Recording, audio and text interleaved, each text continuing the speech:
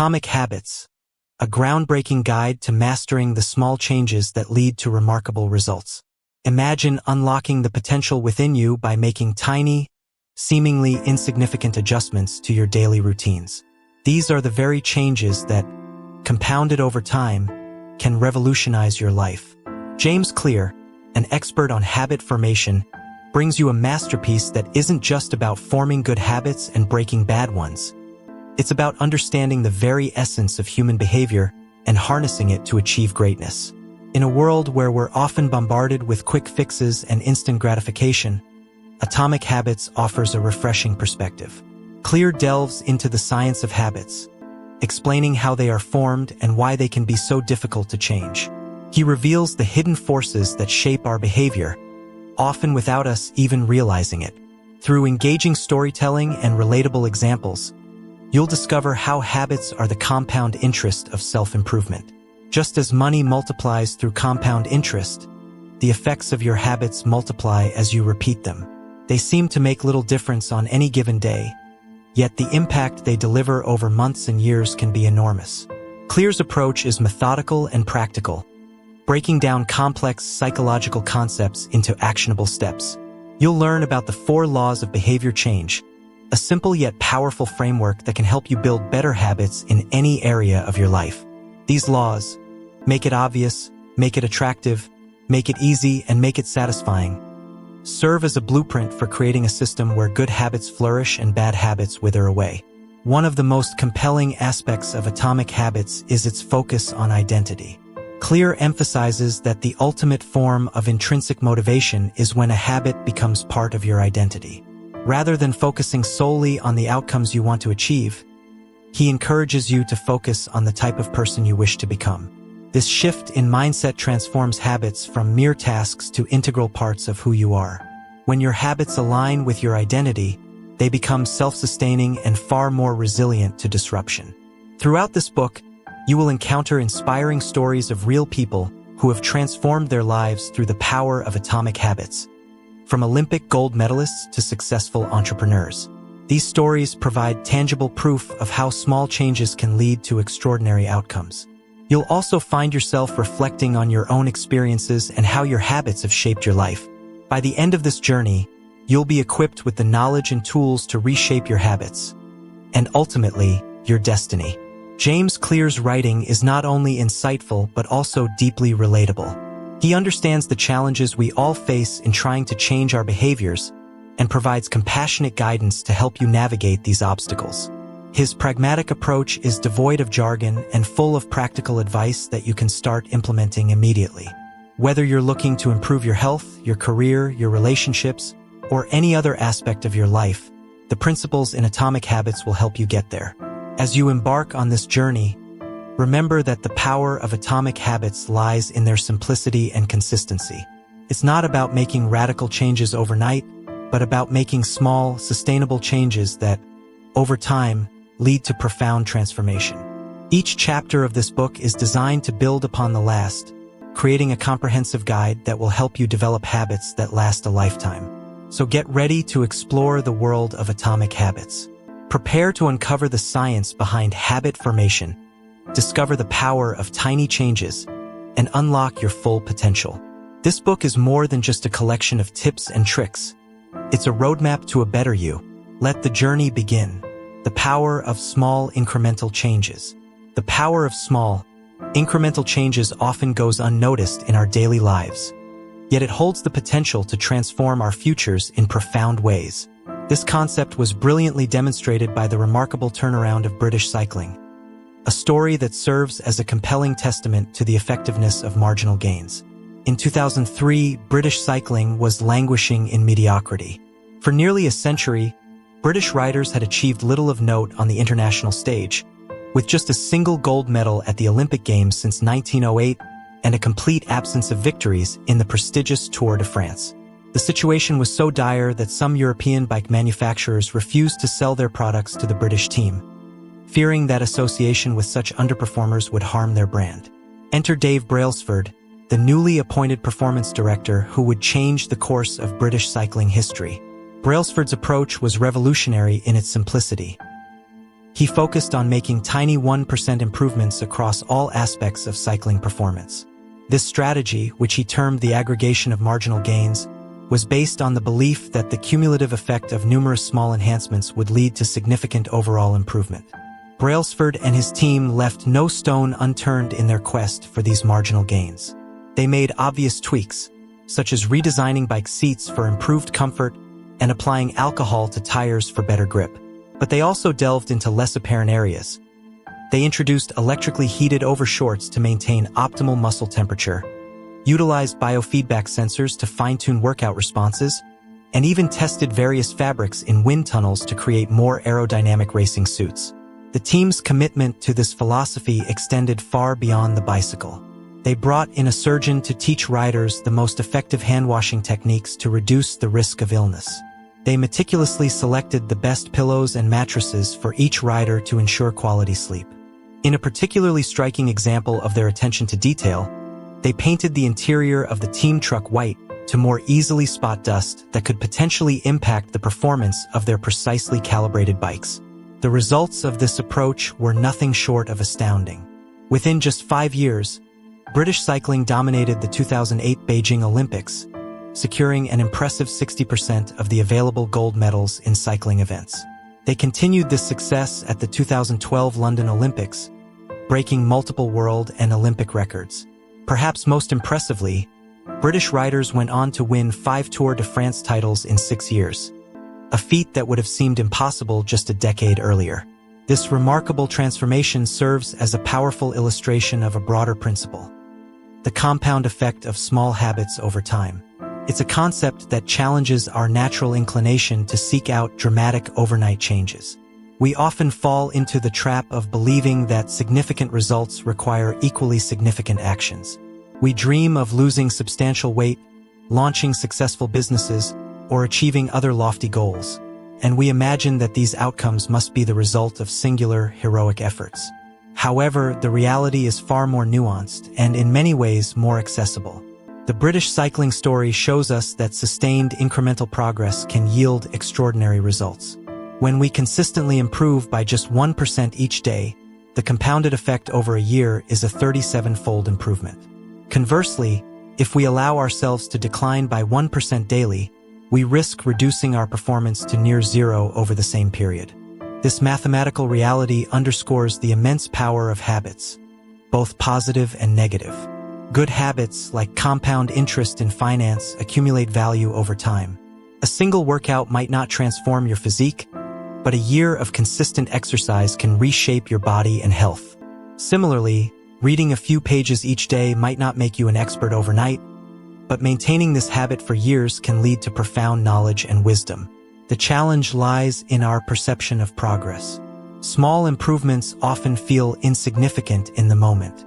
It's easy to discount the value of saving a little money, exercising for a short time, or studying a language for just an hour.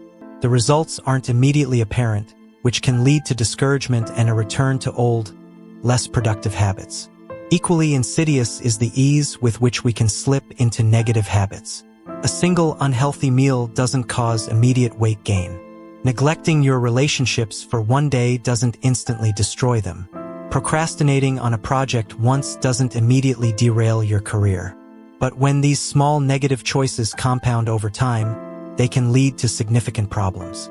This principle applies across all areas of life. In personal development, consistently reading for 30 minutes a day can lead to dozens of books completed over a year, expanding your knowledge and perspective. Though in fitness, adding just one more rep or a minute more to your workout each session can result in substantial strength and endurance gains over time. In relationships, small daily acts of kindness and attention can strengthen bonds in ways that grand gestures cannot. The power of incremental change is particularly relevant in today's fast-paced world, where instant gratification is often prioritized over long-term growth.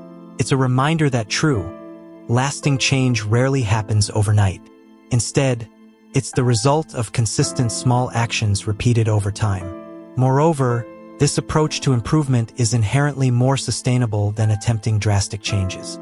Radical lifestyle overhauls often lead to burnout or disappointment when immediate results aren't seen. In contrast, focusing on small, Manageable changes allows for gradual adaptation and increases the likelihood of long-term success. The concept of marginal gains also encourages a more holistic approach to improvement. Just as the British cycling team looked beyond obvious areas for enhancement, we too can find opportunities for growth in unexpected places.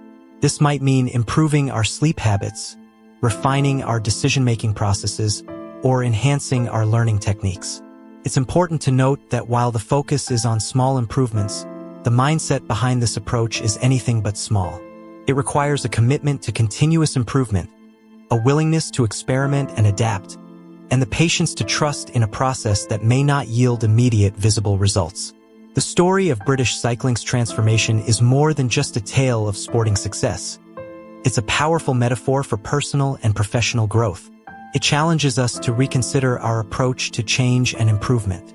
Rather than always seeking monumental leaps forward, we can focus on consistent small steps in the right direction. This doesn't mean we should abandon ambitious goals or stop dreaming big.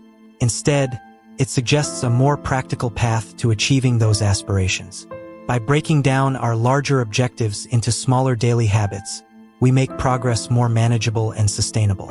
In essence, the philosophy of marginal gains reminds us that excellence is not an act, but a habit. It's not about perfection in any single moment, but about consistent improvement over time. It teaches us to value the process as much as the outcome and to find satisfaction in the small victories that pave the way to larger achievements. As we navigate our own journeys of personal and professional development, we would do well to remember the lesson of the British cycling team. Their success wasn't born from a single revolutionary change, but from a relentless commitment to small, continuous improvements. By adopting a similar mindset in our own lives, we too can harness the surprising power of atomic habits and marginal gains, transforming our potential into reality, one small step at a time. The journey of personal growth and achievement. The journey of personal growth and achievement is often misunderstood. We tend to focus on immediate results, expecting our efforts to yield instant, visible changes. However, the reality of progress is far more nuanced and complex. It's not about where you stand at this moment, but rather the direction in which you're heading. Your current situation, whether favorable or challenging, is less significant than the habits and behaviors shaping your future trajectory. Consider this: a millionaire who consistently overspends is on a path to financial ruin, regardless of their current wealth. Their habits are setting them up for future hardship. Conversely, an individual struggling financially who manages to save even a small amount regularly is laying the groundwork for future prosperity. It's the habit, not the immediate outcome, that truly matters. This principle extends far beyond finance. Our lives are shaped by the cumulative effect of our daily choices and actions. Your current weight isn't just a number on a scale. It's a reflection of your eating and exercise habits over time.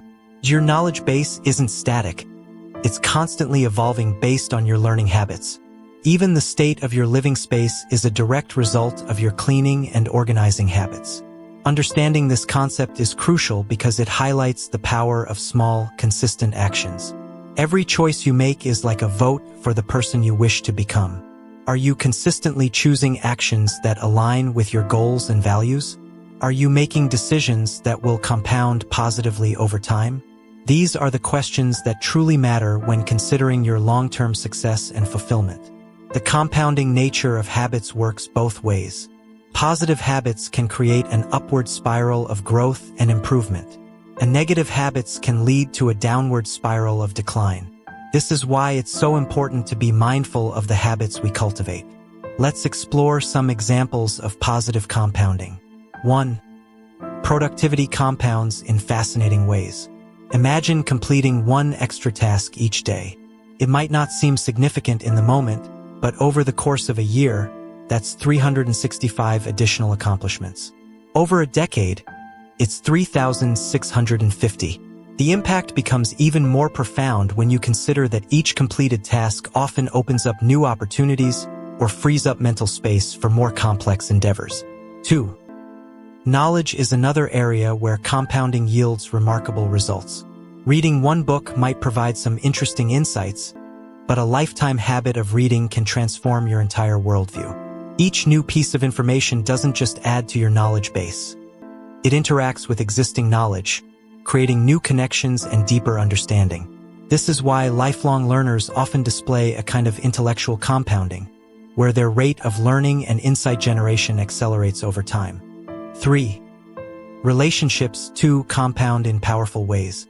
Every positive interaction, every act of kindness or support, contributes to the strength of your social network. Over time, this can create a virtuous cycle where the more you help others, the more willing others are to help you. This network effect can lead to opportunities and support that far exceed the sum of individual interactions. However, it's equally important to recognize the danger of negative compounding. The stress can accumulate in insidious ways. A single stressful day is manageable for most people, but when stress becomes chronic, occurring day after day, week after week, it can have severe impacts on both mental and physical health. The effects compound over time, potentially leading to burnout, depression, or serious health issues. Negative thoughts are another area where compounding can be particularly harmful. If you consistently think of yourself as incapable or unworthy, you're likely to interpret events in ways that reinforce these beliefs. This can create a self-fulfilling prophecy where your negative expectations actually shape your reality. The same principle applies to how you view others. If you habitually see people as untrustworthy or hostile, you're more likely to notice and remember instances that confirm this view, further reinforcing your negative perspective. Even societal issues can compound. Major social movements or upheavals rarely spring from a single event. Instead, they're often the result of numerous small grievances and injustices that accumulate over time. When a tipping point is reached, the built-up tension can explode into significant social change. Understanding the compounding nature of habits and choices is crucial, but it's equally important to recognize that progress is rarely linear. This is where many people stumble in their pursuit of personal growth or achievement. They expect to see immediate, consistent results from their efforts, and when this doesn't happen, they become discouraged and may give up. The reality of progress is often more like the melting of an ice cube. Imagine a room at 25 degrees Fahrenheit with an ice cube sitting on a table. As the room slowly warms, nothing visibly changes with the ice cube at 26 degrees, 27 degrees, 28 degrees, and so on. The ice remains solid. It's not until the temperature reaches 32 degrees that a dramatic change occurs. The ice begins to melt.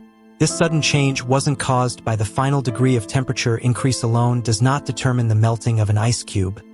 It is the accumulation of all the previous increases.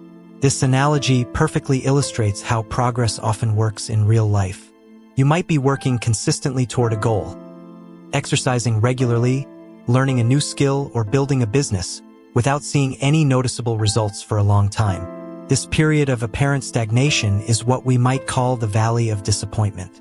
It's the phase where your efforts seem to make no difference, and it's where many people lose motivation and give up. But just like the ice cube, all that work isn't wasted. It's building up potential energy, creating the conditions necessary for a breakthrough. When that breakthrough finally comes, it might seem sudden or unexpected to outside observers. They might call it an overnight success, not realizing the months or years of consistent effort that led to this point. The hidden growth phase. This pattern shows up in numerous areas of life and nature. Consider the growth of bamboo. For the first 5 years after planting, bamboo shows very little visible growth. But during this time, it's developing an extensive root system underground. Then, seemingly out of nowhere, it can shoot up 90 feet in just 6 weeks. Without understanding the process, one might think the bamboo grew 90 feet in 6 weeks, when in reality it was growing for 5 years and 6 weeks. The same principle applies to many forms of personal and professional growth. Learning a new language, for instance, often involves a long period where you feel like you're not making progress. You're learning vocabulary and grammar rules, but you still can't converse fluently. Then, at some point, things start to click. You begin to think in the new language, and your progress seems to accelerate rapidly. But this sudden improvement is built on the foundation of all your previous study and practice. The importance of persistence. Recognizing this pattern is crucial for maintaining motivation and perseverance in the face of apparent lack of progress. It's easy to get discouraged when you don't see immediate results from your efforts. But understanding that you're building potential energy, that your work is accumulating even if the results aren't yet visible, can help you push through the valley of disappointment. This concept is beautifully illustrated by a quote often attributed to Jacob Riis, embraced by successful individuals and teams across various fields. When nothing seems to help, I go and look at a stonecutter hammering away at his rock, perhaps 100 times without as much as a crack showing in it. Yet at the 101st blow it will split in two, and I know it was not that last blow that did it, but all that had gone before. This perspective shift can be transformative. Instead of focusing solely on immediate results, you learn to trust in the process. You understand that the work you're doing today, even if it doesn't seem to be yielding results, is setting the stage for future breakthroughs. It's like planting seeds. You don't see the plant the day after you put the seed in the ground, but that doesn't mean nothing is happening. Practical applications. Moreover, this understanding can help you approach your goals with more patience and consistency. If you know that progress often involves a plateau before a breakthrough, you're less likely to get discouraged during that plateau phase. You can remind yourself that this is a normal part of the process, not a sign of failure. It's also worth noting that this principle applies not just to individual efforts but to larger-scale changes as well. Societal shifts, scientific breakthroughs, and technological innovations often follow this pattern. Years or decades of work and small advancements suddenly culminate in a major leap forward that seems to come out of nowhere. How to approach growth. In light of this, how should we approach our personal and professional development? 1. Shift focus from immediate results to consistent habits. Rather than obsessing over day-to-day changes, ask yourself if your current habits are moving you in the right direction. Are you consistently taking actions that will compound positively over time? 2. Cultivate patience and persistence. Understanding that significant change often requires a long period of seemingly fruitless effort can help you stay the course when you're tempted to give up. 3. Pay attention to the small things. Given the compounding nature of habits, even tiny improvements or deteriorations can have significant long-term impact. Celebrate small victories and be vigilant about small negative habits that compound into larger problems. 4. Be mindful of compounding in all areas of life. It's not just about finance or physical fitness. Your mental habits, relationships, knowledge, and skills all compound over time. 5. Remember that breakthroughs often come after a long plateau. When you're in the midst of that plateau, it's easy to feel like you're not making progress. But if you maintain your efforts, you may find yourself on the cusp of a major breakthrough. The path to sustainable success. In conclusion, the path to significant achievement and personal growth is rarely a straight line. It's a journey filled with plateaus, valleys of disappointment, and sudden breakthroughs. By understanding the compounding nature of habits and the delayed nature of progress, we can approach our goals with greater patience, persistence, and wisdom. We can learn to trust in the process, to keep putting in the work even when we can't see immediate results, knowing that we're building potential for future breakthroughs. In doing so, we set ourselves up not just for short-term wins, but for long-term, sustainable success and fulfillment. The power of systems over goals. In the pursuit of personal growth and achievement, we often find ourselves fixated on grand goals and ambitious outcomes. We dream of transformative changes, losing significant weight, building a successful business, or mastering a new skill. While these aspirations can be inspiring, they may not be the most effective way to create lasting change in our lives. Instead, the key to sustainable progress lies in the power of systems and habits. The journey of personal development is akin to nurturing a garden. Each habit we cultivate is like a seed, beginning as a tiny, seemingly insignificant decision. But as we consistently water and tend to these seeds, they grow roots, sprout, and eventually blossom into sturdy plants that can withstand the tests of time and adversity. Similarly, our habits, when nurtured consistently, become the foundation of our character and the drivers of our success. The plateau of latent potential. This process of growth is not always visible or linear. Much like a gardener who patiently tends to their plot without seeing immediate results, we too must persist in our efforts even when progress seems slow or non-existent. This period of apparent stagnation is what we might call the plateau of latent potential, a phase where our consistent efforts are building up potential energy, even if we can't see the results yet. Breaking through this plateau requires a shift in our mindset and approach. Rather than focusing solely on end goals, we need to direct our attention to the systems and processes that lead to those results. Why systems outperform goals? This idea, popularized by figures like Scott Adams, creator of Dilbert, challenges conventional wisdom about goal setting and achievement. Consider a basketball coach aiming to win a championship. While the championship is the ultimate goal, obsessing over it during every practice and game would be counterproductive. Instead, the coach's focus should be on developing effective training routines, fostering team chemistry, and continuously improving strategies. By concentrating on these systemic elements, the team naturally moves closer to their championship aspirations. A systems-based approach offers several advantages over a purely goal-oriented mindset. 1. Goals alone don't determine success. Winners and losers often share the same goals. Every Olympic athlete dreams of gold. Every job candidate hopes to be hired. If goals alone determine success, everyone with the same objective would achieve it. Clearly, there's more to the equation. 2. Achieving a goal is often just a momentary change. Imagine tidying up a chronically messy room.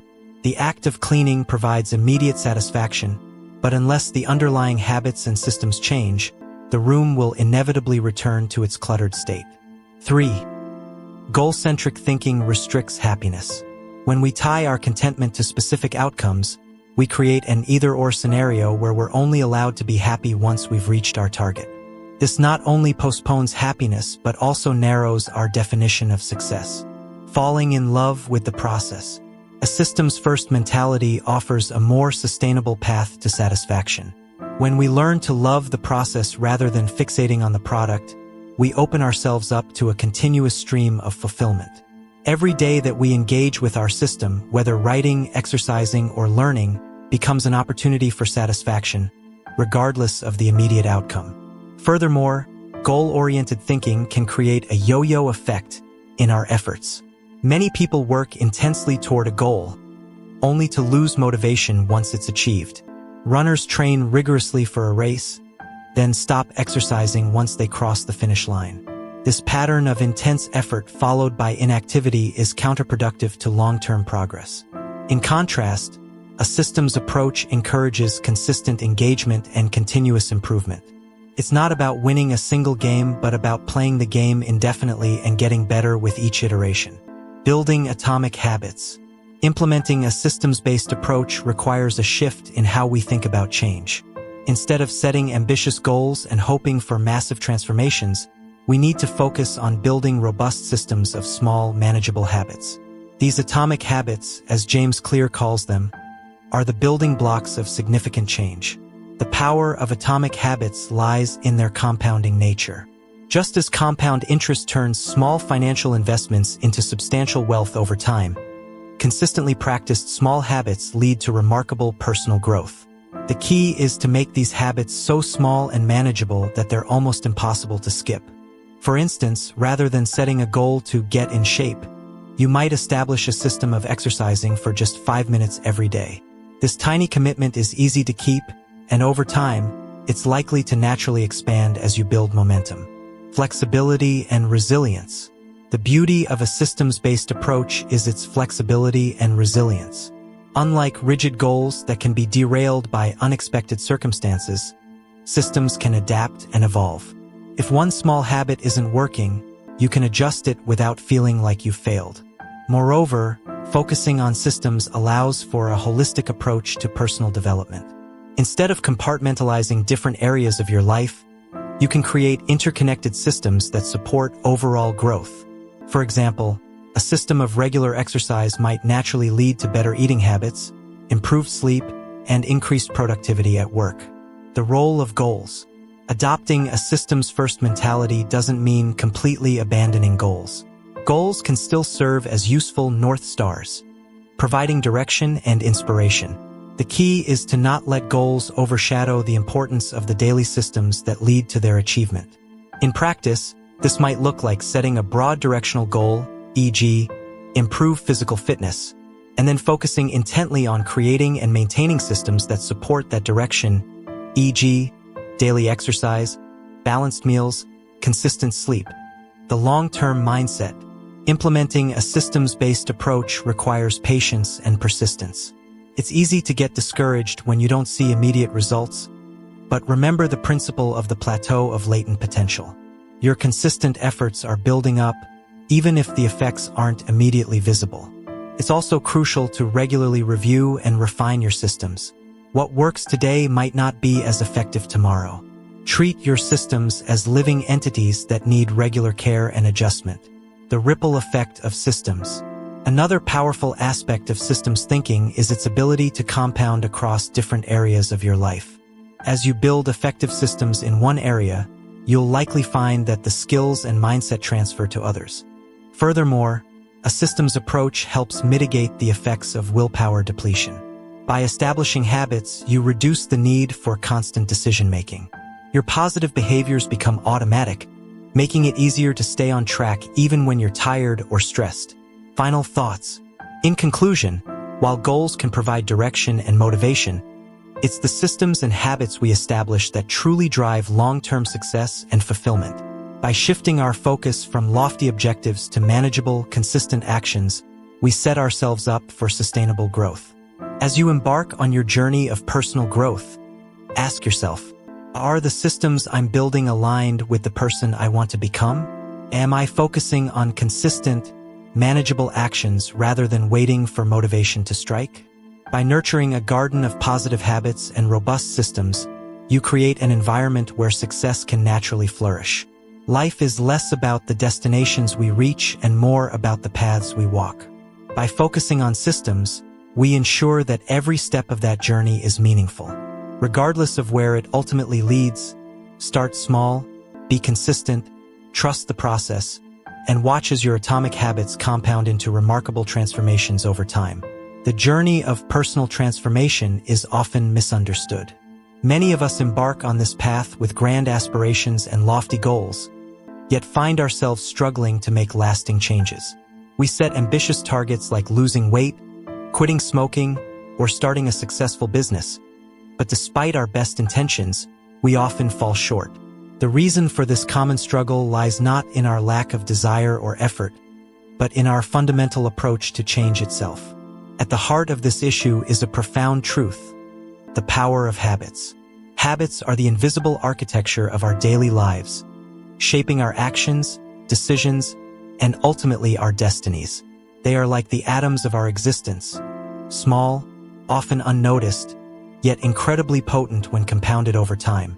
Just as atoms build molecules and molecules form matter, our habits accumulate to create the substance of our lives. The concept of atomic habits encapsulates this idea perfectly. An atomic habit is not just any small routine. It's a fundamental unit of behavior that, when consistently applied, can lead to remarkable results. These habits are both minuscule and mighty, easy to implement yet capable of generating tremendous power over time. To truly grasp the transformative potential of habits, we must first understand the layers of behavior change. Imagine peeling an onion. Each layer represents a different level at which change can occur. The outermost layer is about changing outcomes. This is where most people focus their efforts, setting goals like lose 20 pounds or make $1 million. The middle layer involves changing processes, the systems and routines we use to achieve our goals. But the innermost, most crucial layer is about changing our identity, our beliefs, self-image, and fundamental view of who we are. Many of us make the mistake of focusing solely on the outer layers, outcomes and processes, without addressing the core. We set outcome-based goals and try to change our habits without altering our underlying beliefs. This approach often leads to temporary changes at best, and frustration and failure at worst. Consider two individuals trying to quit smoking. One says, "I'm trying to quit," while the other states, "I'm not a smoker." The difference may seem subtle, but it's profound. The first person still identifies as a smoker attempting change, while the second has already shifted their identity. This identity shift is the key to lasting transformation. The power of identity-based habits lies in their alignment with our deepest beliefs about ourselves. When we change our identity, our behaviors naturally follow suit. If you see yourself as an athlete, you're more likely to maintain a consistent exercise routine. If you identify as a writer, sitting down to write each day becomes an expression of who you are, not just something you do. This principle extends beyond individual habits to broader systems of behavior. In societies, organizations, and individuals alike, there's always an underlying set of beliefs shaping the visible actions. A democracy operates on fundamentally different beliefs than a dictatorship, and these beliefs determine what behaviors are possible or impossible within each system. The challenge, then, is to align our desired behaviors with our identity. This is why many attempts at change fail.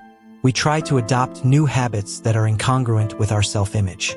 If you see yourself as someone who prioritizes comfort over growth, it will be an uphill battle to consistently push yourself in the gym or tackle challenging projects at work. The story of Brian Clark, an entrepreneur who struggled with nail biting, illustrates this principle. Clark managed to stop biting his nails through sheer willpower, but the real transformation came when he changed how he saw himself. Instead of just trying to stop a bad habit, he began to see himself as someone who cared about his appearance and health. This shift in identity made the new behavior, not biting his nails, feel natural and sustainable. This approach to change, focusing on identity rather than outcomes, has profound implications for how we pursue personal growth. Instead of asking, "What do I want to achieve?" we should be asking, "Who do I want to become?" This subtle shift can make all the difference in creating lasting change. For instance, rather than setting a goal to lose weight, one might focus on becoming a person who prioritizes health and fitness. This identity-based approach naturally leads to behaviors that support weight loss, but it goes beyond that. It creates a sustainable lifestyle change that persists even after the initial weight loss goal is achieved.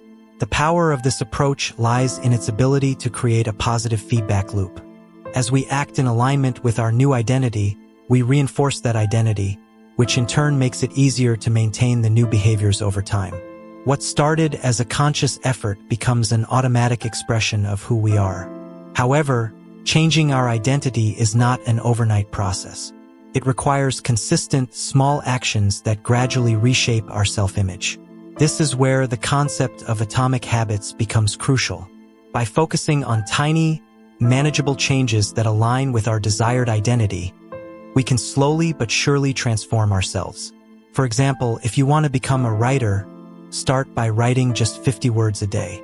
This atomic habit is small enough to be achievable even on your busiest days, but consistent enough to begin reshaping your identity.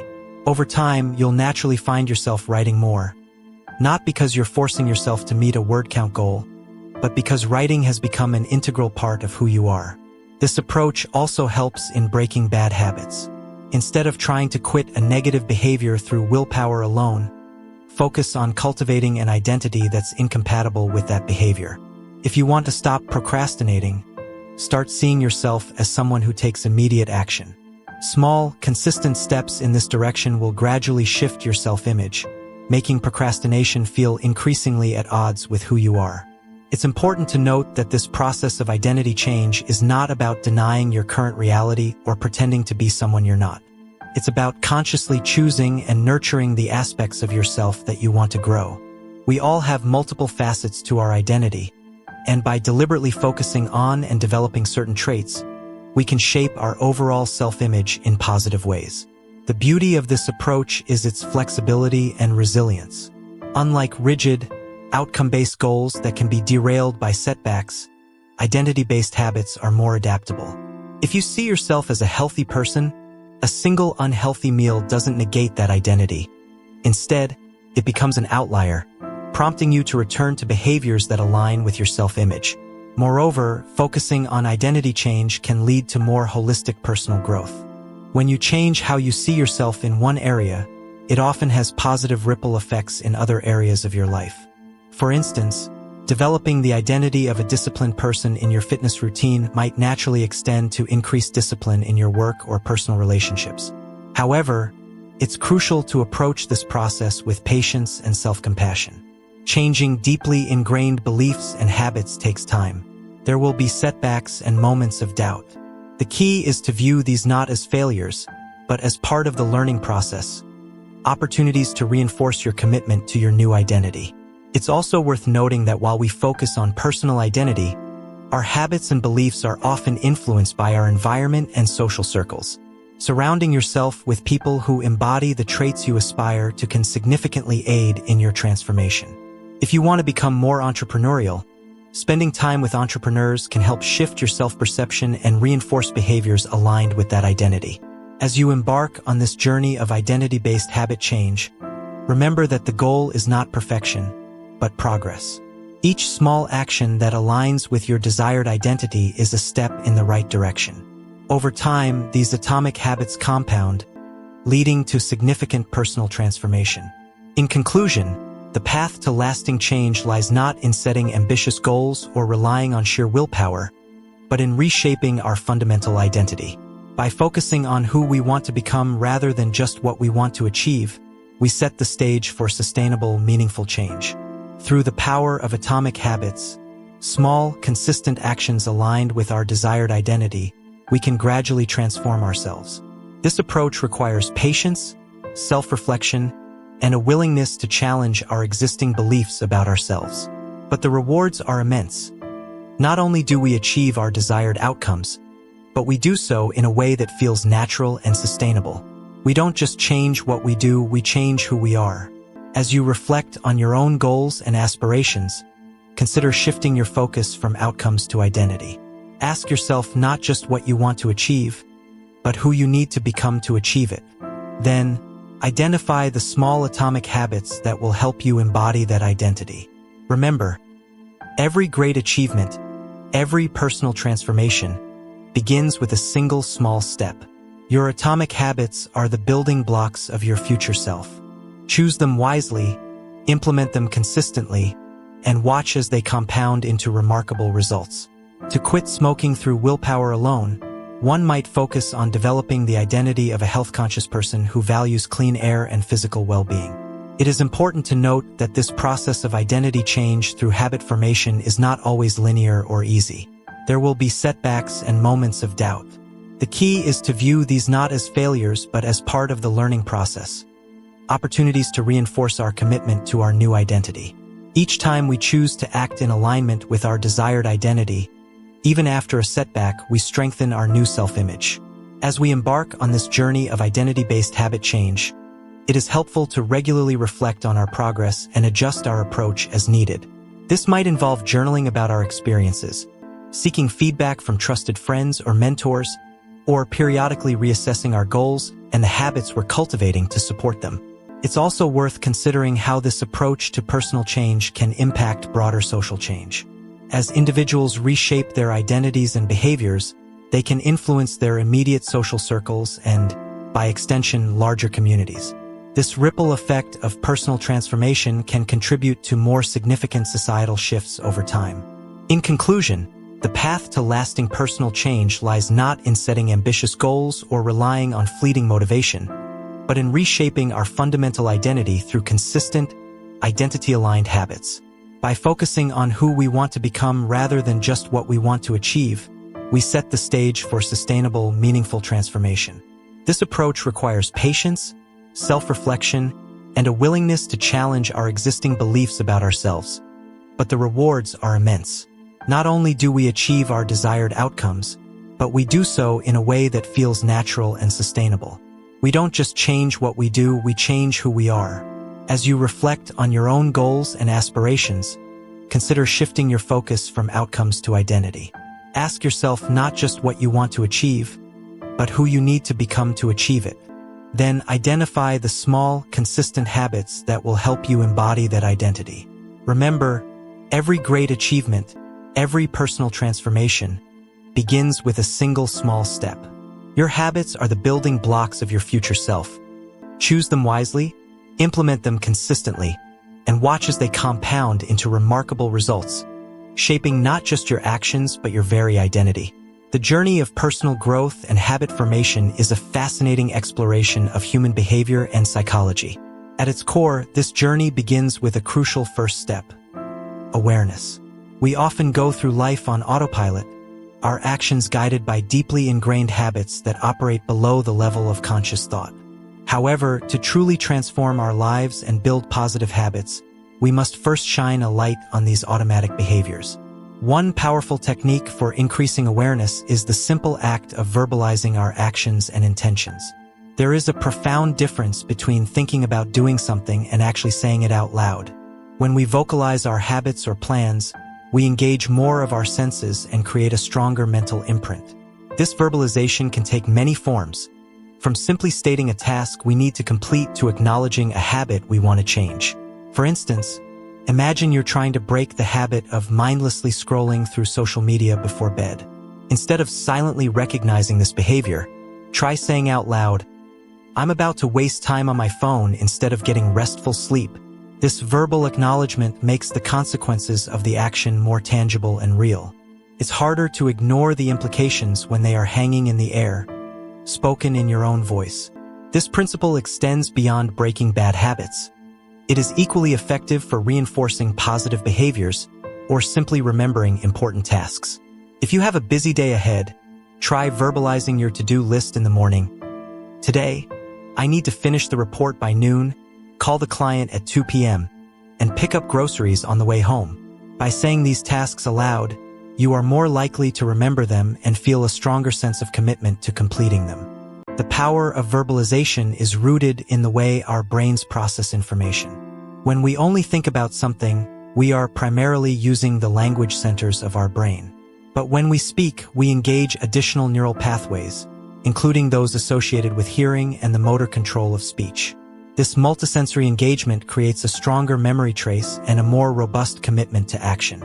However, awareness alone, while crucial, is often not enough to affect lasting change. This is where the concept of implementation intentions comes into play. An implementation intention is essentially a specific plan that outlines when and where you will perform a particular action or habit.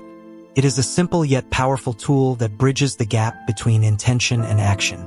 Consider a study conducted in Great Britain where researchers worked with 248 people to improve their exercise habits.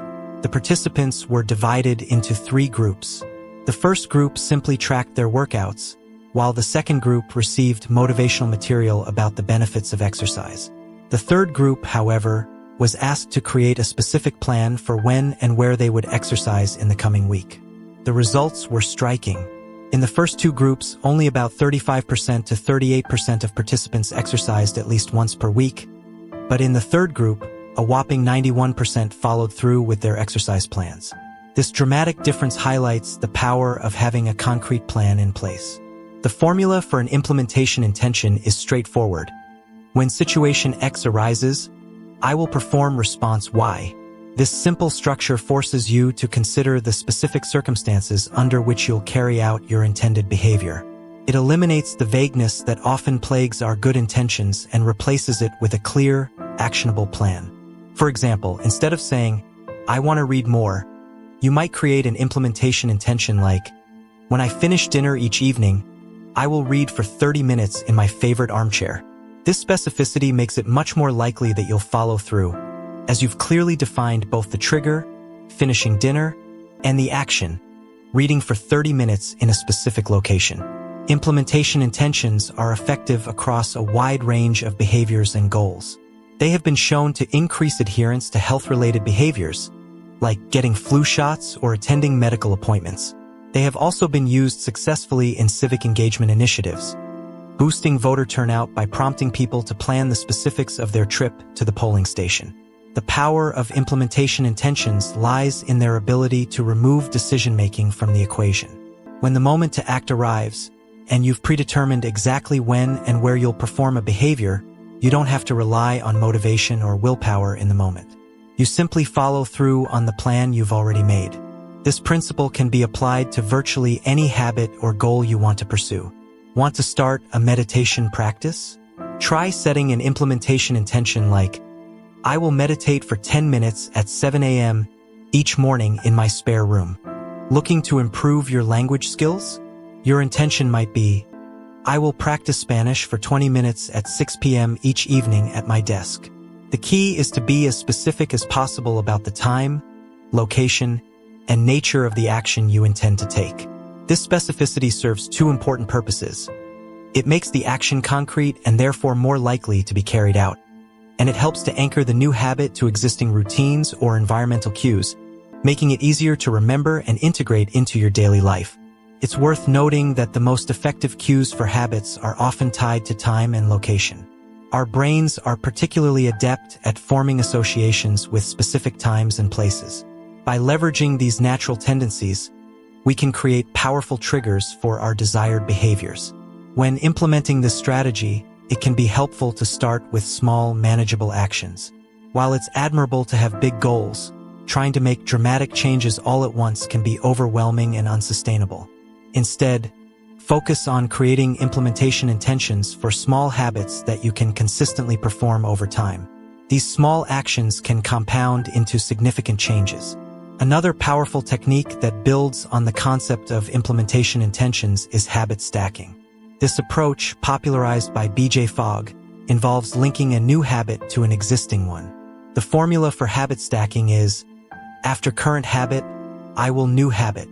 For example, if you already have a habit of brewing coffee every morning, you might stack a new habit onto it. After I start the coffee maker, I will do 10 push-ups, or after I brush my teeth, I will write down 3 things I'm grateful for. By anchoring the new behavior to an established routine, you increase the likelihood of remembering to do it and create a natural flow from one action to the next. Habit stacking can be particularly effective because it doesn't require you to create entirely new routines. Instead, it allows you to build upon the habits and patterns already ingrained in your daily life. This makes the process of adopting new behaviors feel more natural and less disruptive. As you experiment with implementation intentions and habit stacking, it's important to remain flexible and patient. What works perfectly for one person might need adjustment for another. Pay attention to how your new habits fit into your life and be willing to make tweaks as needed. Perhaps you find that morning meditation doesn't work with your schedule, but a midday mindfulness break fits perfectly. The key is to find what works for you and your unique circumstances. It's also crucial to recognize that forming new habits takes time. While implementation intentions can significantly increase your chances of success, they are not magic. Consistency and repetition are still necessary to truly ingrain a new behavior. Be patient with yourself and celebrate the small victories along the way. One often overlooked aspect of habit formation is the importance of context. Our behaviors are heavily influenced by our environment, so it's worth considering how you can set up your surroundings to support your new habits. If you're trying to read more, keep a book visible in your living room. If you want to exercise in the morning, lay out your workout clothes the night before. These small environmental cues can serve as powerful reminders and make it easier to follow through on your intentions. As you progress on your journey of habit formation, you may find that your new behaviors start to feel more natural and automatic. This is a sign that the habit is becoming ingrained. However, it's important not to become complacent. Continue to use implementation intentions and habit stacking to reinforce your positive behaviors and to tackle new goals. Remember, the process of personal growth and habit formation is ongoing. There will always be new skills to learn, new habits to form, and new goals to pursue. By mastering the art of implementation intentions and habit stacking, you're equipping yourself with powerful tools that can serve you throughout your life. In conclusion, the path to lasting behavior change begins with awareness and is paved with specific, actionable plans. By verbalizing our intentions, creating clear implementation intentions, and strategically stacking new habits onto existing ones, we can dramatically increase our chances of success. As you move forward, consider the habits you want to form or the goals you want to achieve. How can you create specific implementation intentions for these aspirations? What existing habits can you use as anchors for new behaviors? By applying these principles consistently and patiently, you can gradually reshape your daily routines and, by extension, your life. Remember, every great achievement starts with a single well-planned step. Your journey to a better you begins now with the next habit you choose to implement. The power of habits and their interconnectedness in our daily lives is a fascinating subject that deserves deep exploration. Let's delve into how our possessions and behaviors can trigger chains of actions and how we can harness this phenomenon to build positive habits. Consider the story of Denis Diderot, the 18th century French philosopher. Upon receiving a beautiful scarlet robe as a gift, Diderot found himself in an unexpected predicament. The robe's elegance stood in stark contrast to his other, more modest possessions. This disparity created a sense of disharmony in his surroundings, leading Diderot to embark on a spending spree to upgrade his belongings. This cascade of purchases, triggered by a single item, illustrates a common human tendency now known as the Diderot effect. It's a pattern we can observe in various aspects of our lives. Think about the last time you bought a new piece of clothing. Did you find yourself suddenly eyeing accessories to match? Or perhaps you've experienced the domino effect of home decorating, where changing one element leads to a complete room makeover. The Diderot effect extends beyond material possessions. It is a principle that applies to our behaviors and habits as well. Our actions are rarely isolated. Instead, they form part of a continuous chain of events. One behavior naturally leads to another, creating a sequence that can either work for or against us. This interconnectedness of actions is evident in our daily routines. Consider your morning ritual. The alarm goes off, you get out of bed, brush your teeth, shower, get dressed, and so on. Each action serves as a cue for the next, creating a seamless flow of behaviors. Understanding this connection is crucial because it provides insight into how we can effectively build new habits. The concept of habit stacking, developed by B.J. Fogg as part of his Tiny Habits program, leverages this behavioral chain reaction. The idea is simple yet powerful. Attach a new habit to an existing one. By doing so, you create a natural trigger for the new behavior, increasing the likelihood of its successful integration into your routine. The formula for habit stacking is straightforward. After current habit, I will new habit. This approach eliminates the need to rely on willpower or memory alone to implement a new habit. Instead, you're piggybacking on an established behavior, making the new habit feel like a natural extension of your existing routine. Let's explore some practical applications of habit stacking. Suppose you want to incorporate a brief meditation practice into your day. You might decide, after I pour my morning coffee, I will meditate for 1 minute. The act of pouring coffee, something you already do every day, becomes the cue for your new meditation habit. To increase your physical activity, you could establish a habit stack. For instance, after I take off my work shoes, I will immediately change into my workout clothes. This simple act of changing clothes can serve as a powerful trigger to get you moving, even on days when motivation is low. The beauty of habit stacking lies in its flexibility and scalability. You can start with small, manageable habits and gradually build more complex routines. For example, you might begin with a simple evening routine. After dinner, I will put my dishes in the dishwasher. Once this becomes automatic, you can expand it. After putting my dishes away, I will wipe down the kitchen counter. Further, after wiping the counter, I will set out my coffee mug for tomorrow morning. By chaining these small actions together, you create a positive version of the Zeigarnik effect. Each completed task provides a sense of accomplishment and momentum, making it easier to move on to the next action in your stack. It's important to note that the effectiveness of habit stacking depends on choosing the right cue.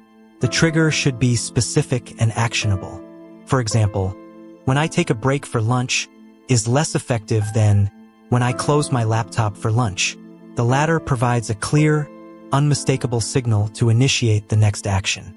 Moreover, the frequency of your chosen cue should match the desired frequency of your new habit. If you want to establish a daily habit, it needs to be stacked on top of another daily occurrence. Attaching a daily habit to a weekly event is a recipe for inconsistency. To identify potential habit stacks, it can be helpful to create a detailed list of your current daily activities. This inventory serves as a map of your day, highlighting natural points where new habits can be inserted. Consider both actions you take, like brushing your teeth, and events that happen to you, like the sun setting.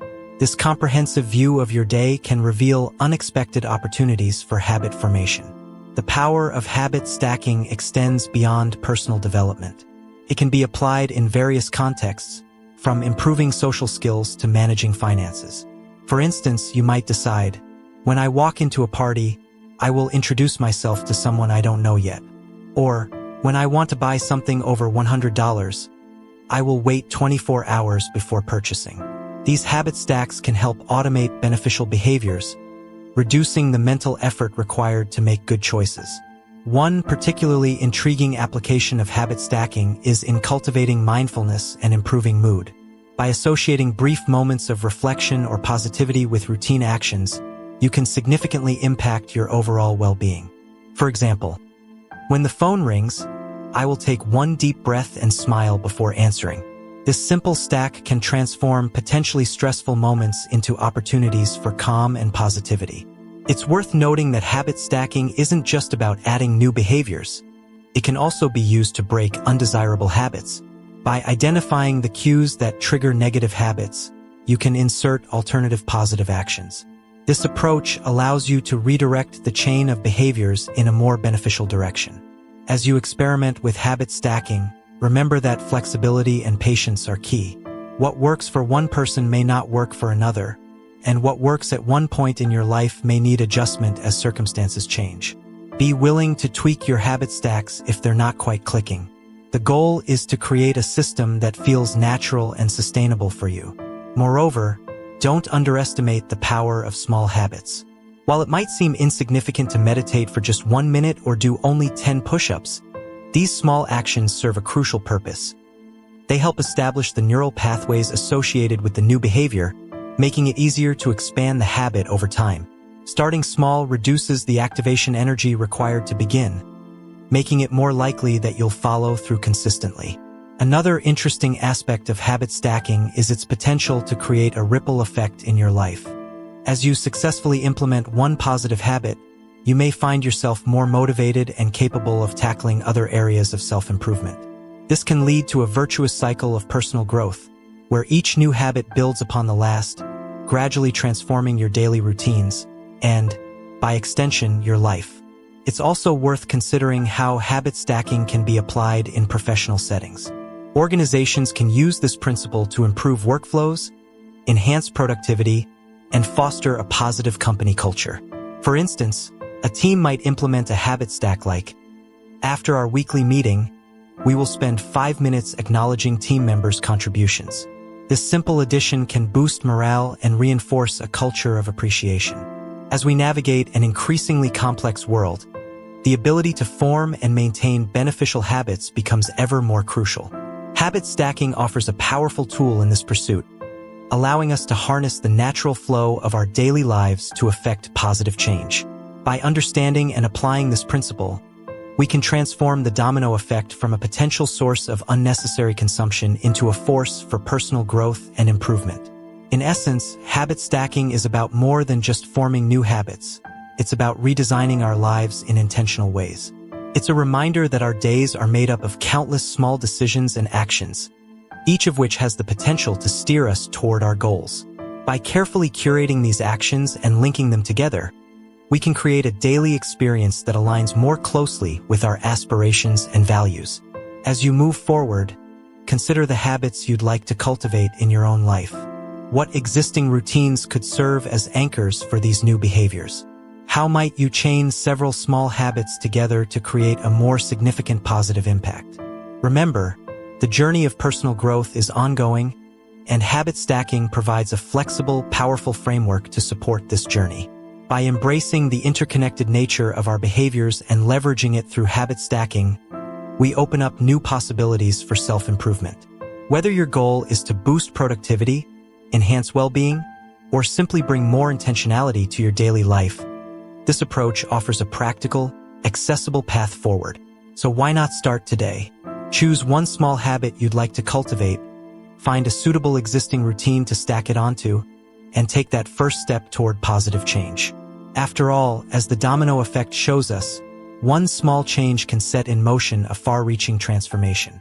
The hidden influence of environment on behavior. In the realm of personal development and behavior change, we often place a great deal of emphasis on willpower and motivation. We believe that if we can just muster enough inner strength or find the right source of inspiration, we'll be able to transform our habits and achieve our goals. However, emerging research and real-world experiments are beginning to paint a different picture. One where our environment plays a far more significant role in shaping our actions than we might have previously thought. Consider the case of Massachusetts General Hospital in Boston, where a primary care physician named Anne Thorndike conducted a fascinating experiment. Her hypothesis was simple yet revolutionary. She believed she could improve the eating habits of thousands of hospital staff and visitors without directly engaging with them or attempting to boost their motivation. Instead, she focused on altering the environment in which people made their food and drink choices. Thorndike and her team redesigned the hospital cafeteria, making subtle changes to the arrangement of food and drinks. They added water as an option in refrigerators that previously only contained soda and placed baskets of bottled water near food stations throughout the room. The results were striking. Over a 3-month period, soda sales dropped by 11.4%, while bottled water sales increased by 25.8%. Similar adjustments to food placement yielded comparable results. What's particularly noteworthy about this experiment is that it achieved significant behavior change without any direct communication or motivational tactics. People's choices were influenced simply by the adjustment of their environment. This phenomenon highlights a crucial principle in behavior science. Our actions are often shaped more by our surroundings than by our internal drive or conscious decision-making. This concept isn't entirely new. Back in 1936, psychologist Kurt Lewin proposed a simple yet powerful equation. Behavior is a function of the person and their environment. B equals F, P, E. This formula suggests that our actions are not solely determined by our personality or intentions, but are significantly influenced by the context in which we find ourselves. The business world was quick to catch on to this idea. In 1952, economist Hawkins Stern described what he called suggestion impulse buying, where a shopper purchases a product not because they had a pre-existing need for it, but because of how it was presented to them. This insight has shaped retail strategies for decades. Items placed at eye level in stores tend to sell better than those on lower shelves. Expensive brands are often positioned in easy-to-reach locations, while cheaper alternatives are tucked away. End cap displays, known as end caps, are particularly effective at driving sales. For instance, a staggering 45% of Coca-Cola sales come from these strategic placements. The power of environmental cues extends far beyond retail settings. Our behavior in various contexts is often shaped by subtle environmental factors. In a church, people tend to speak in hushed tones without being explicitly told to do so. On a dark street, we become more alert and cautious. These behavioral shifts occur almost automatically in response to our surroundings. Understanding this principle can be transformative in our approach to habit formation and personal growth. Instead of relying solely on willpower or motivation, we can leverage our environment to support our desired behaviors. This approach is not only more effective but often requires less conscious effort. Consider how this might apply to common goals like reading more or eating healthier. Rather than simply willing ourselves to read more, we might place books in prominent locations around our home, making them the easiest entertainment option to reach for. Instead of trying to resist unhealthy snacks through sheer willpower, we could remove them from our immediate environment and ensure that healthier options are readily available. The concept of environmental design for behavior change is particularly powerful because of how our brains process information from our surroundings. Humans are heavily reliant on visual cues. Of the approximately 11 million sensory receptors in the human body, about 10 million are dedicated to sight. Some experts estimate that half of the brain's resources are used on vision. This means that what we see in our environment has an outsized impact on our behavior. Given this, it's crucial to create environments that support our goals and desired habits. This might involve setting up a dedicated workspace for productivity, organizing our kitchen to make healthy cooking easier, or even using visual reminders for important tasks or habits we want to cultivate. We all have multiple facets to our identity, and by deliberately focusing on and developing certain traits, we can shape our overall self-image in positive ways. The beauty of this approach is its flexibility and resilience. Unlike rigid, outcome-based goals that can be derailed by setbacks, identity-based habits are more adaptable.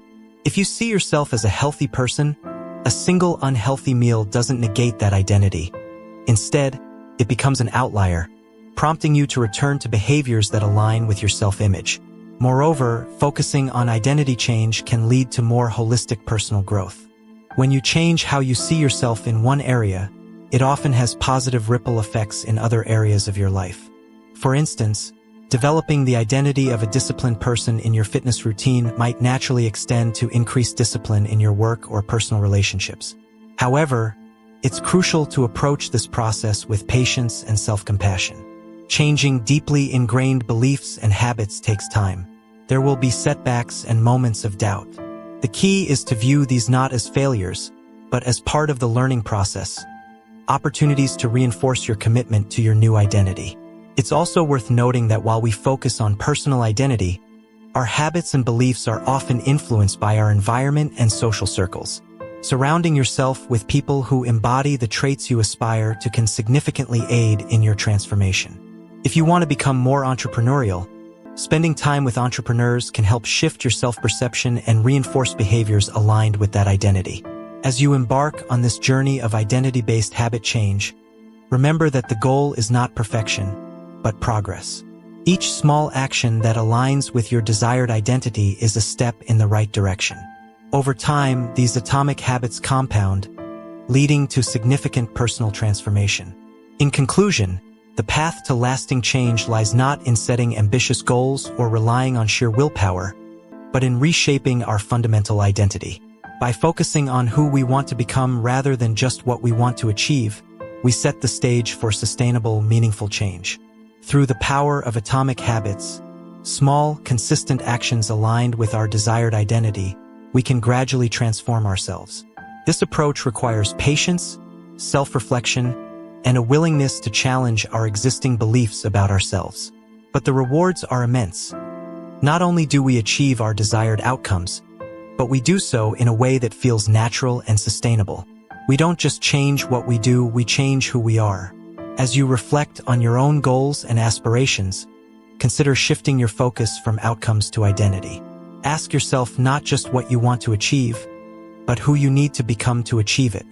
Then, identify the small atomic habits that will help you embody that identity. Remember, every great achievement, every personal transformation, begins with a single small step. Your atomic habits are the building blocks of your future self. Choose them wisely, implement them consistently, and watch as they compound into remarkable results. To quit smoking through willpower alone, one might focus on developing the identity of a health-conscious person who values clean air and physical well-being. It is important to note that this process of identity change through habit formation is not always linear or easy. There will be setbacks and moments of doubt. The key is to view these not as failures but as part of the learning process, opportunities to reinforce our commitment to our new identity. Each time we choose to act in alignment with our desired identity, even after a setback, we strengthen our new self-image. As we embark on this journey of identity-based habit change, it is helpful to regularly reflect on our progress and adjust our approach as needed. This might involve journaling about our experiences, seeking feedback from trusted friends or mentors, or periodically reassessing our goals and the habits we're cultivating to support them. It's also worth considering how this approach to personal change can impact broader social change. As individuals reshape their identities and behaviors, they can influence their immediate social circles and, by extension, larger communities. This ripple effect of personal transformation can contribute to more significant societal shifts over time. In conclusion, the path to lasting personal change lies not in setting ambitious goals or relying on fleeting motivation, but in reshaping our fundamental identity through consistent, identity-aligned habits. By focusing on who we want to become rather than just what we want to achieve, we set the stage for sustainable, meaningful transformation. This approach requires patience, self-reflection, and a willingness to challenge our existing beliefs about ourselves. But the rewards are immense. Not only do we achieve our desired outcomes, but we do so in a way that feels natural and sustainable. We don't just change what we do, we change who we are. As you reflect on your own goals and aspirations, consider shifting your focus from outcomes to identity. Ask yourself not just what you want to achieve, but who you need to become to achieve it.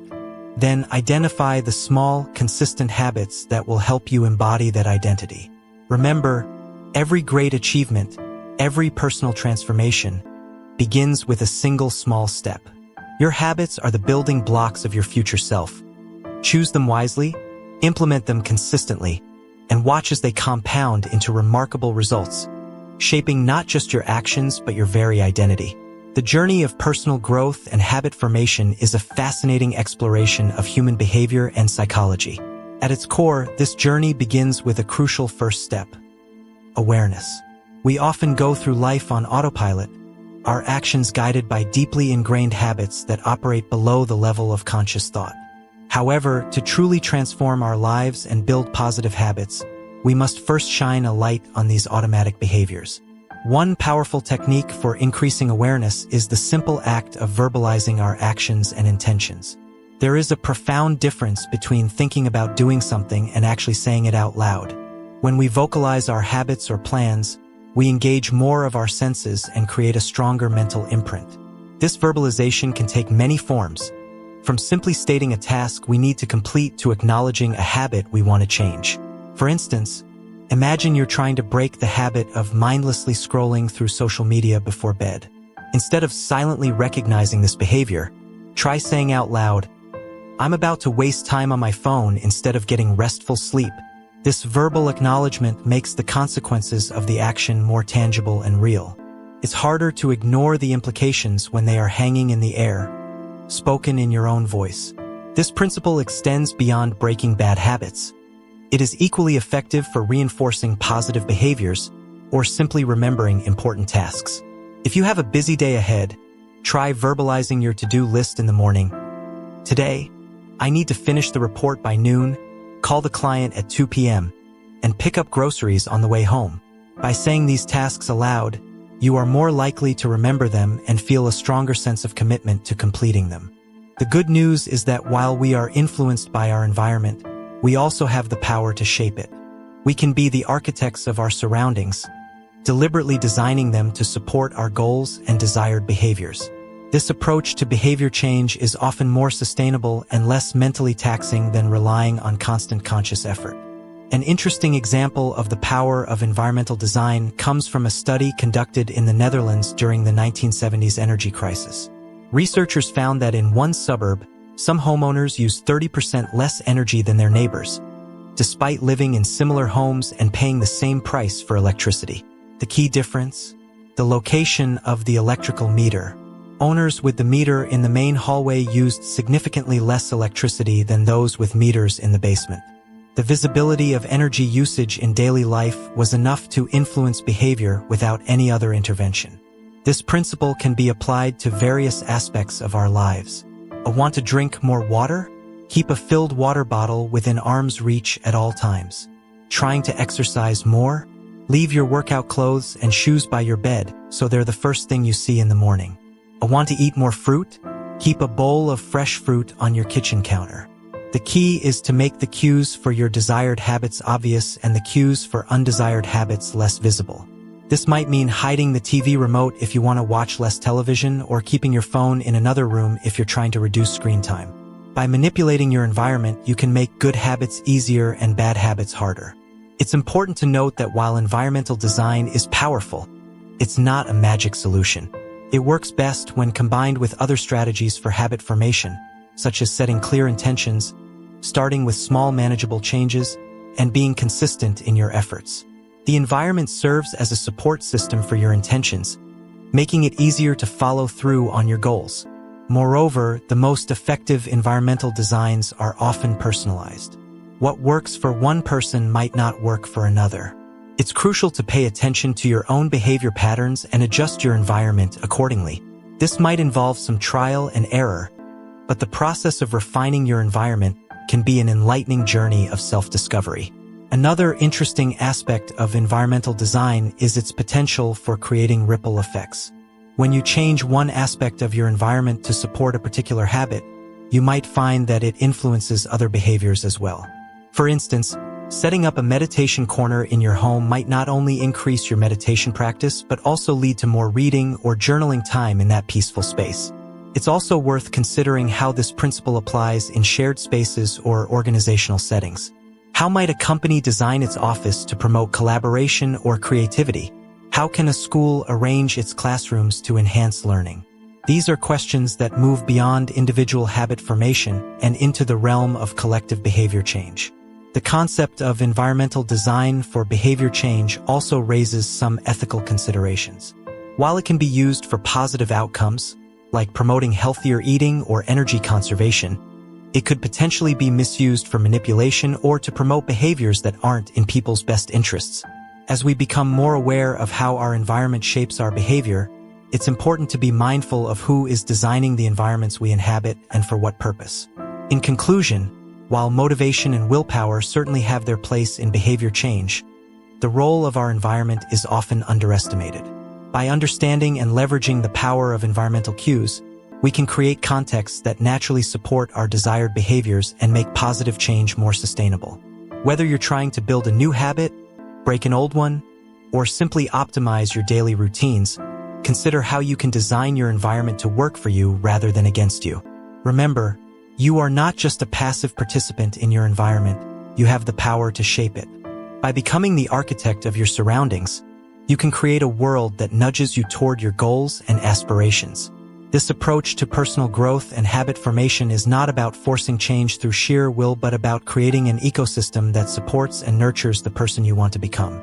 So the next time you find yourself struggling to stick to a new habit or achieve a goal, take a step back and look at your environment. What cues are present? What behaviors does your current setup encourage or discourage?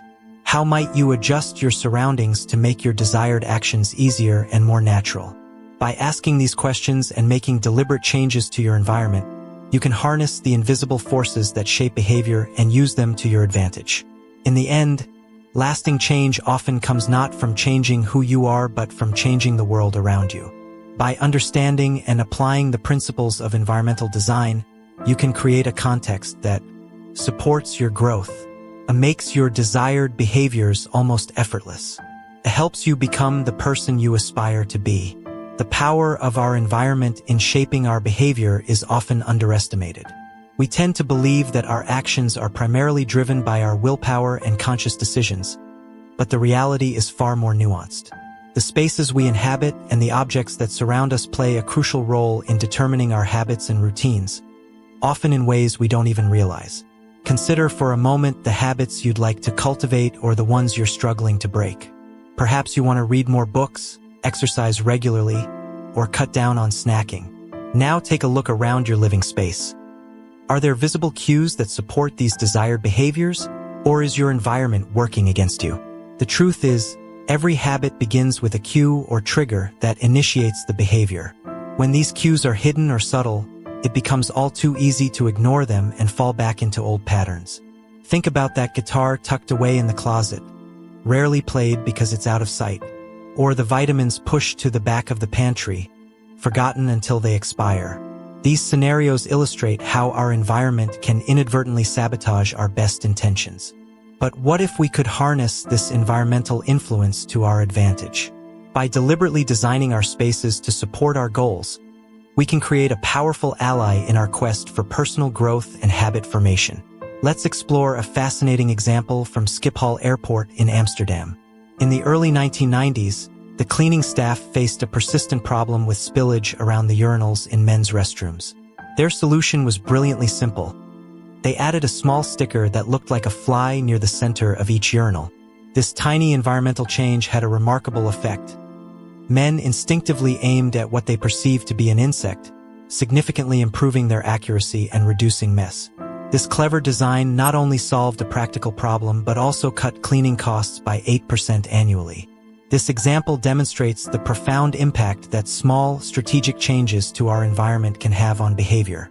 It's not about forcing change through willpower alone, but about creating contexts that naturally guide us toward desired actions. Consider how this principle might apply to your own life. If you're trying to eat healthier, for instance, you could replicate the strategy used with apples. Instead of hiding fruits and vegetables in the crisper drawer, where they're easily forgotten, place them in a prominent bowl on the kitchen counter. This simple change makes healthy snacks the most visible and accessible option, increasing the likelihood that you'll reach for them instead of less nutritious alternatives. The key is to make the cues for your desired habits obvious and unavoidable. Want to remember to take your medication? Place the pill bottle next to your toothbrush. Aiming to practice an instrument more often? Set up the instrument stand in the middle of your living room. Hoping to express more gratitude? Keep thank you notes and stamps on your desk where you'll see them daily. By populating your environment with these visual reminders and cues, you're essentially programming your surroundings to prompt the behaviors you want to encourage. It's like setting up a series of friendly nudges throughout your day, each one gently steering you toward your goals. But the influence of our environment goes beyond just visual cues. The entire context surrounding a behavior can become associated with the habit over time. This is why many people drink more in social situations than they would alone. It's not just the presence of alcohol that triggers the behavior, but the whole atmosphere. The music, the friends, the setting. Understanding this context-dependent nature of habits opens up new strategies for change. If you're struggling to establish a new habit or break an old one, sometimes the most effective approach is to change your environment entirely. This is why people often find it easier to adopt new routines when they move to a new home or start a new job. The new context is free from the ingrained associations of the old one, providing a clean slate for establishing different patterns. However, you don't need to make a major life change to leverage this principle. Even small environmental shifts can be powerful. If you're trying to establish a writing habit, for example, you might designate a specific corner of your home as your writing spot. Use this space only for writing, and over time, your brain will begin to associate that location with the act of writing, making it easier to slip into a creative mindset when you sit down there. This strategy of associating specific contexts with specific behaviors can be applied to various areas of life. Having trouble falling asleep? Train yourself to use your bed only for sleeping. If you can't fall asleep within a reasonable time, get up and do something relaxing in another room until you feel tired. Over time, your brain will learn to associate your bed solely with sleep, making it easier to drift off when you lie down. The power of context in shaping our habits also highlights the importance of creating clear boundaries between different areas of our lives. In today's world, where many of us work from home, it's increasingly common for our professional and personal lives to blur together. This can make it difficult to switch off from work mode and fully relax. I experienced this challenge firsthand when I started my entrepreneurial career, working from my couch or kitchen table. I found it nearly impossible to establish a clear end to my workday. The solution came when I was able to set up a dedicated home office. Suddenly, work became something that happened in a specific room, while the rest of my home was for personal life. This physical separation created a psychological boundary, making it much easier to transition between work and relaxation. This concept of one space, one use can be a powerful tool in organizing your life and habits. By assigning specific activities to specific areas, you create mental shortcuts that help you slip into the right mindset for each task. Your kitchen becomes a place for cooking and enjoying meals. Your bedroom, a sanctuary for rest. Your desk, a focus zone for work or study. When designing your environment to support your habits, it's crucial to think not just in terms of objects but relationships. The items in your space aren't just things, they're potential triggers for behaviors. That comfortable armchair might be a reading nook for one person but a TV watching spot for another. The associations we form with our surroundings are deeply personal and can significantly influence our actions. This perspective shift, from seeing your environment as a collection of objects to a web of relationships, can be transformative. It encourages you to be more intentional about how you interact with your space and the items in it. Each time you enter a room or use an object, you're reinforcing a particular behavior pattern. By being mindful of these interactions, you can start to reshape them in ways that align with your goals. Another powerful strategy is to increase the number of positive cues in your environment while decreasing negative ones. If you're trying to read more, for instance, you might place books in every room of your house, creating multiple reminders of your reading goal. Conversely, if you're trying to watch less television, you could hide the remote control or even cover the TV when it's not in use. It's worth noting that our modern digital environments are just as influential as our physical ones, if not more so. The apps on our phone's home screen, the bookmarks in our browser, the notifications we allow, all of these act as cues that shape our behavior. Applying the principles of environmental design to our digital spaces can be incredibly powerful. Something as simple as rearranging your phone's apps to make productive tools more visible and distracting ones less accessible can have a significant impact on your daily habits. As you embark on this journey of environmental design, remember that it's an iterative process. What works for someone else might not work for you, and what works for you today might need adjustment in the future. Be willing to experiment, observe the results, and make changes as needed. The goal is to create an environment that feels natural and supportive, not one that feels forced or restrictive.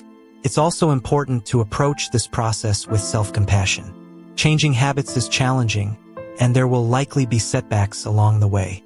Instead of viewing these as failures, see them as valuable data points that can inform your next iteration of environmental design. Ultimately, the power of environmental design lies in its ability to make desired behaviors easier and undesired behaviors harder. By thoughtfully arranging your surroundings, you can create a world that naturally guides you toward your goals, reducing the need for constant willpower and conscious decision-making.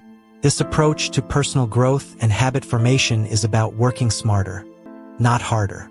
It's about recognizing that we are not separate from our environment but deeply interconnected with it. By becoming active designers of our spaces, both physical and digital, we can harness the subtle yet powerful forces that shape our daily actions. So take a moment to look around you. What story does your current environment tell about your habits and priorities? What changes could you make to better align your surroundings with your aspirations?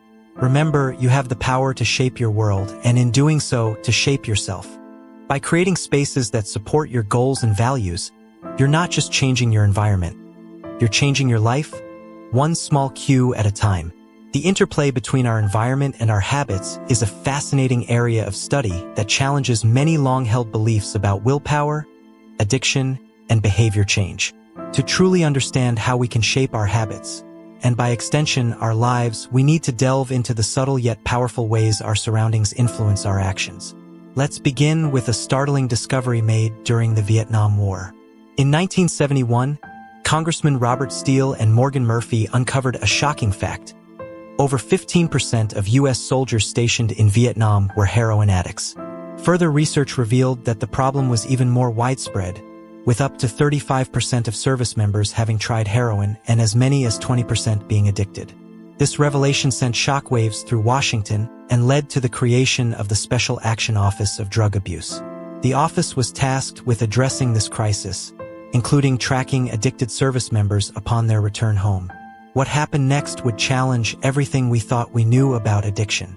Researcher Lee Robbins, who was involved in studying these returning soldiers, made a groundbreaking discovery. Contrary to the prevailing belief that heroin addiction was a permanent, irreversible condition, Robbins found that only 5% of the soldiers who had used heroin in Vietnam became re-addicted after returning home. In Vietnam, these soldiers were surrounded by cues that triggered heroin use. Easy access to the drug, the constant stress of war, friendships with other users, and distance from their normal lives. When they returned home, these environmental triggers were absent, and for many, the addiction simply faded away. This stands in stark contrast to the typical experience of drug users in the United States. When someone becomes addicted in their home environment, goes to a clinic to get clean, and then returns to their old neighborhood, they're immediately confronted with all the cues that originally led to their addiction. It's no wonder that relapse rates in these situations are often as high as 90%, the exact opposite of what was observed with the Vietnam veterans. These findings challenge our cultural narrative about bad habits and addiction. For decades, we've been told that unhealthy behaviors, whether drug addiction, overeating, or smoking, are primarily a result of moral weakness or lack of self-control. We've internalized the idea that if we just had more discipline, we could overcome any bad habit. However, recent research paints a different picture. When scientists study people who appear to have exceptional self-control, they find that these individuals aren't fundamentally different from those who struggle. The key difference is that people with high self-control are better at structuring their lives in ways that minimize temptation. In essence, they create environments that support their goals, reducing the need for constant willpower battles. This insight is profound. The people with the best self-control are often those who need to use it the least. They're not constantly resisting temptation, they're avoiding it altogether by shaping their environment. This doesn't mean that perseverance and willpower are unimportant. Rather, it suggests that the most effective way to improve these qualities is not by willing ourselves to be more disciplined, but by creating more disciplined environments. To understand why this approach is so powerful, we need to look at how habits are formed and encoded in the brain.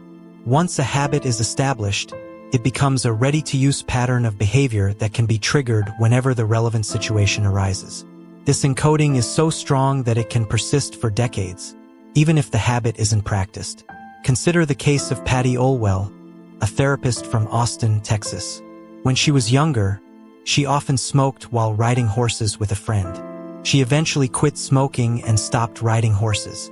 Years later, when she rode a horse again, she suddenly found herself craving a cigarette for the first time in ages. The association between horse riding and smoking was still encoded in her brain, just waiting for the right cue to reactivate it.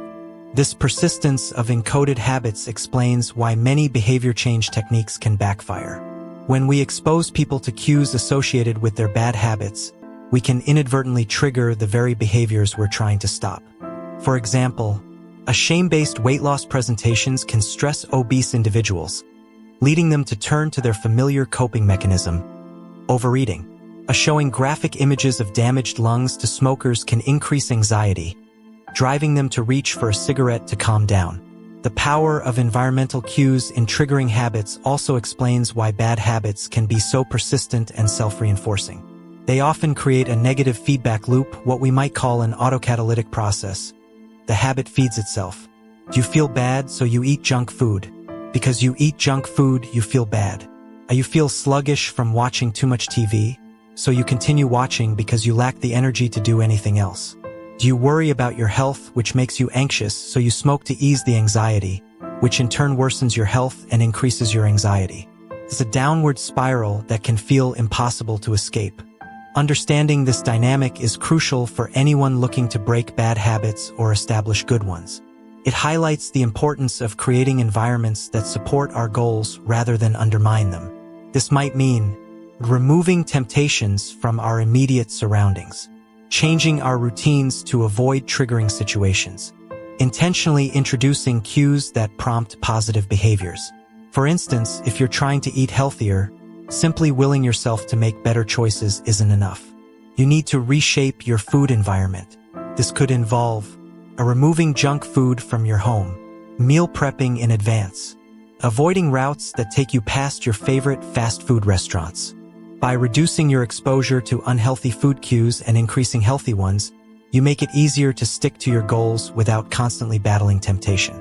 Similarly, if you're aiming to be more productive, relying solely on willpower to ignore distractions is a losing battle. Instead, you might create a dedicated workspace free from the cues that trigger procrastination. Use website blockers during work hours. Wear specific work clothes that signal to your brain it's time to focus. The principle extends to digital environments as well. In our hyper-connected world, our devices often serve multiple, sometimes conflicting purposes. Your smartphone might be both a vital work tool and your primary source of entertainment. This mixing of contexts can make it challenging to maintain focus or avoid procrastination. One strategy to combat this is to create distinct digital environments for different purposes. For example, use your computer solely for work. Reserve your tablet for reading. Limit your phone to communication and social media. By separating these contexts, you create clearer cues for your brain about what behavior is appropriate in each situation. This approach, creating distinct environments for different habits, is powerful but can be challenging in practice, especially for those living in small spaces or with limited resources. However, even in constrained circumstances, it's possible to create activity zones within a single space. A specific chair for reading, a particular corner for meditation, a certain table for focused work. The key is consistency. By repeatedly using these spaces for their designated purposes, you strengthen the association between the environment and the desired behavior. It's worth noting that while changing your environment can be a powerful tool for habit change, it's not a magic solution. Old habits don't disappear. They remain encoded in our brains, waiting for the right cues to reactivate them. This is why people who have quit smoking for years might suddenly crave a cigarette in a high-stress situation. Someone who has maintained a healthy diet might binge on food during an emotional time. The persistence of these encoded habits underscores the importance of ongoing environmental management. It's not enough to create a supportive environment once. We need to continually reinforce it and be mindful of potential triggers. This might mean avoiding certain situations entirely, having strategies in place for unavoidable triggers, regularly reassessing and adjusting our environment as our goals and circumstances change. Moreover, it's crucial to recognize that our environment extends beyond our physical surroundings. Our social connections, daily routines, and even our internal dialogue all form part of the context that shapes our habits. Changing habits often requires addressing these aspects as well. This might involve seeking out new social circles that support our goals, establishing routines that reinforce positive behaviors, working on our self-talk to create a more supportive internal environment. The implications of this environmental approach to habit change are far-reaching. On a personal level, it offers a more compassionate and effective way to approach self-improvement. Rather than berating ourselves for lack of willpower, we can focus on designing environments that make success inevitable. This shift in perspective can reduce shame and increase our sense of agency in shaping our behaviors. On a broader scale, this understanding has significant implications for public health and policy. Instead of relying solely on education or willpower-based interventions, we should focus on creating environments that naturally promote healthier choices. This could involve urban planning that encourages physical activity, workplace designs that reduce stress and promote well-being, or food policies that make healthy options more accessible and affordable. In conclusion, the secret to self-control and lasting habit change lies not in Herculean feats of willpower but in the thoughtful design of our environment. By understanding the powerful role that context plays in shaping our behavior, we can create surroundings that naturally guide us toward our goals. This approach doesn't eliminate the need for effort or commitment, but it does make the path of positive change much smoother and more sustainable. As we navigate the complexities of modern life, with its myriad distractions and temptations, this environmental perspective on habit formation becomes increasingly valuable. It empowers us to be active architects of our own behavior, shaping our surroundings to support the person we aspire to be. Whether we're trying to break a bad habit, establish a good one, or simply live more intentionally, the key often lies in the world we create around us. By mastering our environment, we can master ourselves. Habits are powerful shapers of our identities and lives. Each action we take, no matter how small, serves as a vote for the type of person we aspire to be. When we finish reading a book, we cast a vote for being someone who values knowledge and literature. When we hit the gym, we're voting for a health-conscious identity. Practicing an instrument is a vote for musicianship. These individual actions may seem insignificant in isolation, but over time, they accumulate into compelling evidence of who we are becoming. This perspective on habit formation offers a refreshing take on personal growth. It suggests that meaningful change doesn't necessarily require drastic measures or overnight transformations. Instead, it's the consistent small habits that can make a profound difference by gradually building up evidence of a new identity. This is the paradox of incremental improvement. What seems like minor progress can actually lead to significant change when viewed through the lens of identity formation. Consider how this plays out in various aspects of life. Each time you put pen to paper or fingers to keyboard, you reinforce your identity as a writer. Every practice session with a musical instrument strengthens your musician identity. Starting a workout, regardless of its intensity or duration, is an affirmation of your athletic self. So when you take the time to encourage and support your team members, you're cementing your role as a leader. But the impact of these habits goes beyond just achieving specific outcomes or developing skills. Perhaps more importantly, they teach us to trust ourselves. As we consistently follow through on our intentions, we begin to believe in our ability to accomplish our goals. This growing self-trust is a powerful force that can propel us forward in all areas of life. It's crucial to recognize that this process works both ways. Just as positive habits reinforce desirable identities, negative habits can solidify less desirable ones. Every time we give in to procrastination, for instance, we're casting a vote for being someone who lacks discipline. When we choose unhealthy foods over nutritious options, we're voting for an identity that doesn't prioritize well-being. However, the good news is that perfection isn't necessary. In any election, there are always votes for both sides. The key is to win the majority. This means that occasional slip-ups or bad habits don't negate our progress as long as we're consistently making choices that align with our desired identity more often than not. This understanding of habit formation as identity shaping leads us to a simple but powerful two-step process for personal transformation. 1. Decide on the type of person you want to become. 2. Prove it to yourself through small, consistent wins. The first step, deciding who we want to be, is arguably the most challenging. It requires deep introspection and honesty about our values, principles, and aspirations. This applies not just to individuals but to teams, communities, and even nations. What do we stand for? What principles guide our actions? Who do we aspire to become? For many, these questions can feel overwhelming. It's often easier to focus on specific outcomes we want to achieve: losing weight, reducing anxiety, or increasing our income. While these goals are valid starting points, the key is to work backward from these desired results to the type of person who could achieve them. Who is the kind of person that maintains a healthy weight? Who embodies the calm and centeredness we associate with low anxiety? Who has the skills, mindset, and habits that lead to financial success? This shift in focus from outcome-based thinking to identity-based thinking can be transformative. Instead of fixating on writing a book, we concentrate on becoming the type of person who writes consistently. Rather than obsessing over a target weight, we focus on embodying the habits and mindset of a healthy person.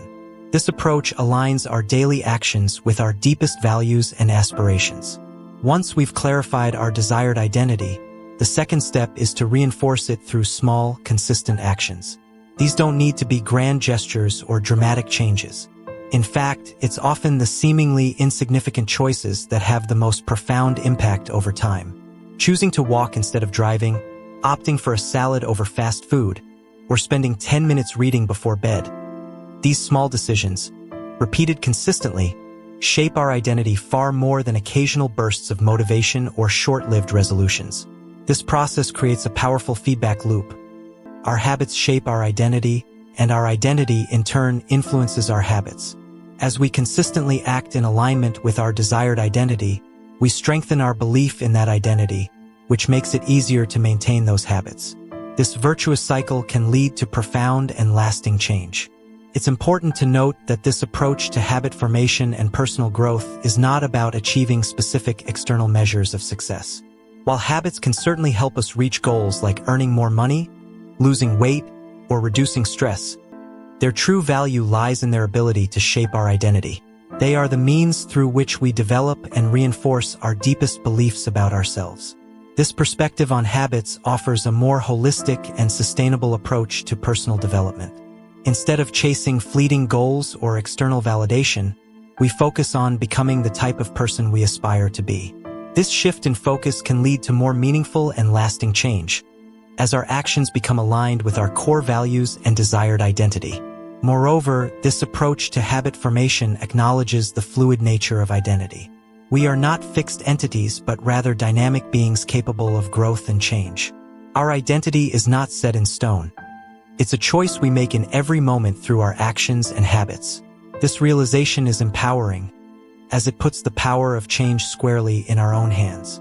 The process of identity-based habit formation also highlights the importance of patience and consistency. Meaningful change doesn't happen overnight. It's the result of countless small actions and decisions made consistently over time. This understanding can help us stay committed to our goals even when progress seems slow or setbacks occur. Additionally, this approach to personal growth encourages a more compassionate attitude toward ourselves. Instead of berating ourselves for failures or slip-ups, we can view them as part of the natural process of change. As long as we're winning the majority of the time, casting more votes for our desired identity than against it, we're moving in the right direction. Identity formation and the power of habits. Identity formation has implications beyond individual growth. It can be applied to organizational change, community development, and even societal transformation. By focusing on the type of organization, community, or society we want to be, and consistently taking actions that align with that vision, we can create meaningful change on a larger scale. In conclusion, the power of habits lies not just in their ability to help us achieve specific goals, but in their capacity to shape our very identity. By focusing on who we want to become rather than what we want to achieve, we can create more meaningful and lasting change in our lives. Through consistent small actions, we cast votes for our desired identity, gradually becoming the person we aspire to be. This process of continuous self-evolution, guided by our deepest values and aspirations, is the true essence of personal growth and fulfillment. As we align our habits with our desired identity, we not only improve our lives but also contribute to positive change in our communities and the world at large. The science of habit formation. The human brain is a remarkable organ, constantly adapting and evolving to help us navigate the complexities of life. One of its most fascinating abilities is the formation of habits, automatic behaviors that allow us to function efficiently in our daily lives. Understanding how habits form and why they're so crucial to our success can provide valuable insights into human behavior and personal growth. The fundamental nature of habits. At their core, habits are behaviors that have been repeated so frequently that they become automatic. This process of habit formation begins with a period of trial and error, much like the experiences of the cats in Edward Thorndike's famous puzzle box experiments. When we encounter a new situation or challenge, our brain must decide how to respond. Initially, we may feel uncertain, trying different approaches to see what works best. This period is characterized by high neurological activity as our brain carefully analyzes the situation, taking in new information and making conscious decisions about how to act. Through this process of exploration, we occasionally stumble upon a solution that works well, a behavior that solves our problem or provides a reward. Perhaps we discover that going for a run helps alleviate anxiety, or that playing video games after work helps us unwind from a stressful day. These discoveries are pivotal moments in habit formation. Once we experience an unexpected reward, our brain immediately begins to take notice. It starts cataloging the events that preceded the reward, trying to identify the actions that led to this positive outcome. This is the essence of learning. Our brain is constantly seeking to understand cause and effect relationships in our environment. With repeated practice, our brain refines this process. Useless actions fade away, while beneficial behaviors are reinforced. This is how a habit begins to take shape. Over time, what once required conscious effort becomes automatic, a reliable solution to a recurring problem in our environment. As habits form, an interesting neurological shift occurs. The level of brain activity actually decreases. This is because our brain has learned to focus on the cues that predict success and ignore everything else. It creates a mental shortcut. If this situation arises, then perform this action. This cognitive script can be followed automatically whenever the appropriate situation presents itself. This automation is incredibly beneficial from an evolutionary perspective. Habits are, in essence, mental shortcuts learned from experience. They allow us to efficiently solve problems we've encountered before without having to analyze the situation anew each time. This frees up our conscious mind, the bottleneck of the brain, to focus on novel challenges and more complex tasks. The 4 stages of habit formation. The formation of habits follows a consistent pattern that can be broken down into 4 key stages: cue, craving, response, and reward. Understanding this pattern can provide valuable insights into how we can shape our own behavior and build positive habits. 1.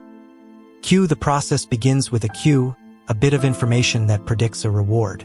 In our ancestral environment, these cues might have signaled the location of food, water, or potential mates. Today, we're more often attuned to cues that predict secondary rewards like money, status, approval, or personal satisfaction. Importantly, these modern pursuits still indirectly improve our odds of survival and reproduction, tapping into our deepest evolutionary motivations. 2. Craving. The cue triggers a craving, the motivational force behind every habit. Without some level of motivation or desire, we have no reason to act. What we crave is not the habit itself but the change in state it delivers. We don't crave smoking a cigarette, we crave the feeling of relief it provides. We don't crave watching TV. We crave the entertainment and relaxation it offers. 3. Response. This is the actual habit we perform, which can take the form of a thought or an action. Whether a response occurs depends on how motivated we are and how much friction is associated with the behavior. If a particular action requires more physical or mental effort than we're willing to expend, we won't do it. 4. Reward. The reward is the end goal of every habit. We chase rewards because they satisfy our cravings and teach us which actions are worth remembering in the future. The cue is about noticing the reward. The craving is about wanting the reward. The response is about obtaining the reward. In fact, we can understand the entire habit loop as a continuous cycle aimed at reward acquisition. This four-stage pattern plays out in countless ways in our daily lives, often without our conscious awareness. For instance, consider the habit of checking your phone. A cue, a notification sound or feeling bored. A craving, the desire for distraction or connection. Response, picking up the phone and checking apps. Reward, momentary entertainment or social connection. Understanding this pattern can be incredibly empowering. It allows us to dissect our existing habits and intentionally shape new ones. By manipulating the cues in our environment, managing our cravings, simplifying our desired responses, and enhancing the rewards associated with positive behaviors, we can effectively rewire our habits. Habits and identity. However, it's crucial to recognize that habit formation is not about achieving perfection. It's about winning the majority of the time. Every action is a vote for the type of person you want to become. You don't need a unanimous vote to win an election. You just need a majority. Therefore, it's okay if you make a mistake or slip up occasionally. The goal is to tally up enough votes for your desired identity over time. This perspective on habit formation offers a more compassionate and realistic approach to personal growth. Instead of beating ourselves up over occasional failures, we can focus on consistently making choices that align with our desired identity more often than not.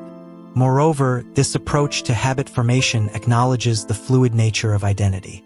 We are not fixed entities but dynamic beings capable of growth and change. Our identity emerges from our habits, and our habits shape our identity in turn.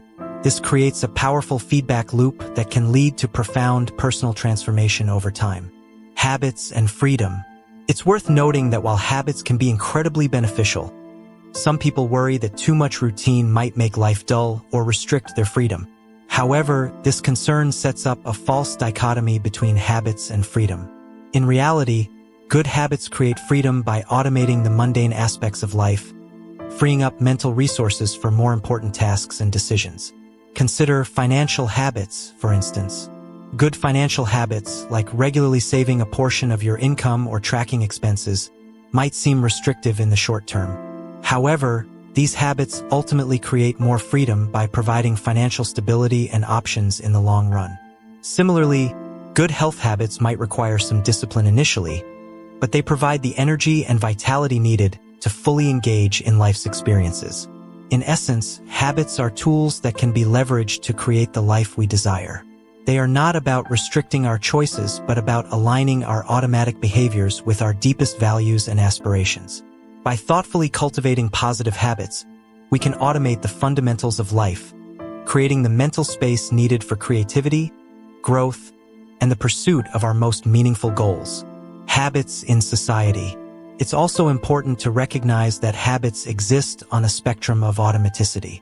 Some habits are so ingrained that they occur completely without conscious thought, while others may require some level of intentionality, especially in their early stages of formation.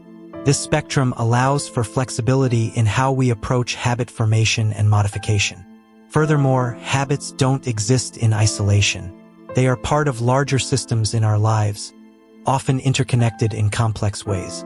A single keystone habit can trigger a cascade of positive changes across various areas of life. For example, developing a regular exercise habit might lead to better eating choices, improved sleep, increased productivity, and enhanced mood.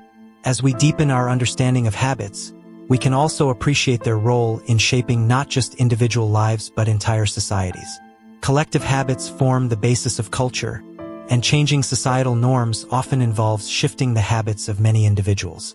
This perspective highlights the profound impact that personal habit change can have on a larger scale. Conclusion: habits are far more than just repetitive behaviors. They are the building blocks of our identities, the shapers of our daily experiences, and the determinants of our long-term outcomes. By understanding the science of habit formation and leveraging this knowledge in our lives, we can take conscious control of our automatic behaviors, aligning them with our deepest values and aspirations. This journey of habit formation and identity shaping is not about rigid self-discipline, but about continuous self-evolution.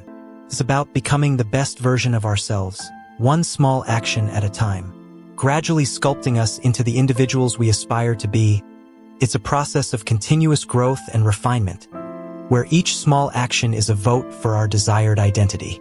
As we navigate this process, it's crucial to approach it with patience, self-compassion, and a long-term perspective. Meaningful change doesn't happen overnight, but through the accumulation of many small, consistent actions over time. By focusing on the process rather than just the outcome, we can find joy and fulfillment in the journey of personal growth itself. Ultimately, mastering our habits is about taking control of our own evolution. It's about consciously shaping our behaviors, our identities, and by extension, our lives. In doing so, we don't just change our routines, we change our worlds, opening up new possibilities and creating the freedom to live life on our own terms. The intricate workings of human behavior. The intricate workings of human behavior have long fascinated scientists, psychologists, and individuals seeking personal growth. At the heart of our daily actions lies a powerful force: habits. These automated behaviors shape our lives in profound ways, often operating below the surface of our conscious awareness. Understanding the mechanics of habit formation can unlock the potential for meaningful personal change and growth. At its core, every habit follows a predictable pattern, a loop that consists of 4 key stages: cue, craving, response, and reward. This habit loop is not just a theoretical construct, but a neurological reality that plays out countless times each day in our lives. The journey of a habit begins with a cue. This is a trigger, a bit of information that predicts a potential reward. In our modern world, cues can take many forms. The ping of a smartphone notification, the aroma of freshly brewed coffee, or the sight of your running shoes by the door. These cues are neutral in themselves, but they have the power to set the habit loop in motion. What transforms a simple cue into a catalyst for action is the second stage of the habit loop: craving. This is where things get interesting from a psychological perspective. Contrary to what we might assume, we don't actually crave the habit itself. Rather, we crave the change in state that the habit promises to deliver. For instance, when you see a notification on your phone, you don't crave the act of checking your phone itself. What you truly desire is the potential nugget of information, the connection, or the momentary distraction it might provide. When you smell coffee, you're not longing for the liquid itself, but for the alertness and comfort it represents. This distinction is crucial because it highlights the emotional and psychological underpinnings of our habits. Cravings are highly personal and can vary dramatically from one individual to another. What triggers an intense desire in one person might be entirely insignificant to another. This is why understanding your own cravings is a key step in mastering your habits. The sound of slot machines might ignite an irresistible urge in a habitual gambler, while for others, it's merely background noise. The interpretation of cues, colored by our past experiences, emotions, and current state, is what transforms them into cravings. The third stage of the habit loop is the response. This is the actual habit you perform, which can be a physical action or a mental process. However, a response only occurs if 2 conditions are met: sufficient motivation and the ability to perform the action. If an action requires more effort than you're willing to expend, or if it's beyond your capabilities, The habit loop breaks down at this stage. This insight offers a powerful lever for habit change. By increasing or decreasing the effort required to perform a habit, we can influence whether it occurs. Want to read more? Leave a book on your bedside table. Trying to cut down on social media? Log out of your accounts after each use, adding a small barrier to mindless scrolling. The final stage of the habit loop is the reward. This is the end goal of every habit, the payoff that satisfies the craving and completes the cycle. Rewards serve a dual purpose. They provide immediate gratification, and they teach us which actions are worth repeating in the future. The immediate satisfaction of a craving is what makes habits so powerful. When you check your phone and find an interesting message, the brief moment of entertainment or connection reinforces the habit. When you take a sip of coffee and feel that first jolt of caffeine, your brain logs that action as worth repeating. But rewards do more than just satisfy momentary desires. They play a crucial role in the learning process that underlies habit formation. Our brains are essentially reward detectors, constantly scanning our experiences to identify which actions lead to pleasurable outcomes. This feedback mechanism helps us distinguish between useful and useless behaviors, gradually shaping our habits over time. Understanding this four-stage habit loop provides a framework for analyzing and modifying our behaviors. If any of these four components is insufficient, a behavior will fail to become a habit. Without a clear cue, a habit won't start. Without a strong enough craving, there's no motivation to act. If the response is too difficult, it won't be performed. And if the reward fails to satisfy, there's no reason to repeat the behavior. This loop isn't just an occasional occurrence. It's an endless cycle that's running every moment we're alive.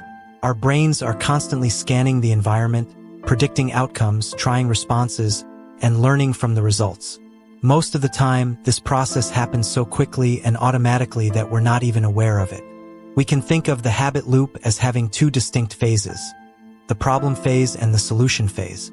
The problem phase, which includes the cue and craving, is when we recognize that something needs to change. The solution phase, comprising the response and reward, is when we take action to bring about that change. This perspective illuminates a fundamental truth about human behavior. All of our actions are ultimately driven by the desire to solve problems. Sometimes the problem is that we notice something good and want to obtain it. Other times, we're experiencing discomfort and want to alleviate it. In either case, habits form as our brains learn efficient ways to address these recurring situations. Consider some common scenarios. Do you hear your phone buzz? Cue, which triggers a desire to know what the message says. Craving. You pick up your phone and read the text. Response, satisfying your curiosity. Reward. Or perhaps you're working on a challenging project. Cue, and start to feel overwhelmed. Craving for relief. You might bite your nails. Response, as a way to relieve stress. Reward. These examples illustrate how deeply ingrained habits can become. By the time we reach adulthood, many of our habits are so automatic that we hardly notice them. We don't think about which shoe we tie first in the morning or the fact that we always turn right when we leave our driveway. These patterns of behavior have become so deeply encoded in our neural pathways that they occur without conscious thought. This automaticity is both a blessing and a curse. On one hand, it allows us to navigate much of our daily lives efficiently, freeing up mental resources for more complex tasks. On the other hand, it can lead us to perpetuate behaviors that may not serve us well in the long run. The key to harnessing the power of habits lies in becoming more aware of these automatic processes. By shining a light on the cues that trigger our behaviors, the cravings that drive them, the responses we've learned, and the rewards we receive, we can begin to exert more conscious control over our actions. This doesn't mean we need to eliminate automaticity altogether. That would be exhausting and counterproductive. Instead, the goal is to ensure that our automatic behaviors are aligned with our long-term goals and values. We want to cultivate habits that serve us, not ones that hinder our growth or happiness. Changing habits isn't easy, but understanding the habit loop gives us a roadmap for transformation. We can work on each component of the loop to reshape our behaviors. Cues.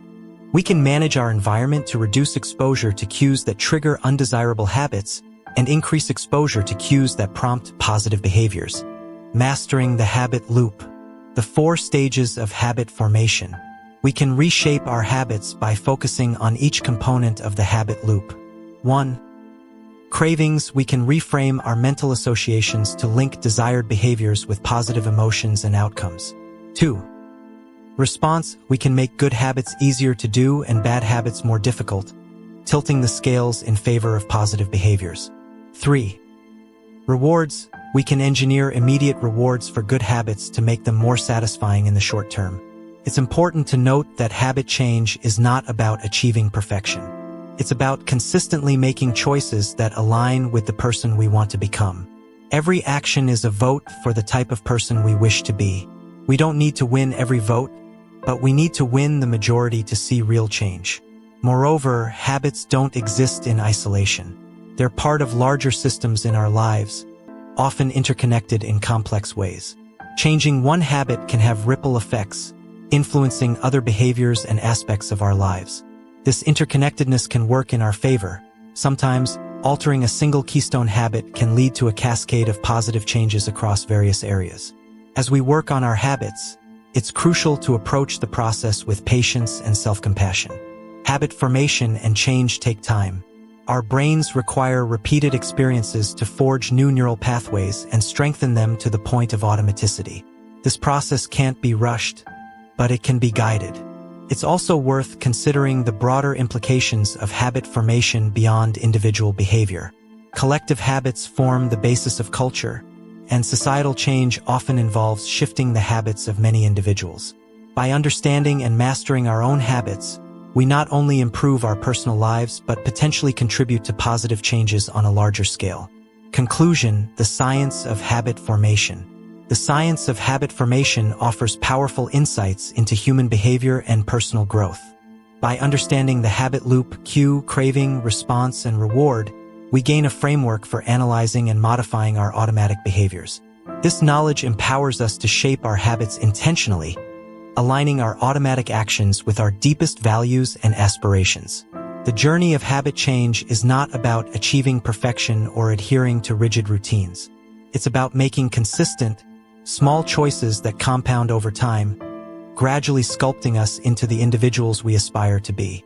It's a process of continuous growth and refinement, where each small action is a vote for our desired identity.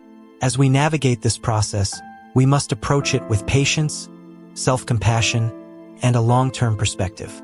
Meaningful change doesn't happen overnight, but through the accumulation of many small, consistent actions over time. By focusing on the process rather than just the outcome, we can find joy and fulfillment in the journey of personal growth itself. Ultimately, mastering our habits is about taking control of our own evolution. It's about consciously shaping our behaviors, our identities, and, by extension, our lives.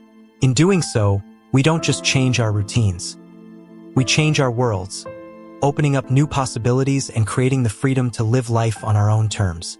The power of habit formation lies not just in its ability to automate our behaviors, but in its potential to transform who we are and who we can become. The human mind, a marvel of efficiency. The human mind is a marvel of efficiency, constantly working to streamline our experiences and behaviors.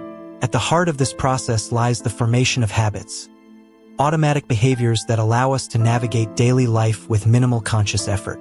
Understanding the mechanics of habit formation provides fascinating insights into human behavior and offers powerful tools for personal growth and transformation. The foundation of habit formation rests on a simple yet profound 4-step process. Cue, craving, response, and reward.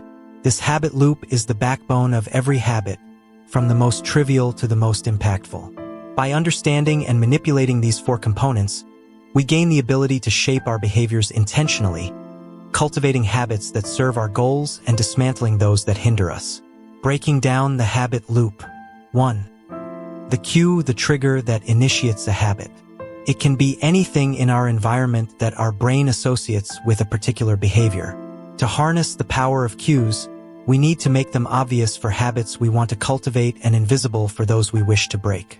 2. The craving, the motivational force behind every habit. We don't crave the habit itself, but the change in state it promises. To make habits more attractive, We can bundle them with enjoyable activities or reframe them to highlight their benefits. 3. The response, the actual habit performed. For a habit to form, the response must be possible. To encourage good habits, we should make them easy. To discourage bad ones, we can introduce friction. 4. The reward, the end goal of every habit. Effective rewards provide immediate satisfaction while aligning with long-term goals. To reinforce good habits, we must make them satisfying. These 4 laws of behavior change. Make it obvious, make it attractive, make it easy, and make it satisfying. Provide a powerful framework for shaping our habits. However, habit formation is not just about willpower or discipline. It's about creating systems that make good behaviors inevitable and bad behaviors impossible. The power of pattern recognition. Consider the story of the paramedic who recognized the signs of an impending heart attack in her father-in-law despite him feeling fine. This illustrates our brain's ability to recognize patterns and make predictions based on subtle cues, often without conscious awareness. Similar examples exist across various fields. A military analyst distinguishing between friendly and enemy aircraft. Art curators spotting forgeries that fool sophisticated tests. A radiologist predicting strokes before obvious signs appear. These cases highlight the brain's incredible pattern recognition capabilities. With enough repetition, we begin to notice important cues automatically, forming the foundation of habits. However, this automaticity is a double-edged sword. While it makes life more efficient, it can also trap us in unhelpful patterns, like mindlessly checking our phones or snacking out of boredom. The habit scorecard, a tool for awareness. One powerful technique for increasing habit awareness is inspired by the Japanese railway system's pointing and calling method, which reduces errors by 85%. We can adapt this by creating a habit scorecard. 1. List your daily routines in detail. 2. Evaluate each habit as positive, plus symbol, negative, or neutral equal sign, based on your goals. 3. Remember, no habit is inherently good or bad, only effective or ineffective at serving your long-term objectives. By bringing habits into conscious awareness, we can intentionally shape them to align with the life we want to build. The power of habit awareness and change. The challenge is to identify which habits are truly serving our long-term interests and which are providing short-term benefits at the expense of our broader goals. When evaluating your habits, consider this question. Does this behavior help me become the type of person I wish to be? Does this habit cast a vote for or against my desired identity? Habits that align with and reinforce your desired identity are generally positive, while those that conflict with it are typically negative. As you work through your habit scorecard, resist the urge to judge or criticize yourself. The goal at this stage is simply to observe and become aware of your behaviors, not to change them immediately. Approach the exercise with a sense of curiosity, as if you were an impartial observer of your own life. Notice your patterns without attaching emotion or self-judgment to them. This neutral observation is a crucial first step in the process of habit change. By simply becoming aware of our habits, we often naturally begin to adjust our behaviors. It's like shining a light into a dark room. Suddenly, we can see what's actually there, and that awareness alone can be transformative. For those who find they need additional support in maintaining this awareness, the pointing and calling method can be adapted for personal use. For example, if you're trying to reduce snacking, you might say out loud, "I'm about to eat this cookie, but I don't need it. Eating it will move me further from my health goals." This verbalization brings the action fully into your conscious awareness, creating a moment of pause that allows you to make a more intentional choice. As you become more aware of your habits, you may start to notice the cues that trigger them. These cues, the ping of a notification, the sight of the TV remote, the smell of coffee, often become so familiar that they fade into the background of our awareness. By bringing these cues back into focus, we gain the power to interrupt the habit loop and potentially reshape our responses. It's worth noting that the process of habit change is not about achieving perfection or adhering to rigid routines. Rather, it's about making consistent small choices that align with our desired identity and long-term goals. Every action we take is essentially a vote for the type of person we want to become. We don't need to win every vote, but we need to win the majority to see real change. Moreover, habits don't exist in isolation. They're part of complex systems in our lives, often interconnected in ways we might not immediately recognize. Changing one habit can have ripple effects, influencing other behaviors and aspects of our lives. This interconnectedness can work in our favor. Sometimes, changing one keystone habit can lead to a cascade of positive changes across various areas of life. As we work on becoming more aware of our habits and shaping them intentionally, it's crucial to approach the process with patience and self-compassion. Habit formation and change take time. Our brains require repeated experiences to forge new neural pathways and strengthen them to the point of automaticity. This process can't be rushed, but it can be guided with consistent effort and awareness. It's also important to consider the broader implications of habit formation beyond individual behavior. Collective habits form the basis of culture, and societal change often involves shifting the habits of many individuals. By understanding and mastering our own habits, we not only improve our personal lives but potentially contribute to positive changes on a larger scale. The journey of habit awareness and change is not always easy. It requires us to confront uncomfortable truths about our behaviors and to challenge deeply ingrained patterns. However, the rewards of this process are immense. By bringing our habits into conscious awareness and intentionally shaping them to serve our goals, we gain a powerful tool for personal transformation. Imagine the compound effect of replacing just a few ineffective habits with more beneficial ones. Over time, these small changes can lead to dramatic improvements in our health, productivity, relationships, and overall quality of life. The key is to start small, focus on consistency rather than perfection, and maintain awareness of our behaviors over time. As we become more adept at recognizing and shaping our habits, we may find that this awareness extends beyond individual behaviors to larger patterns in our lives. We might start to notice recurring themes in our relationships, our work, or our emotional responses. This expanded awareness can open up new possibilities for growth and change in all areas of our lives. Furthermore, the skills we develop in habit awareness and modification can be applied to achieving any goal.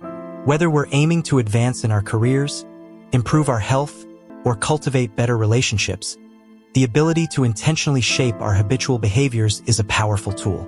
In conclusion, the journey of habit awareness and change is a fundamental aspect of personal growth and self-improvement. By bringing our automatic behaviors into conscious awareness, evaluating their effectiveness, and intentionally shaping them to serve our goals, we gain the power to direct our own evolution. This process requires patience, self-compassion, and consistent effort, but the potential rewards are immense. As we navigate this journey, we're not just changing our routines, we're reshaping our identity and our world. Each small action, each habit we modify, is a step toward becoming the person we aspire to be. In this way, the process of habit change is not just about achieving specific goals, but about continually growing and evolving as individuals. The power of habits lies not just in their ability to automate our behaviors, but in their potential to transform who we are and who we can become. By mastering our habits, we take control of our own destiny, creating the freedom to live life on our own terms and to make a positive impact on the world around us.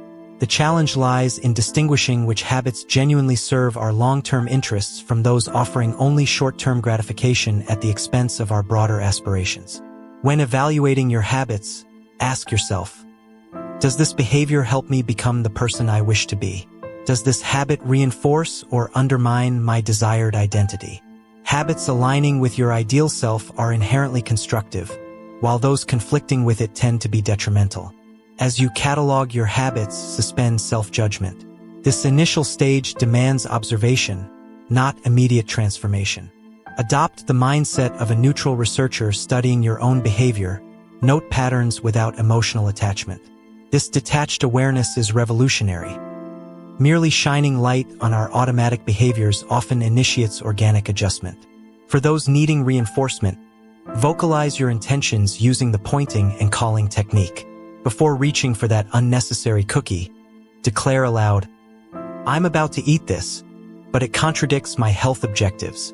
This auditory checkpoint disrupts autopilot mode, creating space for deliberate choice. Soon, you'll detect subtle triggers, the phone notification chime, the couch's indent where you binge watch, the mid-afternoon coffee aroma, that typically operate beneath conscious notice. By dragging these cues into daylight, we intercept the habit loop at its origin. Remember, habit change isn't about flawless execution, but consistent micro-choices that accumulate into identity shifts. Each action votes for your future self. Winning most elections, not everyone, creates lasting change. Patience is non-negotiable. Neural pathways solidify through repetition. Our brains demand proof of a new habit's value before automating it. This biological reality means environmental design outperforms willpower every time. People exhibiting remarkable self-control usually engineer their surroundings to minimize temptation, not resist it through sheer grit. Practical strategies for habit reshaping. 1. Cue elimination. Store smartphones outside bedrooms to prevent scrolling. Unfollow social media accounts triggering comparison. Remove TV power cords after use. 2. Habit stacking. After established habit, I will new habit. Example, after brewing morning coffee, I'll meditate for 5 minutes. 3. Friction adjustment. Make good habits easier. Prep gym bags by the door. Make bad habits harder. Password-protected streaming apps. The 4 pillars of habit formation. 1. Make it obvious. Design clear triggers for desired behaviors. 2. Make it attractive. Pair habits with immediate rewards. 3. Make it easy. Reduce activation energy for good habits. 4. Make it satisfying. Create tangible reinforcement. For habit elimination, invert these principles. Obscure triggers, highlight drawbacks, increase difficulty, and diminish rewards. The neuroscience of persistence. Research reveals how cocaine addicts' brains fire craving signals after mere 33 millisecond drug image exposures. Too brief for conscious recognition. This demonstrates habit pathways never truly disappear, only lie dormant. Willpower functions like a muscle that fatigues, while environmental redesign provides permanent leverage. Modern life bombards us with engineered temptations our ancestors never faced. By strategically constructing our physical and digital spaces, we compensate for this mismatch. Those appearing disciplined have often simply removed the need for discipline through smart environmental choices. Beyond personal transformation, our collective habits form societal norms. As you reshape personal patterns, you contribute to cultural shifts, whether establishing workplace wellness norms or modeling digital minimalism for friends. The most profound changes begin with individual awareness, expand through communities, and ultimately redefine what societies consider standard behavior. This journey requires compassionate persistence. There will be days when old patterns reassert themselves, not as failures but opportunities to strengthen your systems. Each conscious choice, each environmental tweak, each moment of awareness deposits another brick in the foundation of your transformed identity. The ultimate reward isn't just better habits, but becoming someone for whom good choices feel natural and aligned. That's when willpower becomes irrelevant, when you've redesigned your life so thoroughly that your highest self emerges not through struggle, but as the path of least resistance. The power of supernormal stimuli and habit formation. Tinbergen has revealed how deeply ingrained some of our responses to environmental cues can be. His experiments with herring gulls and greylag geese demonstrated the power of supernormal stimuli, exaggerated versions of natural cues that elicit stronger than normal responses. For instance, baby gulls were found to peck more vigorously at cardboard beaks with larger or more numerous red spots than at real gull beaks. Similarly, geese would attempt to roll larger egg-shaped objects into their nests with greater effort than they would expend on actual eggs. These findings have profound implications for understanding human behavior in modern contexts. Just as the animals in Tinbergen's experiments responded more strongly to exaggerated versions of natural stimuli, humans often find themselves powerfully drawn to supernormal stimuli in their environment. Junk food, with its heightened flavors and carefully engineered combinations of salt, sugar, and fat, is a prime example of this phenomenon. Our brains, shaped by hundreds of thousands of years of evolution in environments where calories were scarce, are primed to seek out and consume energy-dense foods whenever they're available. In our ancestral past, this drive served us well, helping to ensure survival in uncertain conditions.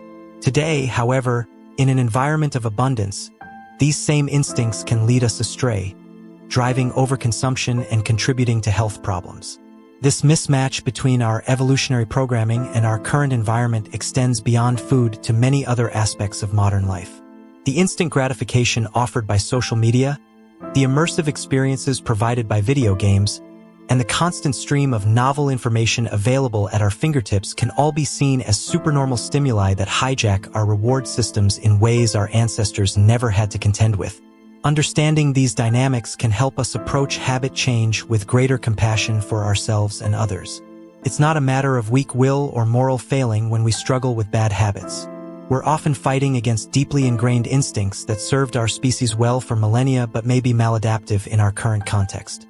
At the same time, this understanding empowers us to take more effective action. By recognizing the power of environmental cues and the limitations of willpower, we can focus our efforts on creating contexts that support our goals rather than undermine them. We can design our physical and digital spaces to minimize exposure to tempting stimuli and maximize exposure to cues that trigger positive behaviors. Moreover, we can work to create new, healthier supernormal stimuli that satisfy our innate drives in more beneficial ways. For instance, we might seek out activities that provide the novelty and excitement our brains crave. Engaging hobbies, challenging physical activities, or immersive learning experiences that contribute to our well-being rather than detract from it. In conclusion, the journey of habit change is a complex but fascinating one, deeply rooted in our evolutionary history and profoundly influenced by our modern environment. By understanding the mechanisms behind habit formation and persistence, we can develop more effective strategies for personal growth and self-improvement. The key lies not in heroic feats of willpower, but in thoughtful design of our environments and routines to align with our goals and values. Through this approach, we can harness the power of our habits to create lasting positive change in our lives. Dopamine, desire, and engineered consumption. The intricate relationship between human behavior, habit formation, and the food industry reveals fascinating insights into the nature of desire and consumption in our modern world. At the heart of this relationship lies the powerful influence of dopamine, a neurotransmitter that plays a crucial role in motivation, reward, and habit formation. The food science industry has harnessed our biological predispositions to create products that are irresistibly attractive to consumers.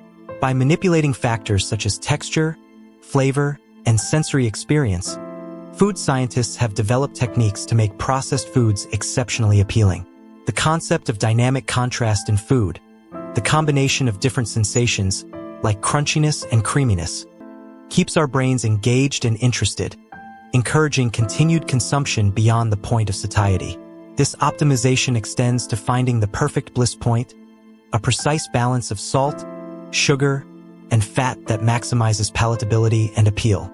The result is a category of hyperpalatable foods that effectively hijack our reward systems, leading to overconsumption and potentially contributing to issues like obesity and related health problems. The power of these engineered foods lies in their ability to trigger dopamine release in our brains. Dopamine, once thought to be primarily associated with pleasure, is now understood to play a complex role in motivation, learning, and anticipation of rewards. Crucially, dopamine is released not just when we experience pleasure, but also when we anticipate it.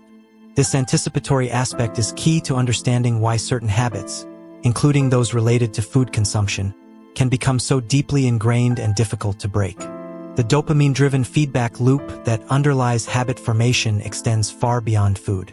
In our modern society, we are surrounded by highly engineered versions of reality that are more attractive and stimulating than anything our ancestors encountered. From carefully crafted advertisements to the instant gratification of social media likes, these supernormal stimuli exploit our natural inclinations and drive us toward excessive behaviors in shopping, social media use, and various forms of entertainment.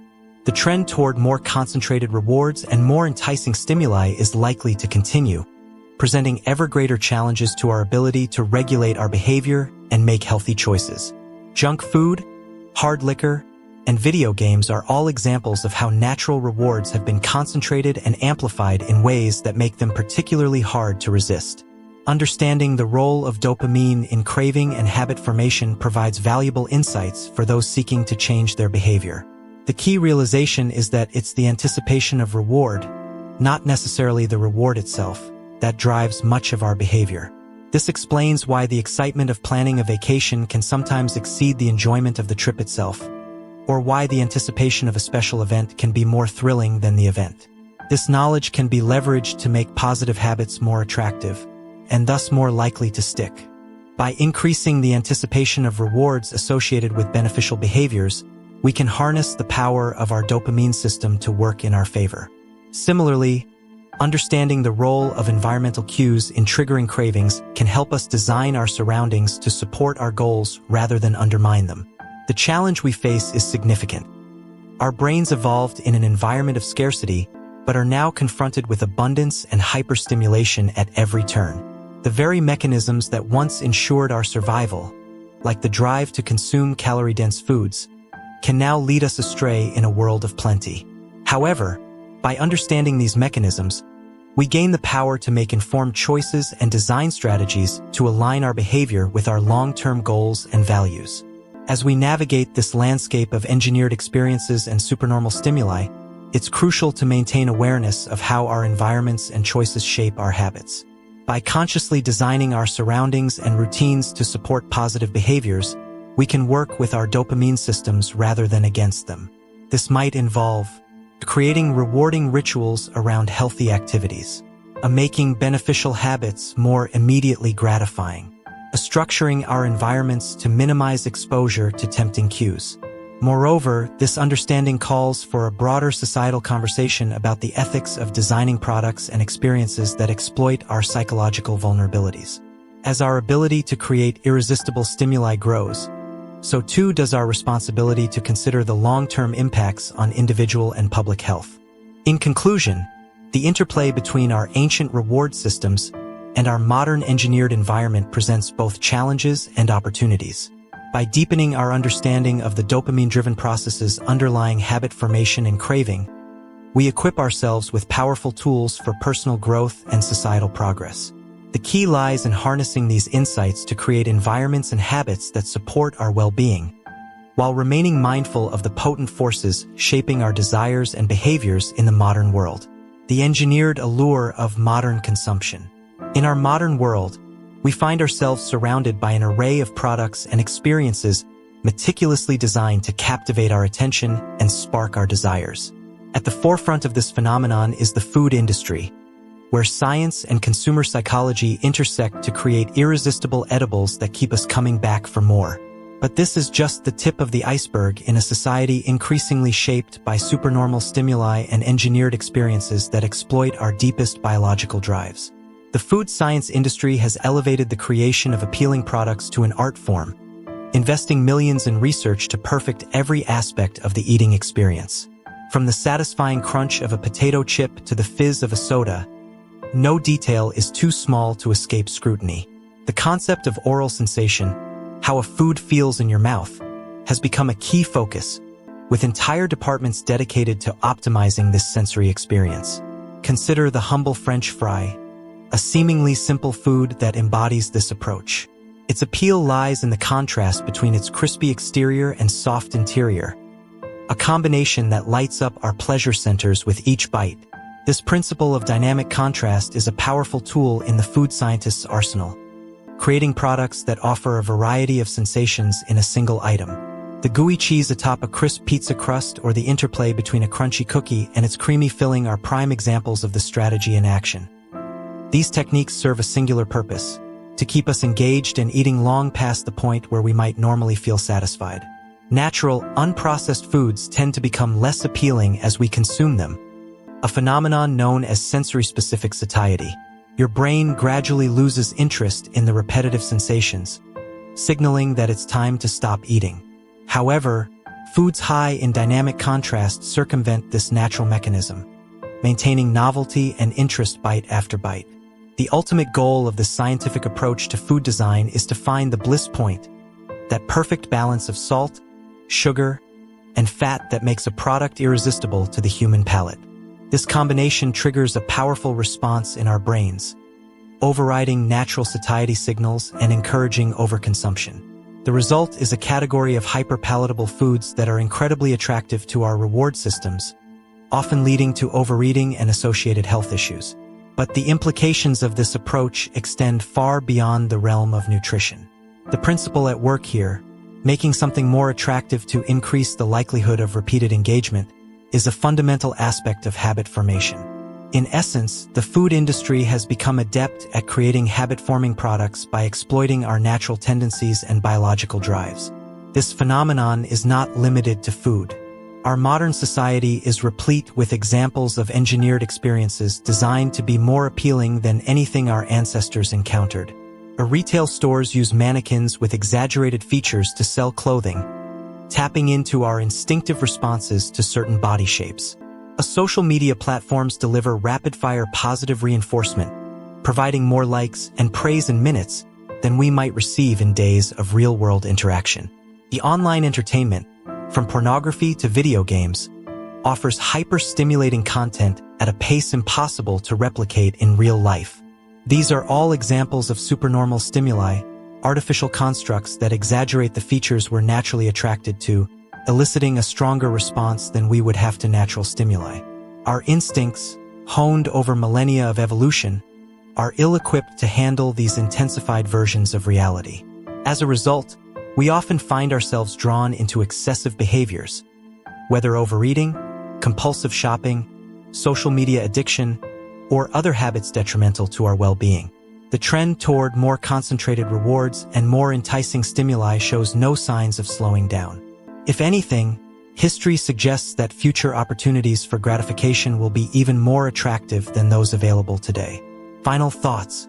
The science behind habit formation, dopamine-driven behavior, and engineered consumption reveals a critical truth. Our environment shapes our actions far more than we realize. By recognizing the power of supernormal stimuli and designing our lives to minimize their negative influence, we can reclaim control over our habits and build a healthier, more intentional existence. The challenge is immense, but so is the opportunity. Armed with this knowledge, we can craft environments that align with our deepest values, not just our basest instincts. We can see this pattern in the evolution of various products and experiences. Junk food offers a more concentrated form of calories than natural foods. Hard liquor provides a more potent dose of alcohol than beer. Video games present a more immersive and stimulating form of play than traditional board games. This intensification of experience poses a significant challenge to our ability to regulate our behavior and make healthy choices.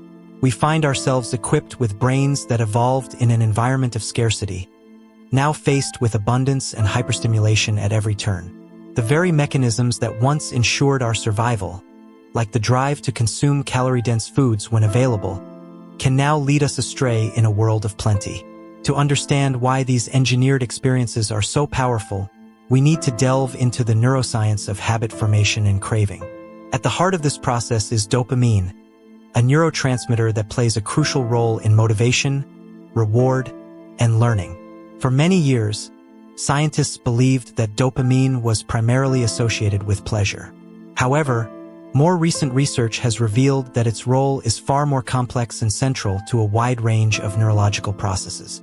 Dopamine is involved not just in experiencing pleasure, but in motivation, learning, memory, punishment, aversion, and even voluntary movement. The key insight when it comes to habit formation is that dopamine is released not only when we experience a reward, but also when we anticipate one. This anticipatory aspect of dopamine release is crucial to understanding why certain behaviors become habitual and why breaking bad habits can be so challenging. Experiments with animals have provided striking demonstrations of dopamine's power.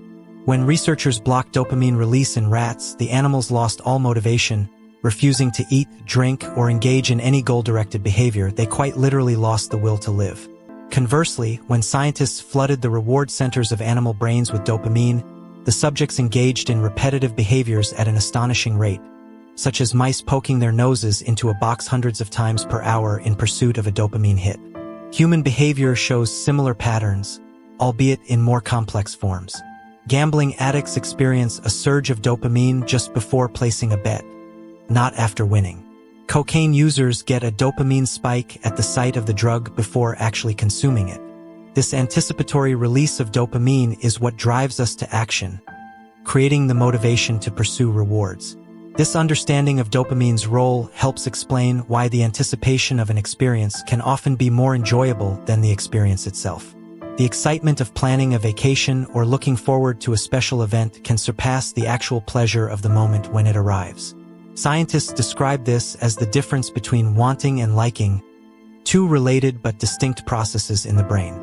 The implications of this dopamine-driven feedback loop are profound for our understanding of habit formation and behavior change. Every highly habit-forming behavior, from drug use to social media browsing, is associated with elevated levels of dopamine.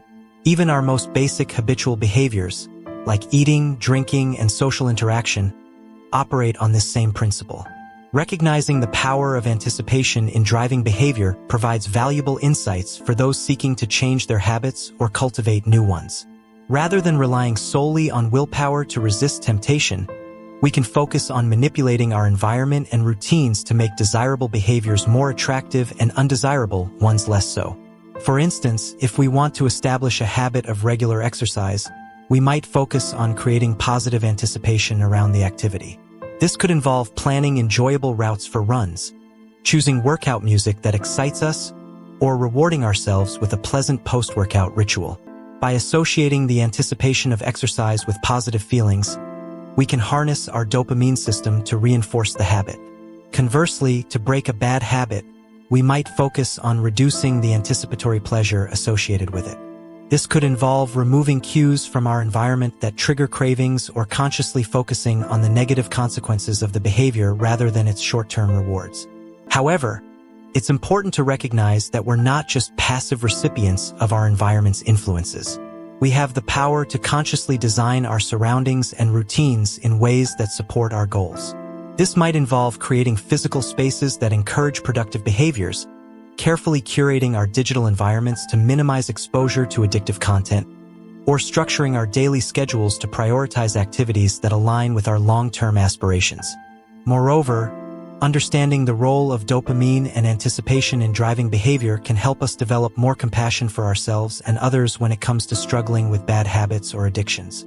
Rather than viewing these challenges as simple matters of willpower or moral failing, we can recognize them as the result of powerful neurological processes shaped by both our biology and our environment.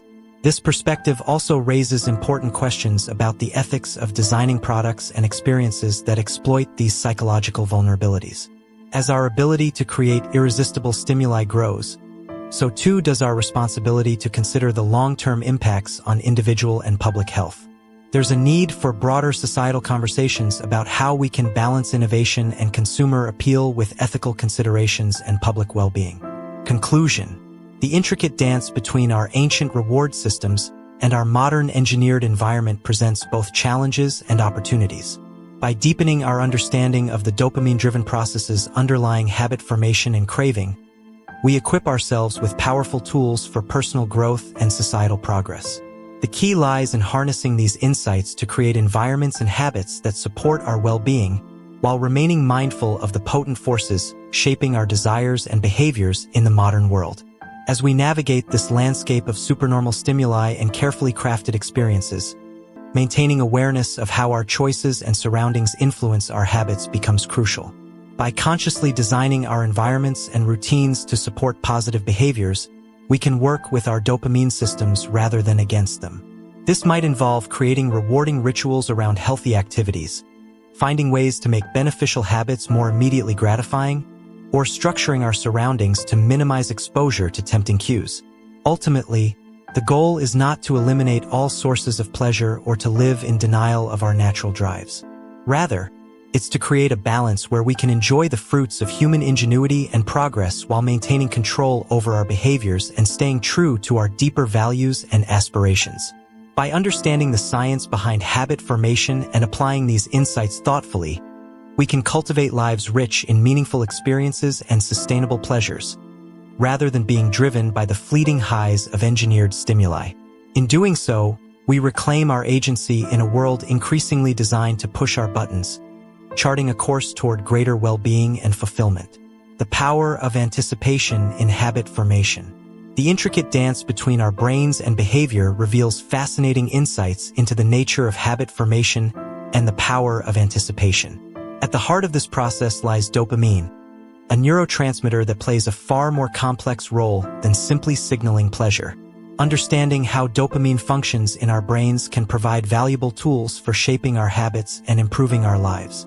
When we first encounter a rewarding experience, our brains release dopamine as we enjoy the novel pleasure. However, as we repeat this experience, our clever brains begin to shift the timing of the dopamine release. Instead of spiking when we receive the reward, dopamine now surges in anticipation, immediately after we recognize a cue associated with the pleasurable experience. This shift is the key to habit formation, as it creates a feeling of desire and a craving to take action whenever we encounter the cue.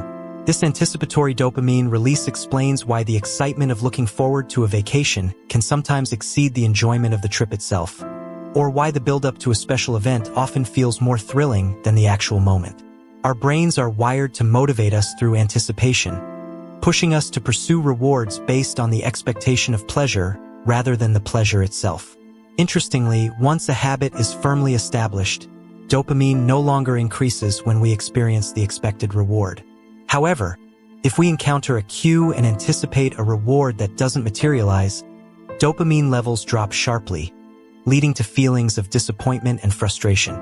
This sensitivity to prediction errors helps refine our habits over time, reinforcing behaviors that reliably lead to rewards and discouraging those that don't. The power of anticipation in driving behavior becomes even more apparent when we consider the neural real estate devoted to wanting versus liking. Our brains have significantly more circuitry allocated for desiring rewards than for enjoying them. The wanting centers of the brain are expansive, including regions like the nucleus accumbens, ventral tegmental area, and portions of the prefrontal cortex.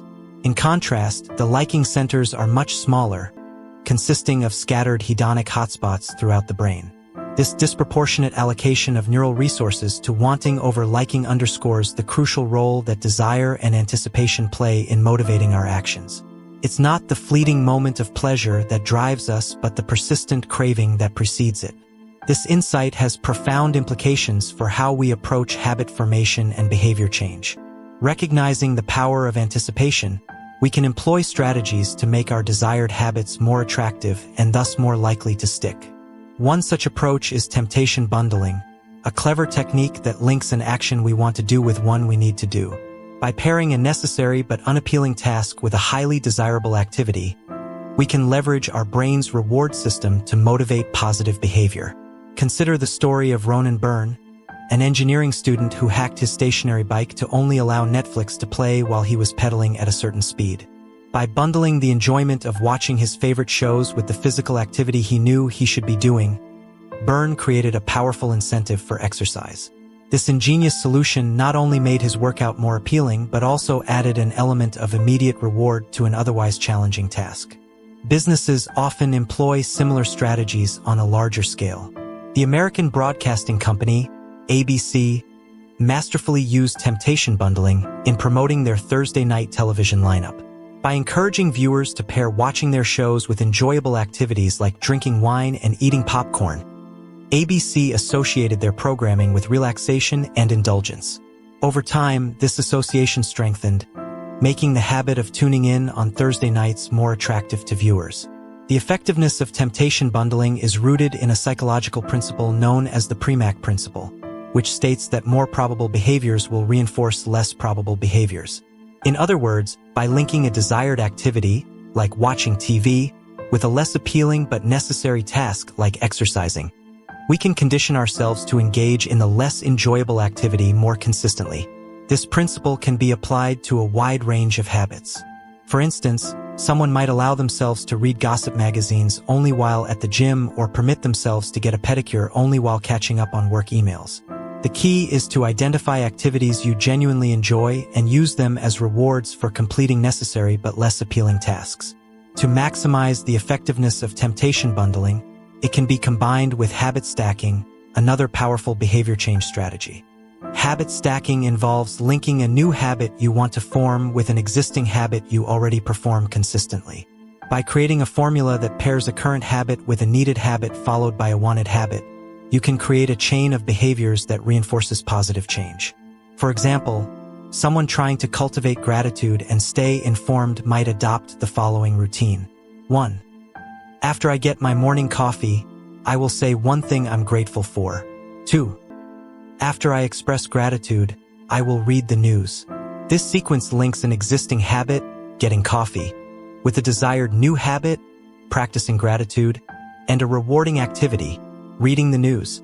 The power of this approach lies in its ability to transform necessary but unappealing tasks into gateways to enjoyable activities. Over time, the anticipation of the reward, like checking social media or watching sports highlights, can make the associated necessary task, like doing burpees or making sales calls, more appealing by association. While temptation bundling and habit stacking are powerful tools, it's important to recognize that they are part of a broader principle: making habits more attractive. In our modern world, we are constantly bombarded with supernormal stimuli, exaggerated versions of reality that are more appealing than anything our ancestors encountered. From junk food engineered to hit the perfect bliss point of salt, sugar, and fat to social media platforms designed to deliver constant hits of social validation, these stimuli exploit our brain's reward systems in unprecedented ways. Understanding this landscape of engineered experiences allows us to approach habit formation with greater intentionality. While we may not be able to compete with the intensity of these supernormal stimuli, we can use their principles to enhance the appeal of beneficial habits. By thoughtfully designing our environment and routines, we can create our own heightened versions of reality that make positive behaviors more attractive. For instance, we might create a specially designated comfortable space for reading to make a daily reading habit more appealing. Or we could invest in high-quality exercise equipment and create an energizing playlist to make workouts more enticing. The goal is to enhance the sensory and emotional experience associated with the habit we want to cultivate. It's crucial to remember that the power of anticipation works both ways. Just as we can use it to reinforce positive habits, unchecked anticipation of unhealthy rewards can lead to destructive behavior patterns. This is particularly evident in addictions, where the anticipation of the drug or behavior becomes all-consuming, driving compulsive actions despite negative consequences. Recognizing the role of anticipation in our behavior also highlights the importance of managing our environment. If we're constantly surrounded by cues that trigger cravings for unhealthy behaviors, we're fighting an uphill battle. By thoughtfully curating our physical and digital spaces, minimizing exposure to tempting cues and maximizing exposure to cues for positive habits, we can set ourselves up for success. Moreover, understanding the dopamine-driven nature of habit formation can help us be more compassionate with ourselves and others when struggling with bad habits or addictions. Rather than viewing these challenges as simple matters of willpower or moral failing, we can recognize them as the result of powerful neurological processes shaped by both our biology and our environment. This perspective also raises important ethical questions about the design of products and experiences that exploit these psychological vulnerabilities. As our ability to create irresistible stimuli grows, so too does our responsibility to consider the long-term impacts on individual and public health. There's a need for broader societal conversations about how we can balance innovation and consumer appeal with ethical considerations and public well-being. The science of habit formation. In conclusion, the science of habit formation reveals that desire, driven by anticipation, is the engine of behavior. By understanding how our brains process rewards and generate cravings, we can develop more effective strategies for cultivating positive habits and breaking negative ones. Techniques like temptation bundling and habit stacking allow us to work with our brain's natural tendencies rather than against them, making the process of behavior change more enjoyable and sustainable. As we navigate a world increasingly filled with supernormal stimuli and engineered experiences, maintaining awareness of how our choices and surroundings influence our habits becomes crucial. By consciously designing our environments and routines to support positive behaviors, we can harness the power of anticipation to drive personal growth and well-being. Ultimately, the goal is not to eliminate all sources of pleasure or to live in denial of our natural drives. Rather, It's to create a balance where we can enjoy the fruits of human ingenuity and progress while maintaining control over our behaviors and staying true to our deeper values and aspirations. By understanding the science behind habit formation and applying these insights thoughtfully, we can cultivate lives rich in meaningful experiences and sustainable pleasures, rather than being driven by the fleeting highs of engineered stimuli. In doing so, we reclaim our agency in a world increasingly designed to push our buttons, charting a course toward greater well-being and fulfillment. The power to shape our habits, and thus our lives, lies within our grasp. Armed with knowledge of how our brains work and tools to work with our nature rather than against it, we can embark on a journey of continuous self-improvement and personal growth. The power of environment in shaping behavior. The power of environment in shaping human behavior is a fascinating and often underappreciated aspect of personal development. This concept is powerfully illustrated by the story of the Polgar sisters, whose extraordinary achievements in chess demonstrate the profound impact that culture and upbringing can have on skill development and habit formation. Laszlo Polgar, a Hungarian educator, held a controversial belief that genius was not innate but could be cultivated through deliberate practice and the development of good habits. He was so convinced of this idea that he set out to prove it with his own children. Laszlo's experiment began even before his children were born, as he sought a wife who would be willing to participate in his unconventional parenting plan. The Polgar household became a carefully crafted environment dedicated to chess excellence. The children were homeschooled, unusual in Hungary at the time, allowing for a focused and immersive education. Chess books and pictures of famous players filled the home, creating a constant visual reminder of their goal. The sisters played against each other regularly and competed in high-level tournaments from a young age. Their parents even maintained meticulous records of every competitor the children faced, demonstrating an extraordinary level of commitment to their development. The results of this experiment were nothing short of remarkable. All three Polgar sisters, Susan, Sophia, and Judith, achieved extraordinary success in chess. Susan, the eldest, was defeating adult players within 6 months of learning the game at age 4. Sophia became a world champion by 14 and a grandmaster.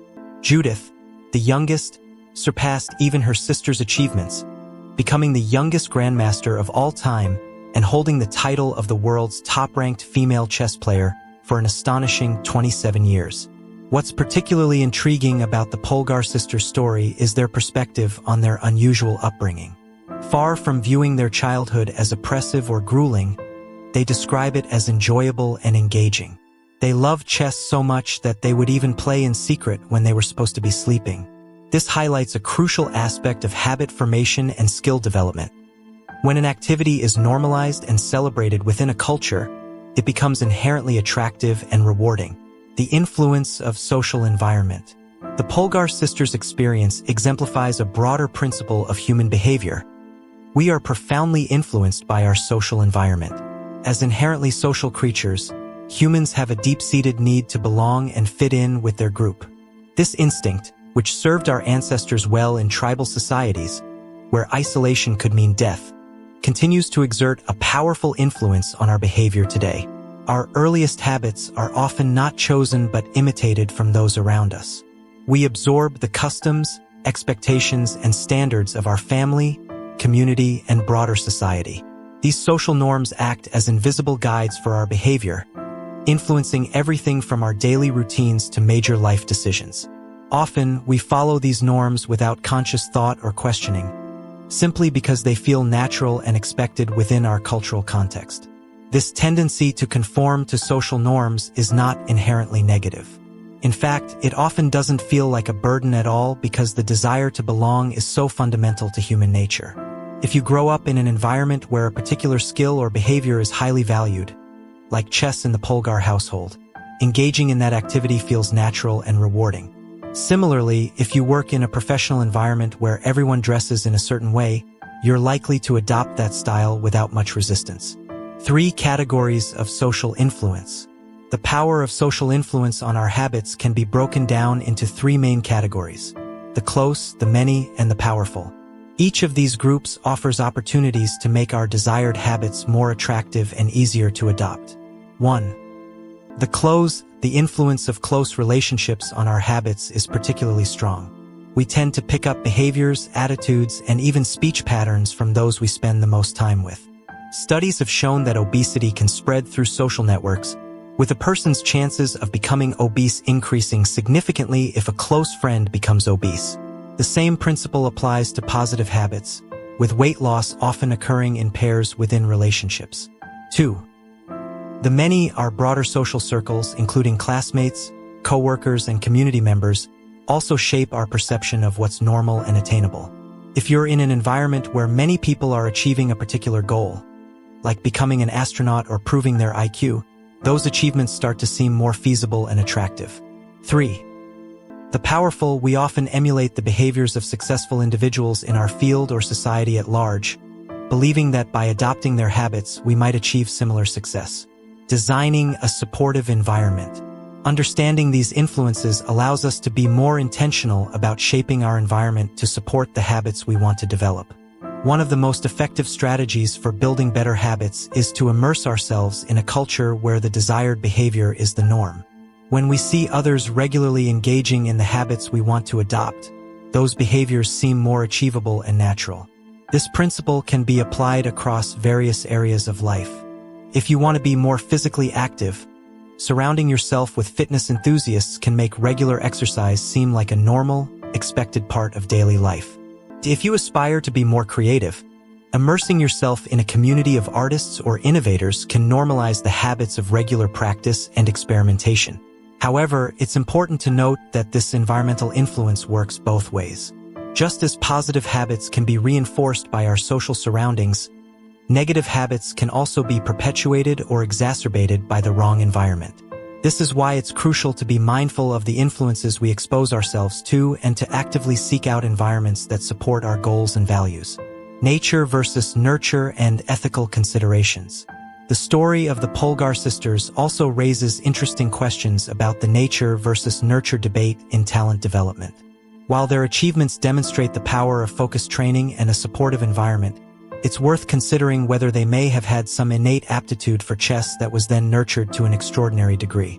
This nuanced view suggests that while environment and practice are crucial, individual differences in natural abilities may also play a role in ultimate achievement.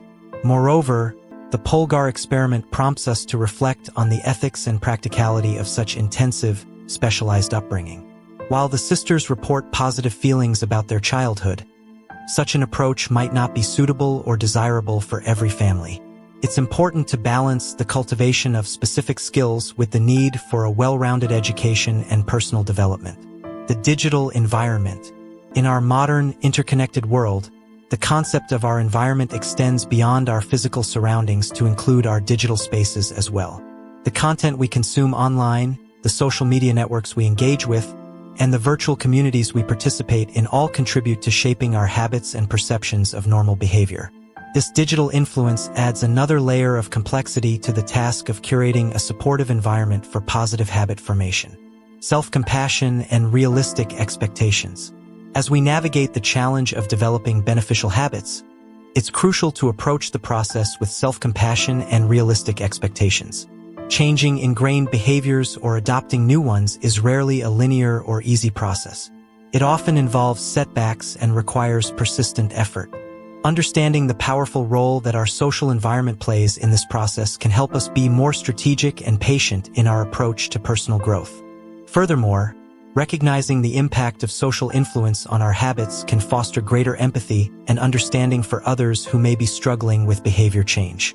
It highlights the fact that individual willpower, while important, is just one factor in a complex web of influences that shape our actions and choices. Final thoughts. In conclusion, the story of the Polgar sisters and the broader principles of social influence in habit formation offer valuable insights for anyone seeking personal growth or behavior change. By consciously shaping our environment, both physical and social, to support our desired habits, we can make the process of change more natural and sustainable. Whether we're trying to excel in a specific skill, adopt healthier lifestyle habits, or simply become better versions of ourselves, understanding and leveraging the power of our social context can be a game changer. As we strive to improve ourselves and our communities, it's worth reflecting on how we can create cultures that normalize and celebrate positive habits. By doing so, we not only enhance our own lives but also contribute to a ripple effect of positive change in our broader social circles. The Polgar experiment, while extreme, demonstrates the remarkable potential of human beings when immersed in an environment that consistently reinforces and rewards desired behaviors. Ultimately, the key to lasting behavior change may lie not in Herculean feats of willpower, but in the thoughtful curation of our social environments and the cultivation of communities that support our aspirations. By surrounding ourselves with the right influences and normalizing the habits we wish to adopt, we can harness the natural human inclination to conform and belong in service of our personal and collective growth. We aspire to create an environment that naturally encourages and reinforces positive change. Consider the example of someone trying to improve their fitness. Joining a gym can be intimidating for beginners, as they may feel out of place among seasoned athletes. However, imagine a fitness community tailored specifically for self-proclaimed nerds or misfits. In such an environment, newcomers immediately have something in common with other members, perhaps a shared love for science fiction or video games. This common ground creates a sense of belonging, making the process of adopting new fitness habits feel more natural and less daunting. The power of belonging to a tribe cannot be overstated when it comes to sustaining motivation and embedding new habits. When we join a group that aligns with our interests and goals, our personal journey transforms into a collective one. No longer are we struggling alone. Instead, we become part of a community of like-minded individuals, all working towards similar objectives. This shift from I to we has a profound impact on our identity and commitment to change. A solitary reader becomes part of a book club, a lone musician joins a band, and an individual cyclist becomes part of a cycling group. The shared identity reinforces and strengthens our personal identity, making it more resilient in the face of challenges and setbacks. It's worth noting that maintaining connections with supportive communities, even after achieving initial goals, is crucial for long-term success.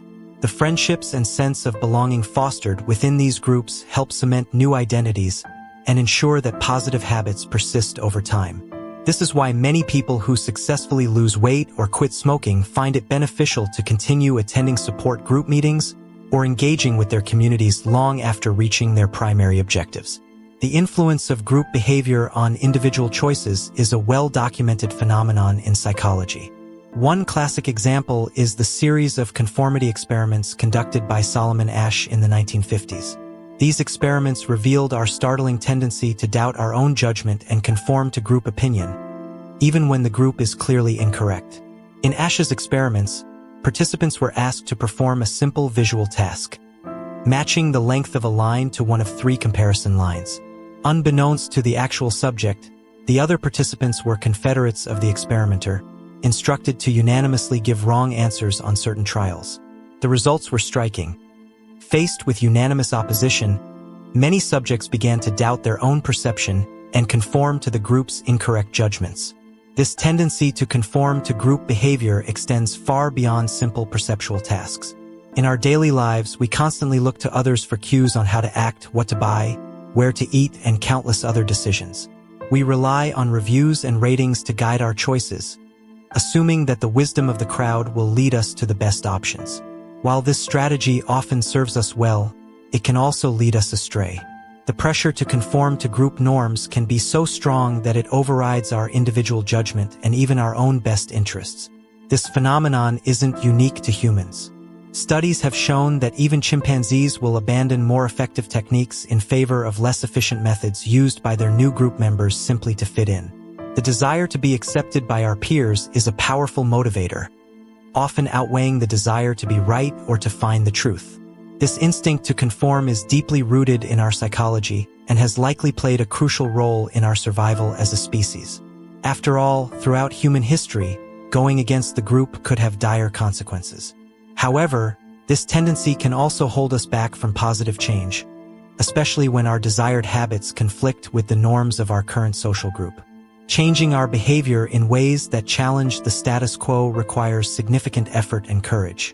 It means swimming against the current of our culture and risking social disapproval or exclusion.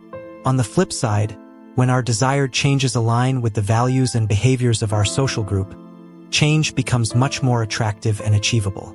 This is why finding or creating a supportive community can be such a powerful catalyst for personal growth and transformation. Another crucial aspect of social influence is our tendency to imitate those we perceive as powerful or high status. Throughout history, individuals with greater power and status have typically enjoyed better access to resources, faced fewer survival challenges, and been seen as more desirable mates. As a result, we are naturally drawn to behaviors that earn us respect, approval, and admiration from others. This drive for status and recognition explains our fascination with the habits of highly successful people. We eagerly consume content about the daily routines of CEOs, the workout regimens of athletes, and the productivity hacks of top performers in various fields. By emulating these behaviors, we hope to achieve similar levels of success and recognition. Many of our daily habits are, in fact, imitations of people we admire or envy. We might adopt the communication style of a charismatic leader, the creative techniques of an artist we respect, or the financial strategies of a successful entrepreneur. This imitation isn't necessarily conscious. We often absorb and replicate behaviors subconsciously, especially when they're exhibited by people we look up to. The flip side of this status-seeking behavior is our desire to avoid actions that might lower our social standing.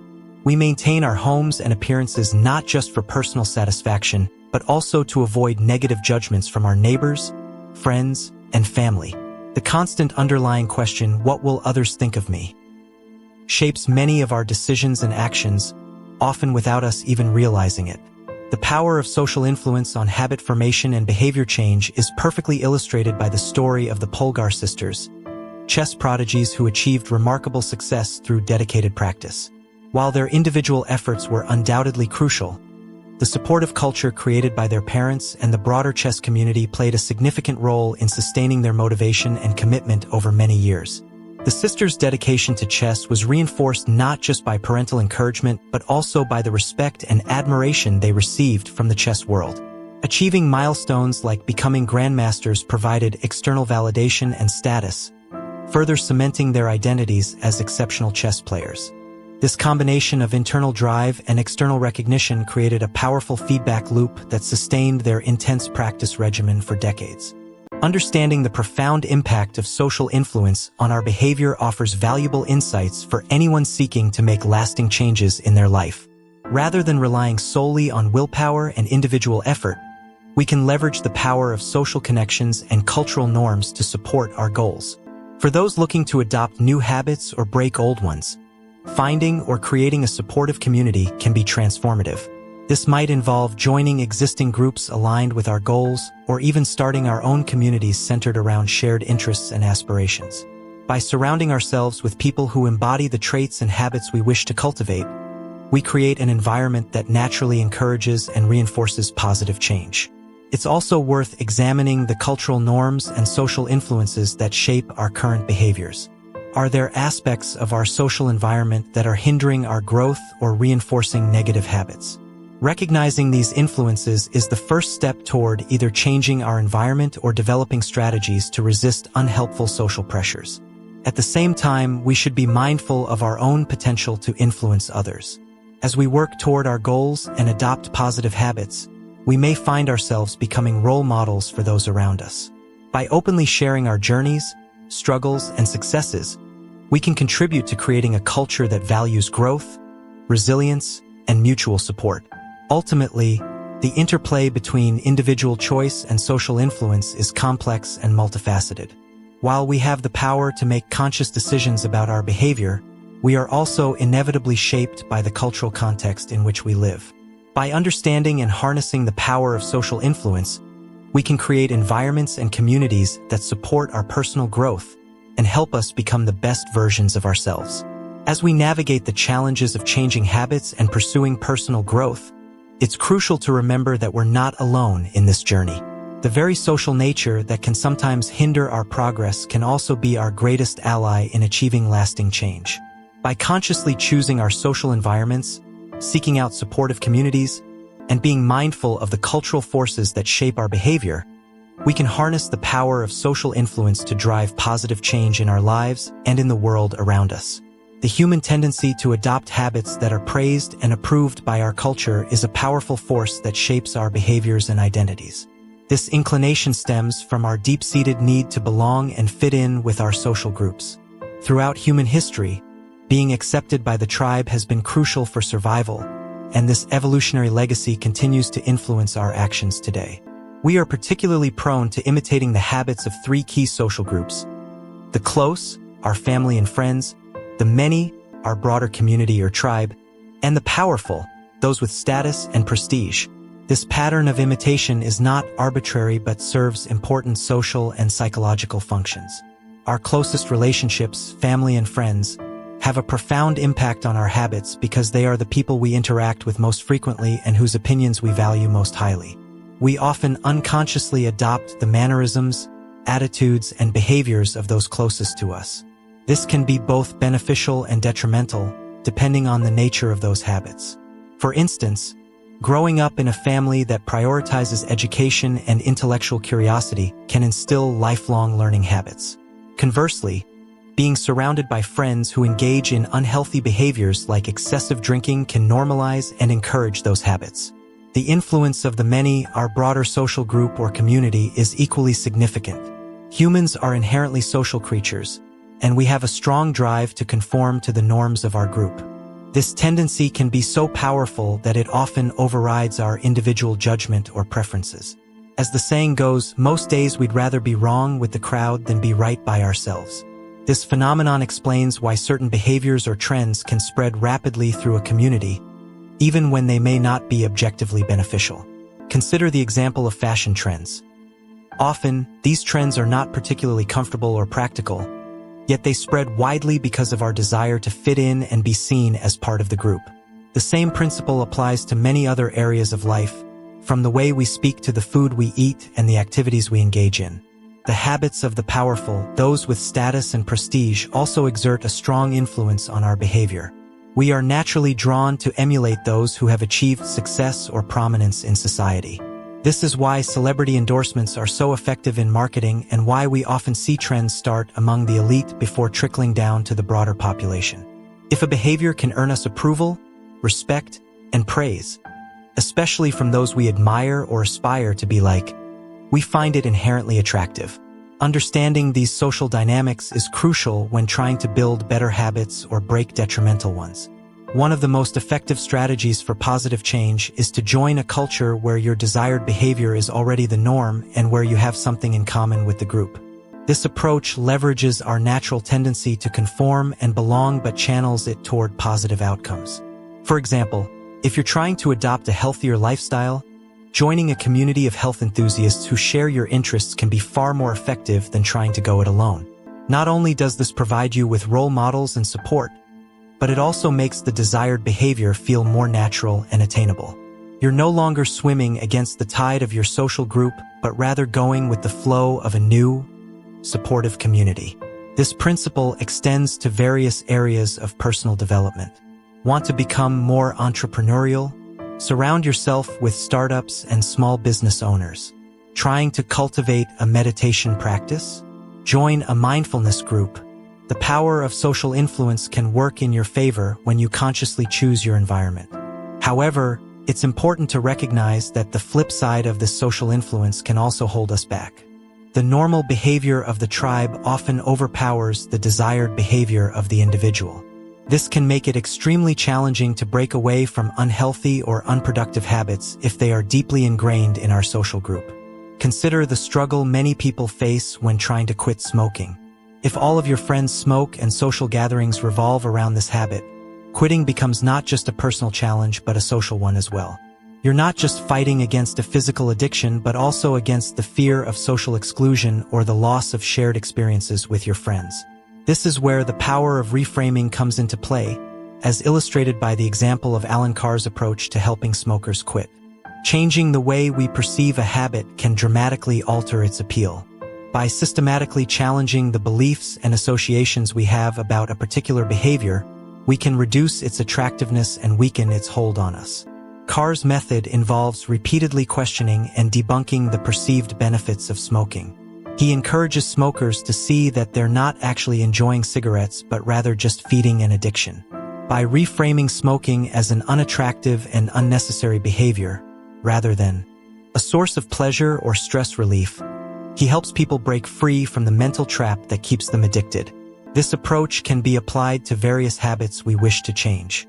It involves a deep examination of our motivations and a willingness to challenge our existing beliefs.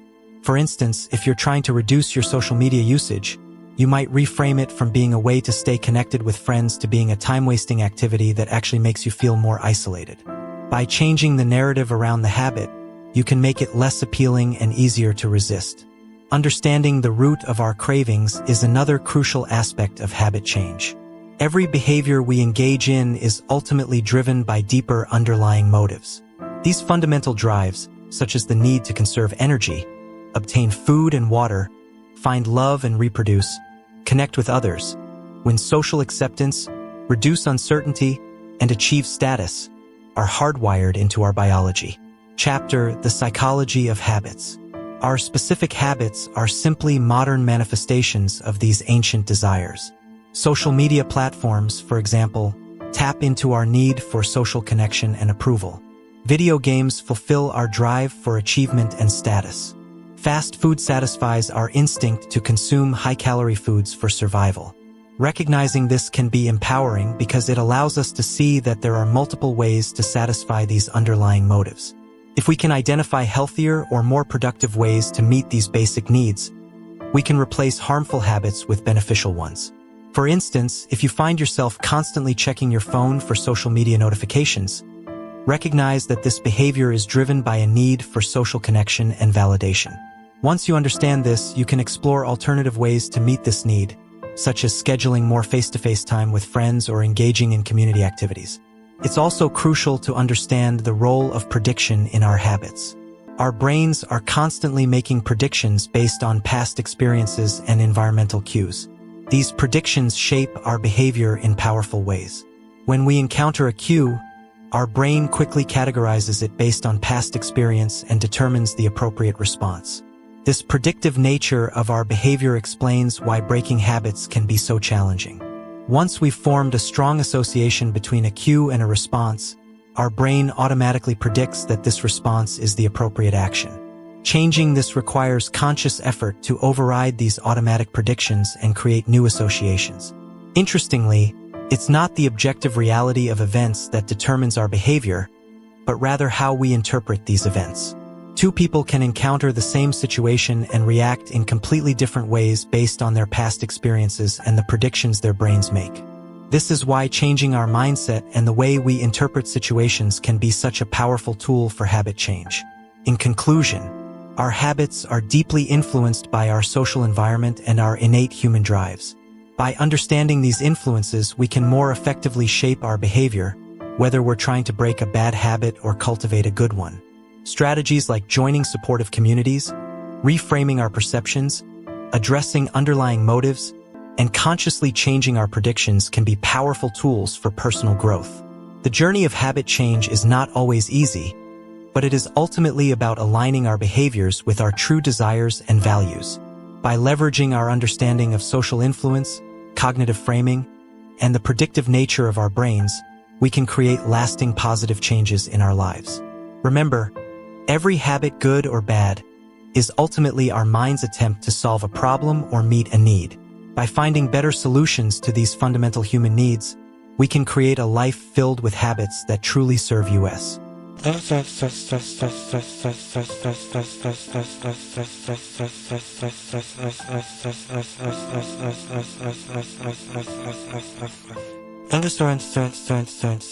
Chapter: The Predictive Mind and Habit Formation. The human mind is a remarkable prediction machine, constantly analyzing our environment and making split-second decisions based on past experiences and current cues. This predictive nature of our brain plays a crucial role in shaping our habits and behaviors, often without our conscious awareness.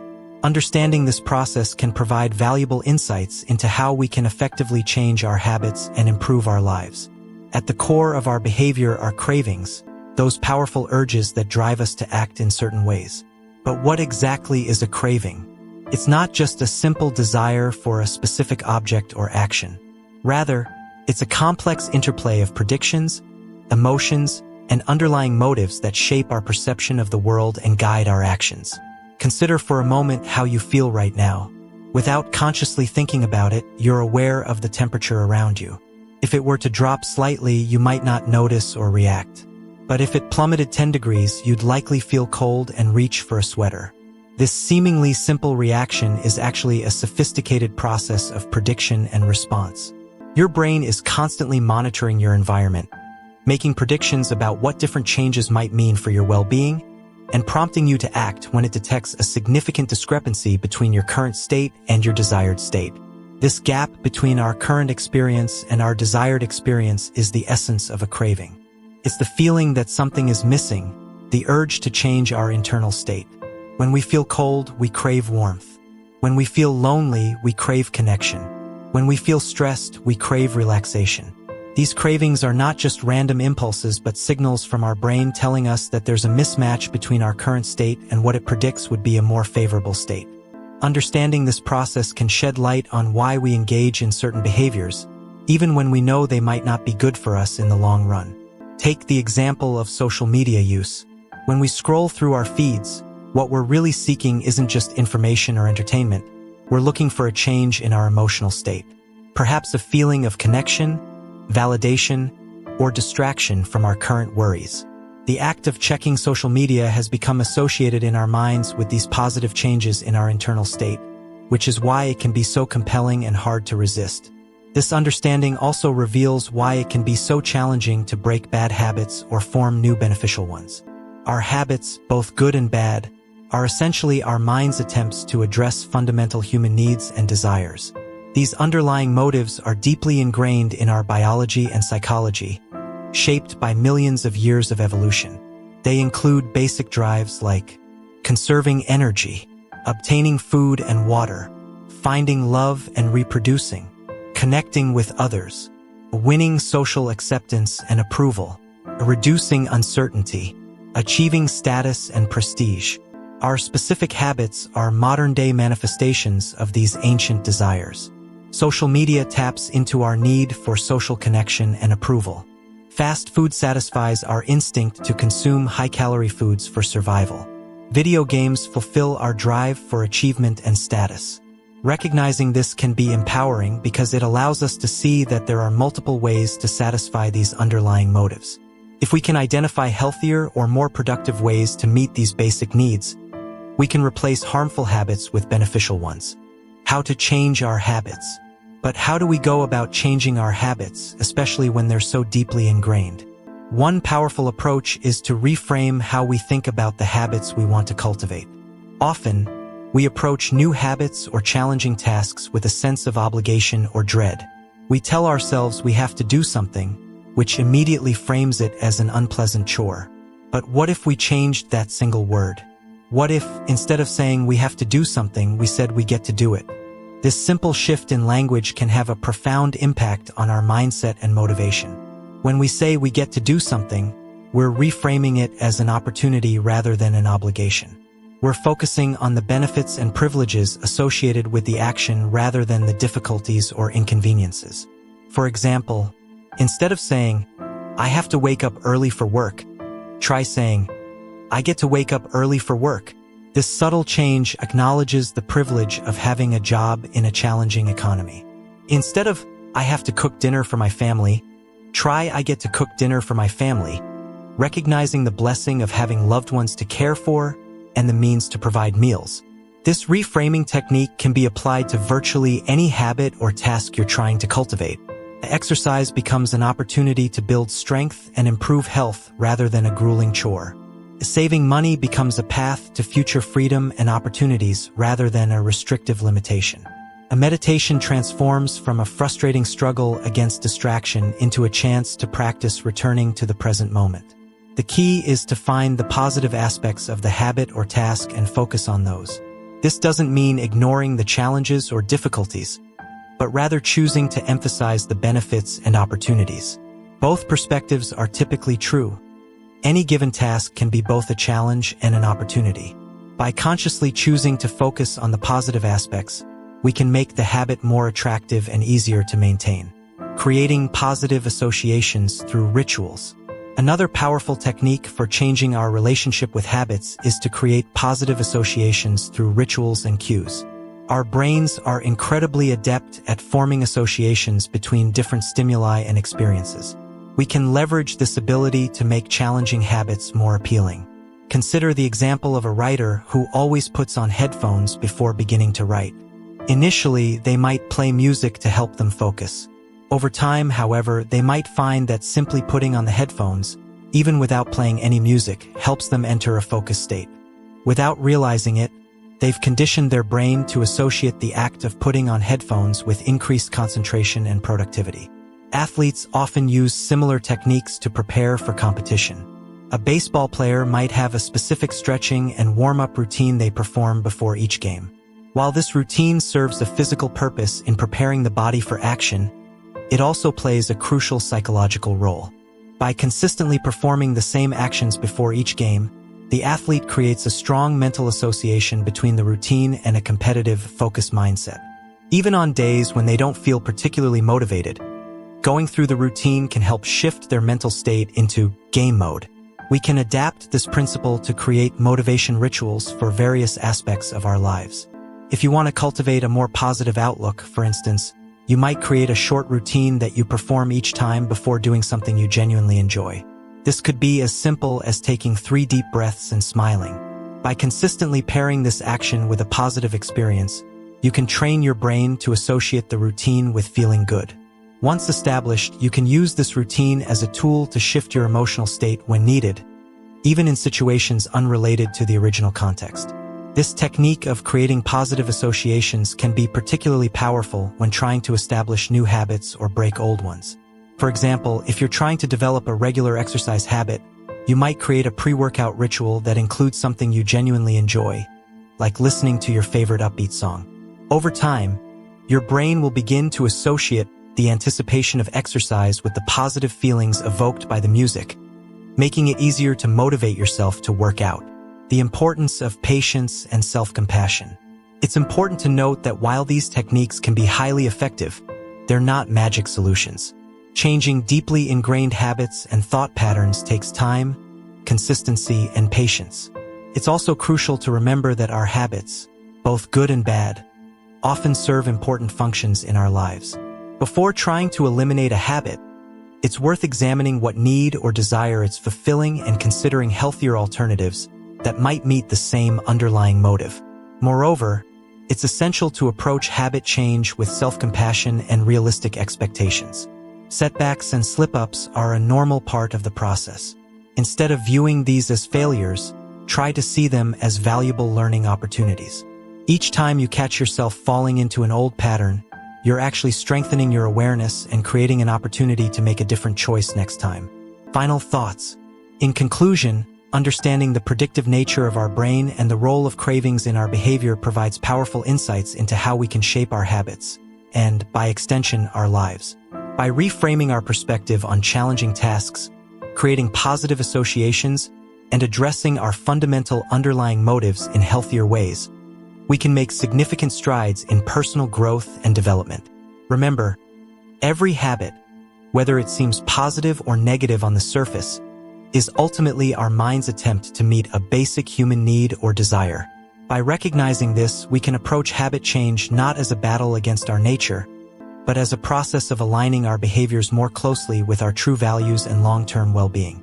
This perspective allows us to work with our brain's natural tendencies rather than against them, making lasting change more achievable and sustainable. As you embark on your journey of habit change, be patient with yourself and celebrate small victories along the way. Each time you make a conscious choice to engage in a beneficial habit or resist an unhelpful one, you're rewiring your brain and moving closer to becoming the person you aspire to be. With persistence, self-reflection, and the right strategies, you have the power to transform your habits and, in turn, transform your life. The science of habit formation. After I pour my morning coffee, I will meditate for 5 minutes. By anchoring the new behavior to an established routine, you create a natural cue for the desired action. Lastly, design your environment to support your goals. Make the cues for good habits visible and accessible. If you want to read more, place books in prominent locations around your home. If you're trying to eat healthier, keep nutritious snacks at eye level in your refrigerator. To make a habit attractive, consider using temptation bundling. This involves pairing an action you want to do with one you need to do. For instance, only allowing yourself to watch your favorite TV show while folding laundry can make a tedious chore more appealing. Another powerful strategy is to surround yourself with a culture where your desired behavior is the norm. If you want to adopt a healthier lifestyle, spend time with health-conscious individuals. Their habits and attitudes will naturally influence your own, making the desired behavior feel more attainable and appealing. Making a habit easy is crucial for long-term success. This often involves reducing friction and minimizing the effort required to perform the desired behavior. For example, if you want to start a gym routine, choose a facility that's on your way home from work, reducing the extra effort required to get there. To break bad habits, we can invert these laws. Make the cues for undesirable behaviors invisible by removing them from your environment. Reframe your mindset to highlight the negative aspects of the habit, making it unattractive. Increase the difficulty of performing the bad habit by adding friction. For instance, if you want to reduce social media usage, log out of all your accounts after each use, making it more cumbersome to access them impulsively.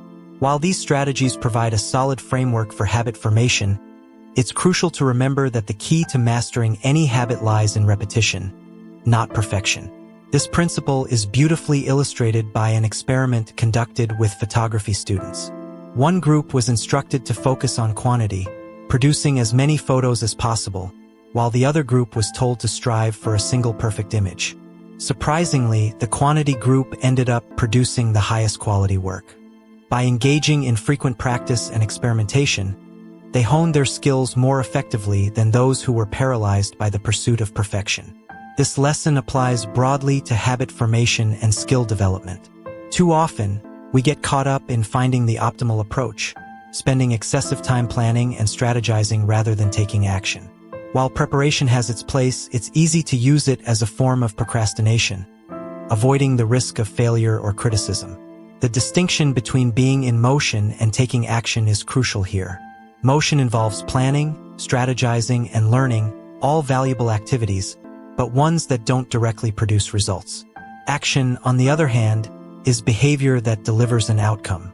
Writing an outline for an article is motion. Actually writing the article is action. Researching diets is motion. Eating a healthy meal is action.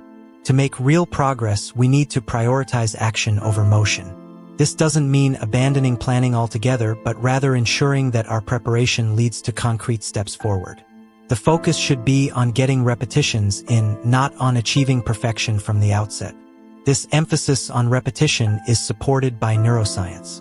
Every time we repeat an action, the neural pathways associated with that behavior are strengthened through a process called long-term potentiation. This phenomenon, often summarized as neurons that fire together wire together, explains how habits become ingrained over time.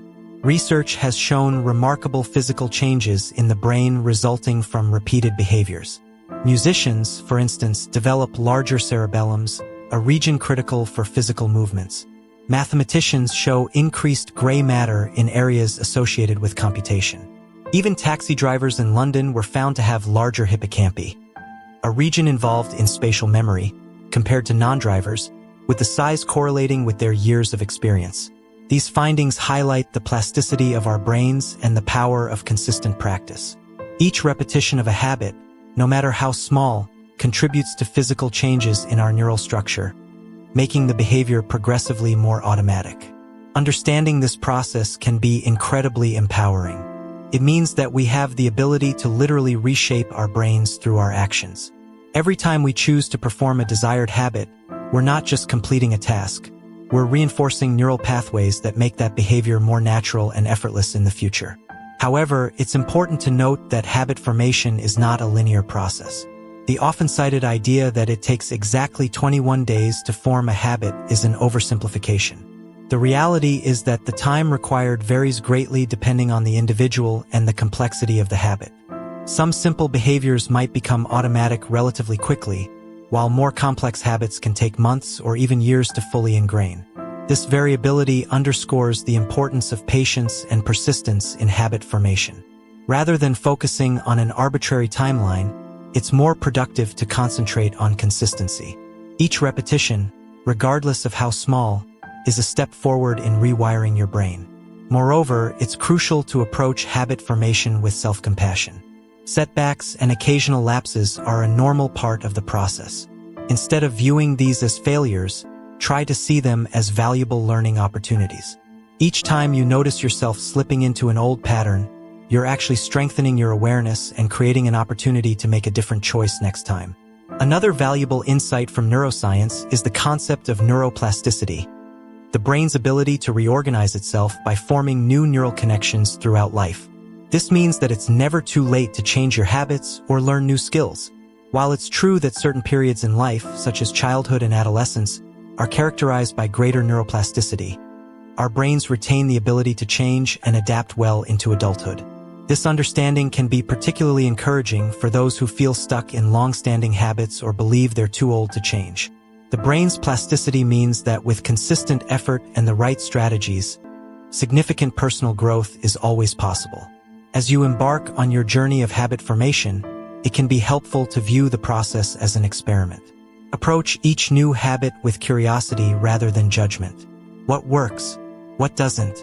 How can you tweak your approach to make the habit easier or more enjoyable? This mindset of experimentation can make the process more engaging and less daunting. Remember, too, that small changes can lead to significant results over time. The power of habits lies in their compounding nature. A small improvement of just 1% each day might seem insignificant in the moment, but over the course of a year, it leads to a 37-fold improvement. This principle, often referred to as the aggregation of marginal gains, has been used to great effect in various fields, from sports to business. In conclusion, the journey of habit formation is a fascinating exploration of our brain's capacity for change. By understanding the predictive nature of our minds, leveraging the power of repetition, and employing strategic approaches to make habits obvious, attractive, easy, and satisfying, we can effectively reshape our behaviors and, by extension, our lives. The key is to focus on consistency over perfection, action over motion, and to approach the process with patience and self-compassion. Remember that each repetition of a desired habit, no matter how small, is physically changing your brain, making the behavior more automatic over time. Embrace the journey of personal growth with curiosity and optimism. Your brain is an incredibly adaptable organ, capable of remarkable changes throughout your life. By harnessing this plasticity through deliberate habit formation, you have the power to continuously evolve and become the person you aspire to be. The path may not always be easy or straightforward, but with persistence and the right strategies, lasting change is within your reach. This sweet spot will vary from person to person and may change over time as you progress. The key is to continually adjust, always staying just at the edge of your comfort zone. It's also important to remember that habit formation is not a linear process. There will be setbacks, days when the habit feels harder than usual or times when progress seems to plateau. This is normal and doesn't indicate failure. In fact, these challenges are often where the most significant growth occurs. Each time you push through resistance, you're strengthening your habit even more than on the easy days. Patience and self-compassion are crucial throughout this process. Lasting change takes time, and beating yourself up over slip-ups or slow progress is counterproductive. Instead, view each attempt at your habit, successful or not, as valuable data. What made it easier on some days? What made it harder on others? This information can help you refine your approach and make your habit even more robust. Remember, too, that habits don't exist in isolation. They're part of the broader context of your life, interacting with your other behaviors, your environment, and your overall goals. Sometimes, struggling with a particular habit might be a sign that it's not aligned with your broader life direction. It's okay to reassess and adjust your habits as your life and priorities evolve. In conclusion, the key to successful habit formation lies in understanding and working with our brain's natural tendencies. By focusing on consistent repetition rather than arbitrary timelines, making habits as easy as possible to start, designing our environment to support our goals, and maintaining a balance between challenge and achievability, we can effectively build lasting change. The process of habit formation is a powerful tool for personal growth and transformation. It allows us to automate positive behaviors, freeing up mental energy for other tasks and gradually steering our lives in the direction we choose. While it requires patience and persistence, the compounding effects of good habits over time can lead to remarkable changes. As you embark on your own habit formation journey, remember that you're not just trying to change your behavior, you're literally reshaping your brain. Each repetition, no matter how small, is a step toward rewiring your neural pathways. Celebrate these small victories, learn from the setbacks, and trust in the process. With time and consistent effort, you have the power to transform not just your habits but your entire life. Habits, those seemingly innocuous patterns of behavior, have an outsized impact on our lives. They shape our days, influence our decisions, and ultimately determine the trajectory of our personal and professional journeys.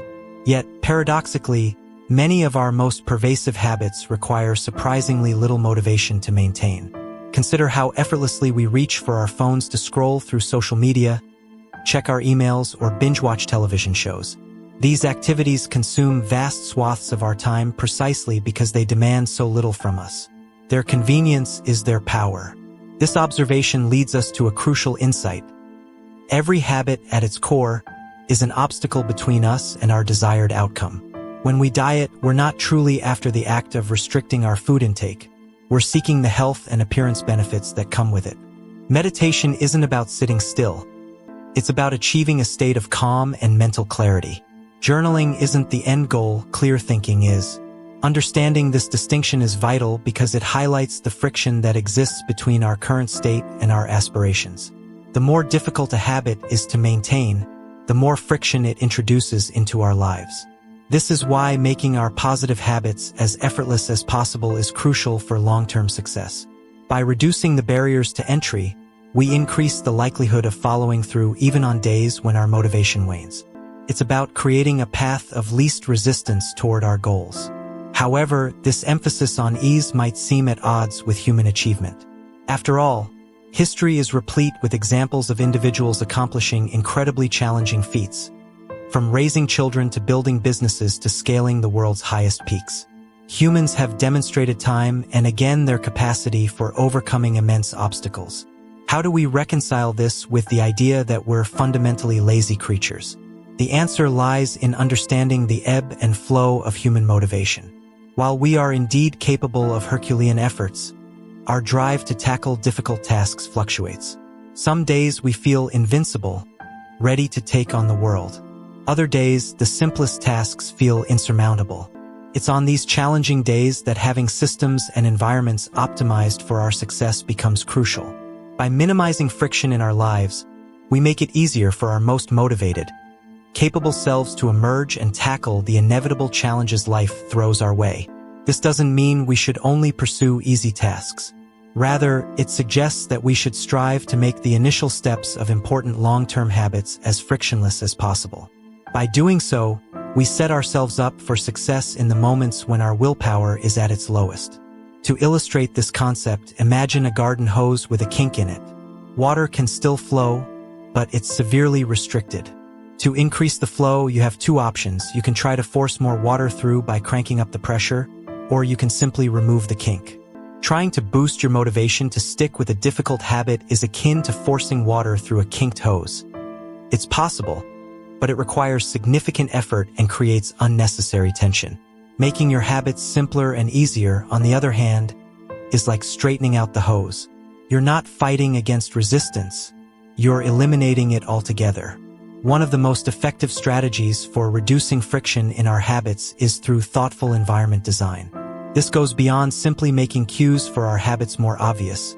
It involves optimizing our surroundings to make the actions themselves easier to perform. For instance, when choosing where to practice a new habit, it's wise to select a location that's already part of your daily routine. If you're trying to establish a gym habit, choosing a facility that's on your way to work makes it far more likely you'll stop in regularly. It doesn't feel like you're going out of your way because it fits seamlessly into your existing pattern. This principle extends to our homes and workspaces as well. Too often, we attempt to build habits in high-friction environments. We try to adhere to strict diets while dining out with friends, write books in chaotic households, or focus on important work while surrounded by digital distractions. By identifying and eliminating these points of friction, we can dramatically increase our chances of success. The power of reducing friction is well illustrated by the transformation of Japanese manufacturing in the 1970s. Companies embraced the concept of lean production, meticulously examining every aspect of their processes to eliminate waste. This extended to redesigning workspaces so that employees could access tools without unnecessary twisting or turning. The results were remarkable. Japanese factories became more efficient, and their products more reliable than their American counterparts. By 1979, American workers needed 3 times as long to assemble television sets compared to their Japanese counterparts. This strategy of addition by subtraction has profound implications beyond manufacturing. In our personal lives, removing obstacles that drain our time and energy allows us to achieve more with less effort. That's why decluttering can feel so liberating. We're not just organizing our space. We're lightening the cognitive load our environment places on us. The most habit-forming products and services in our modern world excel at eliminating friction from our lives. Meal delivery services remove the need for grocery shopping. Dating apps simplify social introductions. Ride-sharing services make getting across town effortless. Each of these innovations automates, eliminates, or simplifies steps in processes that were once more cumbersome. Successful companies apply this principle rigorously to their product design. They reduce form fields, minimize account creation steps, and provide clear, concise instructions. Even small reductions in friction can have significant impacts. When the British government wanted to increase tax collection rates, they made a simple change. Instead of sending citizens to a web page where they could download a tax form, they provided a direct link to the form itself. This minor adjustment increased response rates from 19.2% to 23.4%, translating to millions in additional tax revenue. The key takeaway is clear. Create an environment where doing the right thing is as easy as possible. Much of the challenge in building better habits comes down to finding ways to reduce the friction associated with positive behaviors while increasing the friction associated with negative ones. One intriguing approach to this is the concept of resetting the room, as practiced by Oswald Knuckles, an IT developer from Mississippi. After finishing an activity, Knuckles takes a moment to prepare the space for its next use. After watching TV, he returns the remote to its designated spot, arranges the pillows, and folds the blanket. When leaving his car, he disposes of any trash. While waiting for the shower to warm up, he quickly wipes down the toilet. This practice serves a dual purpose.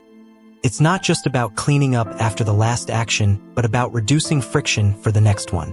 By resetting each space to its optimal state, Knuckles is essentially laying out a welcome mat for his future self. He's making it easier to engage in positive behaviors by ensuring that the environment is always primed and ready. This approach can be applied broadly across various aspects of our lives. For instance, preparing your workout clothes the night before reduces the friction of getting ready for exercise in the morning. Setting out your writing materials or opening your document editor before bed makes it easier to start writing first thing in the day. Clearing your desk at the end of each workday sets the stage for a productive start the next morning. The beauty of this strategy is its simplicity and scalability. Small actions, consistently applied, can dramatically reshape our environment and, by extension, our behavior. It's a practical application of the idea that our physical space both reflects and influences our mental state. Moreover, the act of resetting our environment can itself become a rewarding habit. It provides a sense of closure to activities, creates a tangible sense of accomplishment, and fosters a mindset of continuous improvement. Over time, this practice can lead to a more organized, intentional way of living that extends far beyond the physical spaces we inhabit.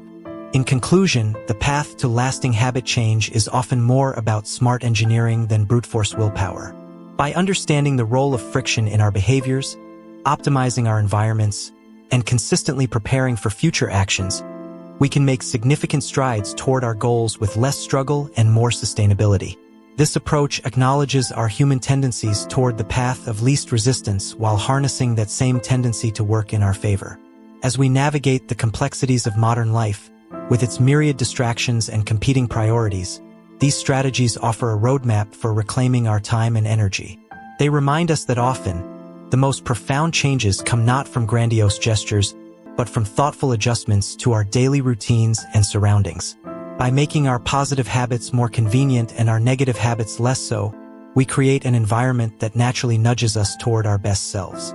Ultimately, this perspective invites us to view our habits not as battles to be won through sheer force of will but as opportunities for intelligent design. It encourages us to be architects of our own behavior, crafting spaces and routines that align with our deepest aspirations. In doing so, we not only increase our chances of success but also reduce the mental and emotional toll of constant self-regulation. As we move forward, let's challenge ourselves to look at our habits through this lens of friction and flow. Where can we straighten the hose in our lives? How can we reset our rooms, both literally and figuratively, to prime ourselves for success? By asking these questions and acting on the answers, we open up new possibilities for growth, achievement, and fulfillment. The journey of self-improvement need not be a constant uphill battle. With the right approach, it can be a thoughtfully designed path of gradual, sustainable progress. In the intricate tapestry of human behavior, habits stand out as the threads that weave our daily lives together. These automatic routines, often performed with little conscious thought, shape our experiences and outcomes in profound ways. Understanding the power of habits and learning to harness them effectively can be transformative, leading to increased productivity, better health, and greater overall satisfaction in life. Consider the case of Twyla Tharp, a renowned dancer and choreographer whose success is inextricably linked to her daily rituals. Each morning, without fail, Tharp begins her day by hailing a cab to take her to the gym. This simple act might seem insignificant at first glance, but it serves as the cornerstone of her entire routine. By habitualizing the first step, eliminating any opportunity for hesitation or second-guessing, the moment she steps into the cab, the rest of her morning unfolds almost automatically. This example beautifully illustrates a fundamental principle of habit formation, the power of small, consistent actions. By focusing on the initial step, in this case, hailing a cab, Tharp has created a trigger that sets her entire morning routine in motion. The gym workout that follows becomes an inevitable consequence rather than a decision to be made anew each day. The influence of habits on our daily lives is staggering. Research suggests that between 40% to 50% of our actions on any given day are habitual. However, this statistic, impressive as it is, actually understates the true impact of habits on our behavior. Habits don't just account for a large portion of our actions. They also shape the conscious decisions that follow them. Think of habits as the on-ramps to a highway. Once you've merged onto that road, your direction and speed are largely determined. In the same way, our habits often set us on a path that influences our subsequent choices and actions. This is why we might find ourselves sitting through a movie we're not enjoying, continuing to snack well past the point of fullness, or losing track of time on our smartphones. The initial habitual action, turning on the TV, reaching for a snack, or picking up the phone, creates a momentum that's difficult to resist. This cascading effect of habit highlights their true power. While a single habit might only take a few seconds to perform, its influence can extend far beyond that brief moment. A morning habit of meditation, for instance, might only take 10 minutes, but it can set the tone for a calmer, more focused day. Conversely, a habit of checking social media first thing in the morning might lead to hours of distraction and reduced productivity. Understanding this principle allows us to leverage the power of habits to our advantage. By carefully choosing and cultivating positive habits, we can create a domino effect of beneficial behaviors throughout our day. This is where the concept of decisive moments comes into play. Decisive moments are those brief instances where we make choices that have an outsized impact on the course of our day. These are the forks in the road, the points where we decide between actions that align with our goals and those that don't. It's the moment when we choose between cooking a healthy meal or ordering takeout, going for a run or watching another episode of our favorite show. starting our work or procrastinating for just 5 more minutes. These moments might seem small and insignificant in isolation, but they stack up over the course of a day, week, month, and year to create vastly different outcomes.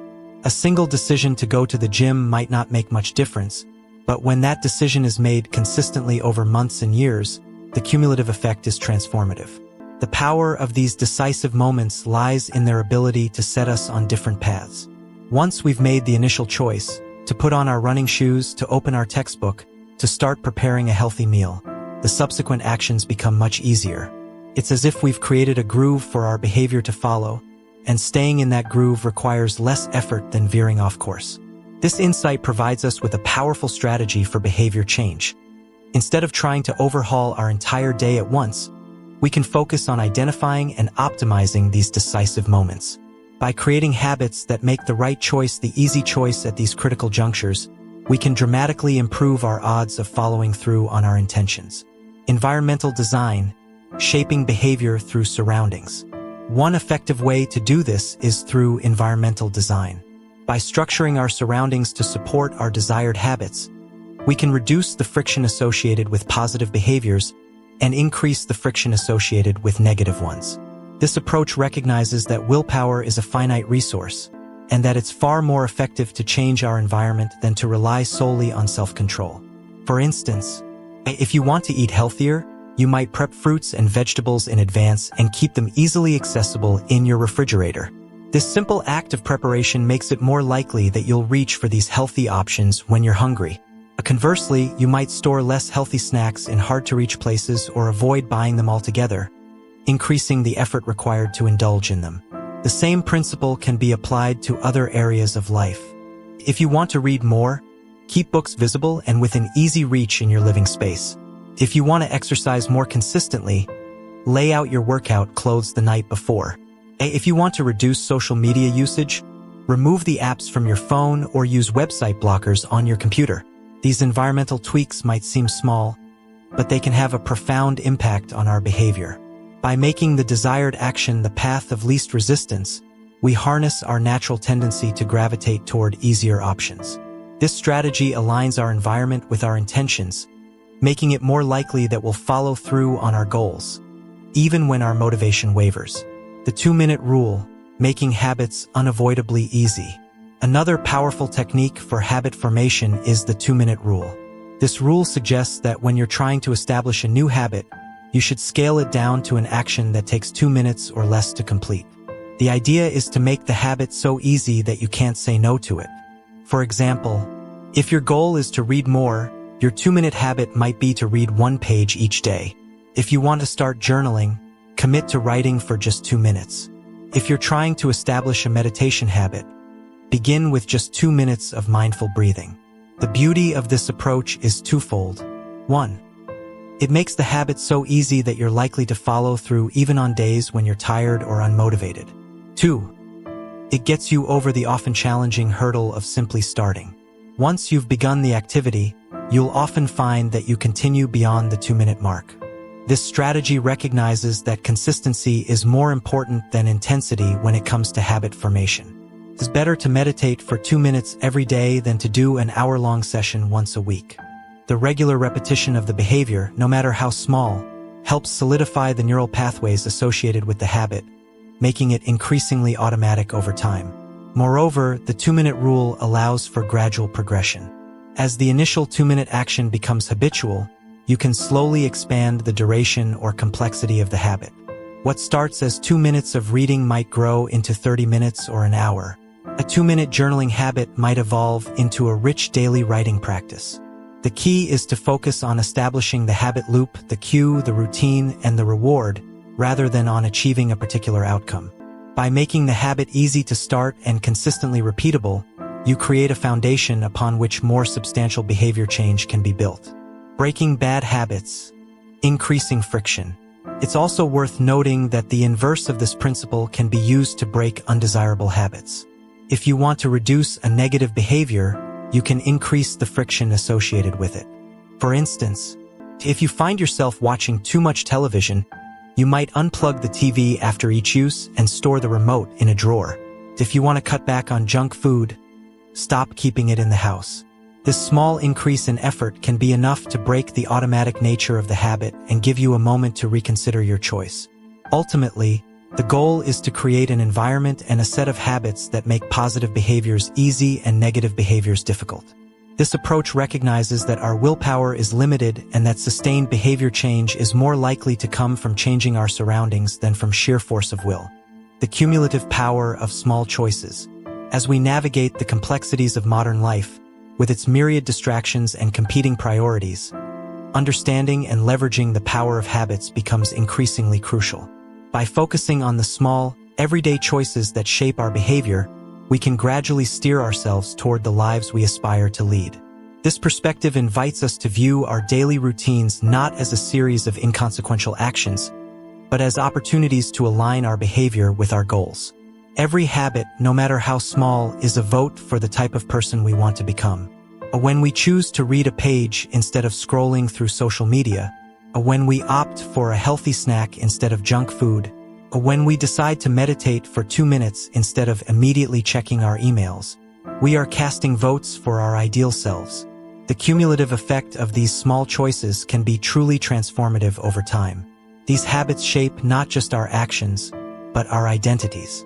We become readers, healthy eaters, mindful individuals, not through single heroic efforts, but through the consistent repetition of small positive actions. Empowerment through incremental change. Moreover, this approach to behavior change is inherently empowering. Instead of feeling overwhelmed by the magnitude of our goals, we can focus on taking small, manageable steps in the right direction. We recognize that every day presents us with numerous opportunities to make choices that align with our aspirations. As we become more attuned to the decisive moments in our days, we can approach them with greater intentionality. We can design our environments and routines to support our goals, making it easier to make positive choices, even when our motivation wavers. In essence, mastering our habits is about mastering ourselves. It's about recognizing the immense power we have to shape our lives through the small choices we make each day. By understanding the mechanics of habit formation and leveraging principles like environmental design and the 2-minute rule, we can gradually reshape our behaviors and, by extension, our lives. This journey of self-improvement through habit formation is not about achieving perfection or adhering to a rigid set of rules. Rather, it's about creating systems that naturally guide us toward our goals. Making the right choices easier and the wrong choices harder. Harnessing the power of incremental progress to create lasting change. As we embark on this journey, it's important to approach it with patience and self-compassion. Changing ingrained habits takes time, and setbacks are a normal part of the process. The key is to focus on consistency rather than perfection, to celebrate small victories, and to view each day as a new opportunity to align our actions with our intentions. Final thoughts: the threads of behavior.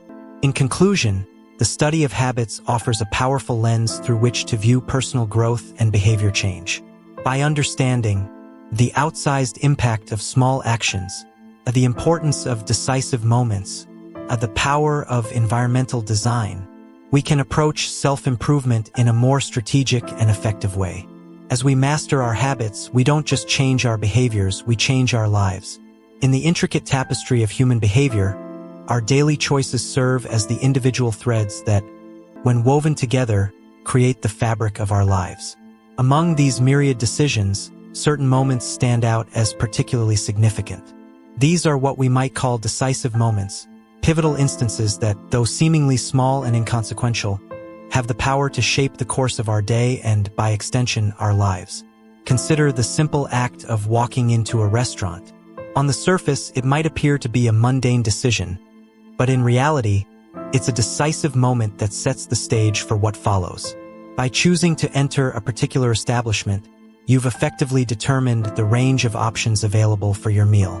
If you step into a steakhouse, your choices are immediately constrained to what's on their menu. You can order a sirloin or a ribeye, but sushi is off the table. This principle extends far beyond food choices. It applies to virtually every aspect of our lives. These decisive moments are the junctures at which our habits exert their influence most powerfully. Our habitual behaviors lead us down certain paths, opening some doors while closing others. This is why developing an awareness of these critical points throughout our day is so crucial. Each day is composed of countless moments, but it's the habitual choices we make at these key junctures that ultimately determine the trajectory of our time and energy. Understanding this concept allows us to approach personal growth and habit formation from a more strategic perspective, instead of trying to overhaul our entire lifestyle at once. A daunting task that often leads to frustration and failure, we can focus on identifying and optimizing these decisive moments. By doing so, we create a ripple effect that can lead to significant changes over time. The danger of overambition. However, even when we recognize the importance of starting small, it's all too easy to fall into the trap of trying to do too much too soon. The excitement of potential change can be intoxicating, leading us to set unrealistic goals or attempt to make sweeping changes overnight. This is where the 2-minute rule comes into play, a powerful strategy for making habits stick. The 2-minute rule posits that when you're trying to establish a new habit, it should take less than 2 minutes to do. This might seem counterintuitive at first. After all, how can you achieve significant change in just 2 minutes? But the beauty of this rule lies in its simplicity and its focus on getting started. Almost any habit can be distilled down to a 2-minute version. Want to read more? Start with reading just 1 page before bed. Aiming to exercise regularly? Begin by simply putting on your workout clothes. Hoping to improve your diet? Start by adding 1 vegetable to your plate at dinner. The key is to make the initial action so easy that it's almost impossible to say no to it. Why the 2-minute rule works. This approach is powerful for several reasons. 1. It removes the intimidation factor. Reading an entire book might seem daunting, but reading a single page is manageable for anyone. 2. It leverages the principle of momentum. Once you've started an activity, it's much easier to continue. You might sit down intending to read just 1 page, only to find yourself engrossed in the book an hour later. The 2-minute rule isn't about limiting yourself to only 2 minutes of an activity. Rather, it's about creating what we might call a gateway habit, a small, easy action that naturally leads you down a more productive path. It's about mastering the art of showing up consistently, which is the foundation of any lasting habit. This concept aligns with the idea that habits must be established before they can be improved. Many people make the mistake of trying to optimize a habit before it's even become a regular part of their routine. But if you can't consistently show up, you have little hope of mastering the finer details. The 2-minute rule allows you to focus on the most critical aspect of habit formation: consistency. The ritual of starting. As you become more consistent with your 2-minute habit, it begins to serve as a ritual that signals the beginning of a larger routine. This ritualization is an ideal way to approach mastering difficult skills. By standardizing the beginning of a process, you make it easier to slip into a state of deep focus. Athletes often have specific warm-up routines that help them get into the right mindset for peak performance. Writers might have a particular ritual they follow before sitting down to work. These routines serve as triggers that tell your brain, it's time to focus on the task at hand. A psychological trick or a smart strategy? Some might view the 2-minute rule as a psychological trick, and in a sense it is. You know that your ultimate goal is to do more than just 2 minutes of an activity. But this trick is based on sound psychological principles. It's about making the barrier to entry so low that you can't help but take action. And once you've taken that first step, you've already overcome the hardest part: getting started. If the idea of tricking yourself doesn't sit well with you, try this variation. Do the activity for 2 minutes and then stop. Even if you want to continue, go for a run, but stop after 2 minutes. Start meditating, but stop after 2 minutes. Study a new language, but stop after 2 minutes. This approach can be particularly effective because it leaves you wanting more, which increases the likelihood that you'll return to the activity the next day. Real-world success stories. This strategy has proven effective for many people across various goals. One individual used it to lose over 100 pounds. He started by going to the gym each day, but limiting himself to just 5 minutes. After a few weeks, he naturally began to extend his workouts. The key was that he had established the habit of going to the gym consistently before trying to do lengthy workouts. A journaling provides another excellent example. Many people avoid journaling or give up quickly because it feels like a chore.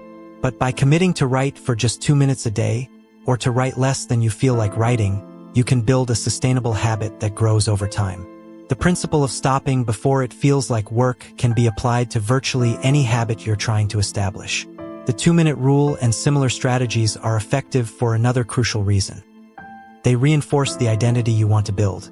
Every time you show up to do your 2-minute habit, you're casting a vote for your new identity. If you go to the gym for 5 days in a row, even if it's just for 2 minutes each time, you're reinforcing your identity as someone who doesn't miss workouts. You're not focused on getting in shape, the outcome. You're focused on becoming the type of person who exercises regularly. This shift in focus from outcomes to identity is a powerful one. It's easy to get consumed by end goals, losing weight, writing a book, learning a new skill. But by focusing on the smallest actions that confirm the type of person you want to be, you're laying the groundwork for lasting change. 1 push-up is better than not exercising at all. 1 minute of guitar practice is better than none. 1 page of reading is better than never picking up a book. As you consistently show up and your 2-minute habit becomes ingrained, you can begin to shape it toward your ultimate goal. This process, which we might call habit shaping, involves gradually scaling up your habit while still maintaining your focus on the crucial first 2 minutes. For example, if your goal is to become an early riser, you might start by simply being home by 10 p.m. every night. Once that becomes easy, you move to having all devices turned off by 10 p.m. The next step might be being in bed by 10 p.m., then lights off by 10 p.m., and finally waking up at 6 a.m. each day. At each stage, you're focusing on mastering just the first 2 minutes of the behavior before moving on to the next level. This gradual approach can be applied to any habit you're trying to build. If you want to become vegan, you might start by adding vegetables to each meal, then progressively eliminating different types of animal products from your diet. If you're aiming to establish an exercise routine, you begin with simply changing into workout clothes, then stepping out the door for a walk, and gradually building up to regular gym sessions. The beauty of this approach lies in its flexibility and its respect for the gradual nature of true behavior change. It recognizes that lasting habits are built slowly and consistently, not through Herculean efforts that burn you out quickly. It allows you to celebrate small victories along the way, reinforcing your motivation and your new identity. Moreover, this strategy aligns with our understanding of how the brain forms habits. Neuroscience tells us that habits are formed through repetition, as neural pathways are strengthened through consistent use. By focusing on small, manageable actions that you can repeat daily, you're effectively training your brain to associate certain cues with certain behaviors. It's worth noting that this approach to habit formation doesn't just apply to personal habits. It can be equally effective in professional settings or when trying to implement changes in organizations. Too often, companies try to implement sweeping changes all at once, leading to resistance and failed initiatives. By breaking down large changes into smaller, more manageable steps, organizations can more effectively guide their employees toward new ways of working. As you embark on your journey of habit formation, it's crucial to maintain a perspective of patience and self-compassion. Change takes time, and setbacks are a normal part of the process. The goal isn't perfection but progress. Every time you show up for your 2-minute habit, you're moving in the right direction, regardless of what happens afterward. Remember, too, that the habits you're working to establish are not the end goal in themselves. They are the entry point, the first step on a longer journey. Just as hailing a cab was the crucial first step in Twyla Tharp's morning routine, your 2-minute habit is the gateway to larger changes and growth. In conclusion, the path to lasting change lies not in grand gestures or heroic efforts, but in the small, consistent actions we take each day. By understanding the power of decisive moments, leveraging the 2-minute rule, and focusing on identity-based habits, we can create meaningful change in our lives. It's about making the right behaviors easy, focusing on consistency over intensity, and trusting in the compounding effect of small actions over time. As you move forward, challenge yourself to identify the decisive moments in your day.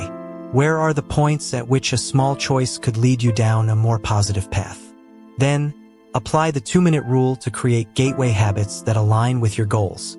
Remember, The journey of 1,000 miles begins with a single step, or, in this case, a single 2-minute action.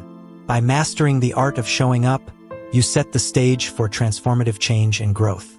Your future self will thank you for the small, consistent efforts you make today. Making bad habits harder. In the realm of personal development and habit formation, we often focus on strategies to make positive behaviors easier to adopt. However, an equally powerful approach is to make undesirable habits more difficult to maintain. This principle is beautifully illustrated by the story of Victor Hugo and his novel The Hunchback of Notre Dame. In 1830, Hugo found himself in a predicament familiar to many creatives. He had promised his publisher a new book, but had spent the year procrastinating. Faced with an imminent deadline, Hugo devised an ingenious, if unconventional, solution. He gathered all his clothes and had them locked away, leaving himself with nothing but a large shawl to wear. Unable to leave his study without proper attire, Hugo had no choice but to focus on his writing. The result? The Hunchback of Notre Dame was completed ahead of schedule. This anecdote exemplifies what psychologists call a commitment device, a choice made in the present that controls future actions. By removing the option to engage in other activities, Hugo created an environment where writing was the path of least resistance. This strategy inverts the common advice to make good habits easier. Instead, it focuses on making bad habits harder. Commitment devices can take many forms, each tailored to address specific challenges. For those struggling with overeating, purchasing food in individual portions rather than bulk sizes can serve as a natural limit on consumption. Gamblers might voluntarily add themselves to casino ban lists to prevent future indulgences.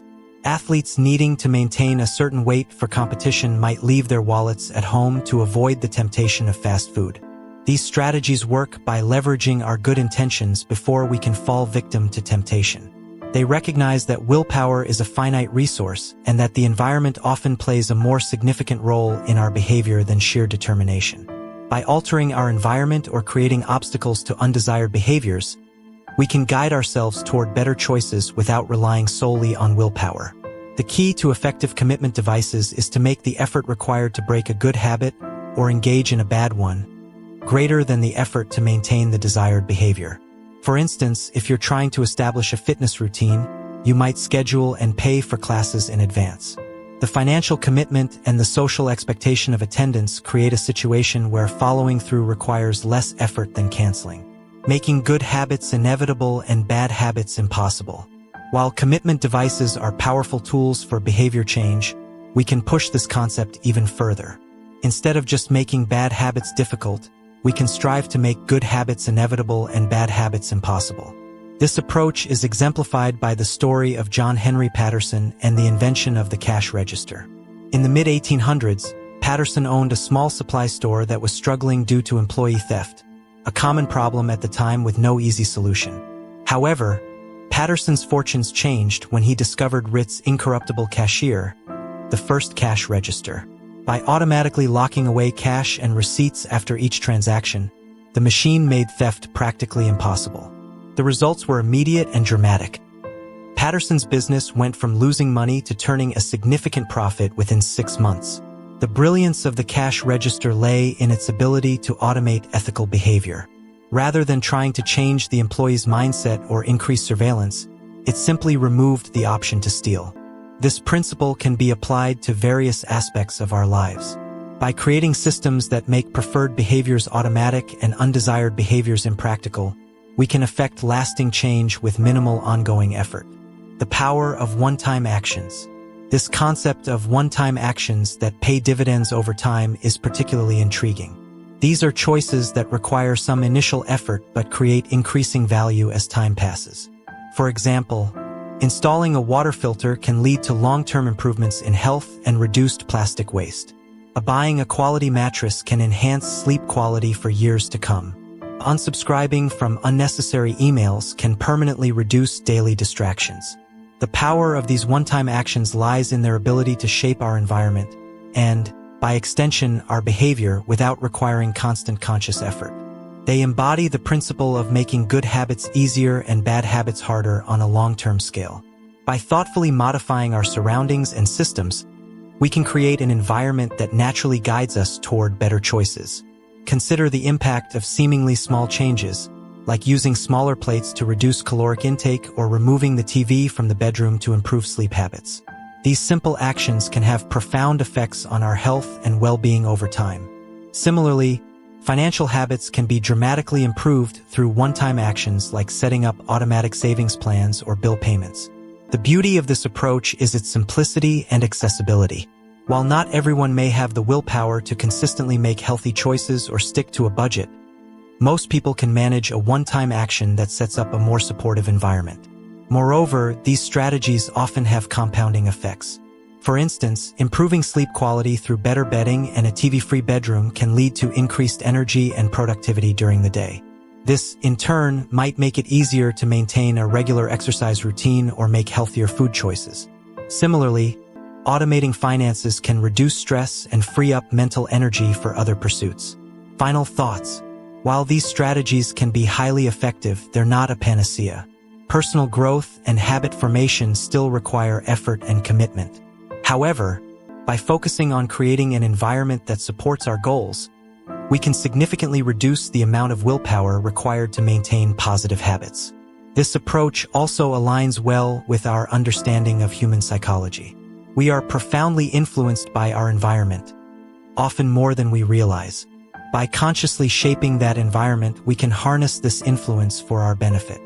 It's a way of working with our natural tendencies rather than constantly fighting against them. As we consider implementing these strategies in our own lives, it's worth taking time to reflect on our specific challenges and goals. What are the habits we're struggling to form or break? What aspects of our environment might be hindering our progress? By identifying these pain points, we can more effectively target our interventions. Additionally, it's crucial to approach this process with patience and self-compassion. Habit change is rarely a linear process, and setbacks are normal. The advantage of focusing on environmental changes is that they continue to exert their influence even when our motivation wavers. In summary, while traditional advice on habit formation often focuses on willpower and motivation, there's immense power in shaping our environment to support our goals. By creating commitment devices, automating good behaviors, and making one-time changes that yield long-term benefits, we can significantly increase our chances of success. This approach recognizes that sustainable change often comes not from Herculean efforts of will but from thoughtful adjustments to our surroundings and systems. It's about creating an environment where good habits are the path of least resistance, and bad habits require conscious effort to maintain. As we move forward in our personal growth journeys, let's consider how we can leverage these principles. What commitment devices might help us overcome our specific challenges? What one-time actions could we take to set ourselves up for long-term success? By answering these questions and taking action, we can create lasting change with less ongoing effort, freeing up our mental energy to focus on what truly matters in our lives. Remember, the goal isn't perfection but progress. Every step we take to align our environment with our aspirations is a step toward becoming the person we want to be. By making good habits inevitable and bad habits impossible, we're not just changing our behaviors, we're reshaping our lives. In the realm of personal development and habit formation, we often focus on strategies to make positive behaviors easier to adopt. However, an equally powerful approach is to make undesirable habits more difficult to maintain. This principle is beautifully illustrated by the story of Victor Hugo and his novel The Hunchback of Notre Dame. In 1830, Hugo found himself in a predicament familiar to many creatives. He had promised his publisher a new book, but had spent the year procrastinating. Faced with an imminent deadline, Hugo devised an ingenious, if unconventional, solution. He gathered all his clothes and had them locked away, leaving himself with nothing but a large shawl to wear.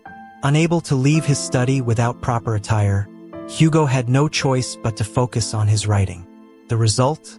The Hunchback of Notre Dame was completed ahead of schedule. This anecdote exemplifies what psychologists call a commitment device, a choice made in the present that controls future actions. By removing the option to engage in other activities, Hugo created an environment where writing was the path of least resistance. This strategy inverts the common advice to make good habits easier. Instead, it focuses on making bad habits harder. Commitment devices can take many forms, each tailored to address specific challenges. For those struggling with overeating, purchasing food in individual portions rather than bulk sizes can serve as a natural limit on consumption. Gamblers might voluntarily add themselves to casino ban lists to prevent future indulgences. Athletes needing to maintain a certain weight for competition might leave their wallets at home to avoid the temptation of fast food. These strategies work by leveraging our good intentions before we can fall victim to temptation. They recognize that willpower is a finite resource and that the environment often plays a more significant role in our behavior than sheer determination. By altering our environment or creating obstacles to undesired behaviors, we can guide ourselves toward better choices without relying solely on willpower. The key to effective commitment devices is to make the effort required to break a good habit or engage in a bad one greater than the effort to maintain the desired behavior. For instance, if you're trying to establish a fitness routine, you might schedule and pay for classes in advance. The financial commitment and the social expectation of attendance create a situation where following through requires less effort than canceling. While commitment devices are powerful tools for behavior change, we can push this concept even further. Instead of just making bad habits difficult, we can strive to make good habits inevitable and bad habits impossible. This approach is exemplified by the story of John Henry Patterson and the invention of the cash register. In the mid-1800s, Patterson owned a small supply store that was struggling due to employee theft. At the time, this was a common problem with no easy solution. However, Patterson's fortunes changed when he discovered Ritty's incorruptible cashier, the first cash register. By automatically locking away cash and receipts after each transaction, the machine made theft practically impossible. The results were immediate and dramatic. Patterson's business went from losing money to turning a significant profit within 6 months. The brilliance of the cash register lay in its ability to automate ethical behavior. Rather than trying to change the employee's mindset or increase surveillance, it simply removed the option to steal. This principle can be applied to various aspects of our lives. By creating systems that make preferred behaviors automatic and undesired behaviors impractical, we can effect lasting change with minimal ongoing effort. This concept of one-time actions that pay dividends over time is particularly intriguing. These are choices that require some initial effort but create increasing value as time passes. For example, installing a water filter can lead to long-term improvements in health and reduced plastic waste. Buying a quality mattress can enhance sleep quality for years to come. Unsubscribing from unnecessary emails can permanently reduce daily distraction. The power of these one-time actions lies in their ability to shape our environment and, by extension, our behavior without requiring constant conscious effort. They embody the principle of making good habits easier and bad habits harder on a long-term scale. By thoughtfully modifying our surroundings and systems, we can create an environment that naturally guides us toward better choices. Consider the impact of seemingly small changes. Using smaller plates to reduce caloric intake, or removing the TV from the bedroom to improve sleep habits. These simple actions can have profound effects on our health and well-being over time. Similarly, financial habits can be dramatically improved through one-time actions like setting up automatic savings plans or bill payments. The beauty of this approach is its simplicity and accessibility. While not everyone may have the willpower to consistently make healthy choices or stick to a budget, most people can manage a one-time action that sets up a more supportive environment. This democratizes the process of habit formation, making it attainable for a wider range of individuals. Moreover, these strategies often have compounding effects. For instance, improving sleep quality through better bedding and a TV-free bedroom can lead to increased energy and productivity during the day. This, in turn, might make it easier to maintain a regular exercise routine or make healthier food choices. Similarly, automating finances can reduce stress and free up mental energy for other pursuits. It's important to note that while these strategies can be highly effective, they're not a panacea. Personal growth and habit formation still require effort and commitment. However, by focusing on creating an environment that supports our goals, we can significantly reduce the amount of willpower required to maintain positive habits. This approach also aligns well with our understanding of human psychology. We are profoundly influenced by our environment, often more than we realize. By consciously shaping that environment, we can harness this influence for our benefit. It's a way of working with our natural tendencies rather than constantly fighting against them. Furthermore, this strategy of environmental design can be applied at various scales. Individuals can use it to improve personal habits, but it can also be implemented at organizational or societal levels. For example, companies might redesign office spaces to encourage more movement or collaboration. Cities could modify urban planning to promote walking and cycling over driving. As we consider implementing these strategies in our own lives, it's worth taking time to reflect on our specific challenges and goals. What are the habits we're struggling to form or break? What aspects of our environment might be hindering our progress? By identifying these pain points, we can more effectively target our interventions. It's also valuable to think creatively about potential solutions. While some commitment devices or environmental changes might be obvious, others might require more innovative thinking. The goal is to find solutions that work for our individual circumstances and preferences. Additionally, it's crucial to approach this process with patience and self-compassion. Habit change is rarely a linear process, and setbacks are normal. The advantage of focusing on environmental changes is that they continue to exert their influence even when our motivation wavers. In conclusion, while traditional advice on habit formation often focuses on willpower and motivation, there's immense power in shaping our environment to support our goals. By creating commitment devices, automating good behaviors, and making one-time changes that yield long-term benefits, we can significantly increase our chances of success. This approach recognizes that sustainable change often comes not from Herculean efforts of will but from thoughtful adjustments to our surroundings and systems. It's about creating an environment where good habits are the path of least resistance and bad habits require conscious effort to maintain. As we move forward in our personal growth journeys, let's consider how we can leverage these principles. What commitment devices might help us overcome our specific challenges? What one-time actions could we take to set ourselves up for long-term success? By answering these questions and taking action, we can create lasting change with less ongoing effort, freeing up our mental energy to focus on what truly matters in our lives. Remember, the goal isn't perfection but progress. Every step we take to align our environment with our aspirations is a step toward becoming the person we want to be. By making good habits inevitable and bad habits impossible, we're not just changing our behaviors, we're reshaping our lives. The power of small changes. In the bustling streets of a Pakistani neighborhood where unsanitary conditions once led to widespread illness and disease, a remarkable transformation took place. This change wasn't brought about by advanced medical treatments or cutting-edge technology, but by something as simple as soap and the habit of hand-washing. The story begins with contaminated water sources causing epidemics of diarrhea, vomiting, and abdominal pain in this densely populated area. Nearly 1/3 of the children were malnourished, and the close quarters allowed viruses and bacterial infections to spread like wildfire. It was this dire public health crisis that brought researcher Stephen Luby and his team to Pakistan.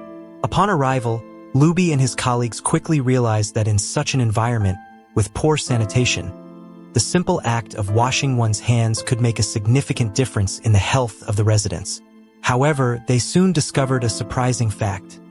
Many people were already aware that hand washing was important. This revelation highlights a crucial point about human behavior. Knowledge alone is often not enough to change habits or improve outcomes. The residents understood the importance of hand washing, but their practices were inconsistent and half-hearted. Some would merely run their hands underwater quickly. Others would wash only one hand, and many would simply forget to wash their hands before preparing food. The problem wasn't a lack of information, it was a lack of consistency.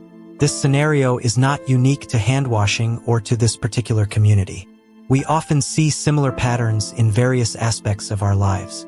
We know we should exercise regularly, eat a balanced diet, or save money for the future, yet we struggle to consistently follow through on these intentions. This gap between knowledge and action is a fundamental challenge in behavior change.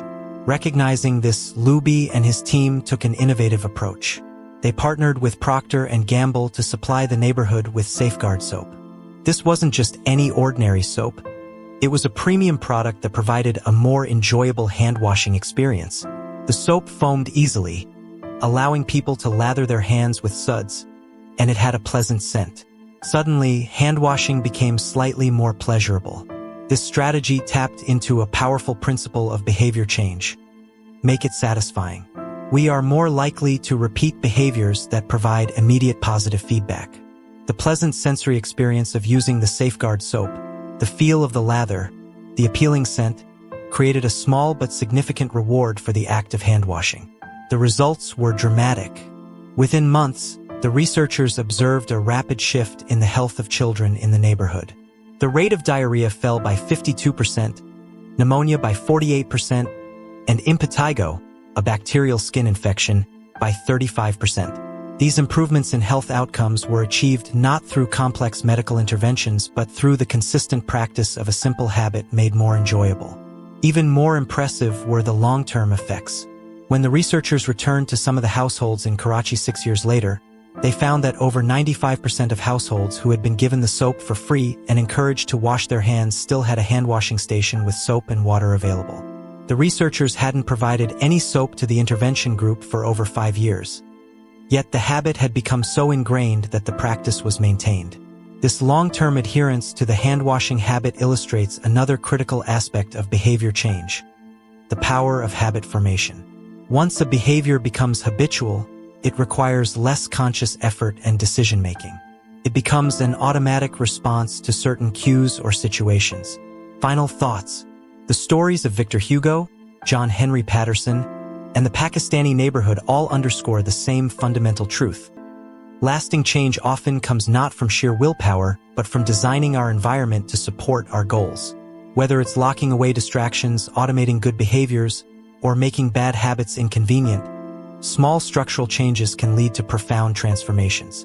By focusing on these principles, we can create systems that work for us rather than against us. We can build lives where the right choices are the easiest ones, where success is not a matter of constant struggle but of thoughtful design. And in doing so, we free ourselves to focus on what truly matters, one small, intentional step at a time. In this case, the residents had internalized hand-washing as a routine part of their daily lives, continuing the practice even years after the initial intervention. The success of this hand-washing initiative in Pakistan exemplifies what can be considered the fourth law of behavior change: make it satisfying. This principle asserts that we are more likely to repeat a behavior when the experience is satisfying. It's a logical concept. Feelings of pleasure, even minor ones, signal to our brain that a behavior is worth remembering and repeating. This principle isn't limited to hand-washing. We can see its application in various products and behaviors that have become widespread habits. Take chewing gum, for instance. While gum had been sold commercially throughout the 1800s, it wasn't until Wrigley launched in 1891 that it became a worldwide habit.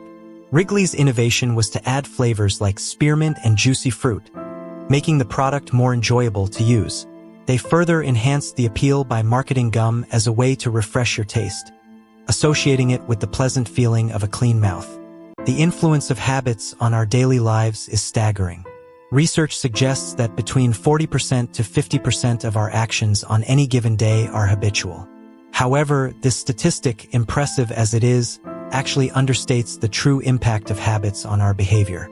Habits don't just account for a large portion of our actions. They also shape the conscious decisions that follow them. Think of habits as the on-ramps to a highway. Once you've merged onto that road, your direction and speed are largely determined. In the same way, our habits often set us on a path that influences our subsequent choices and actions.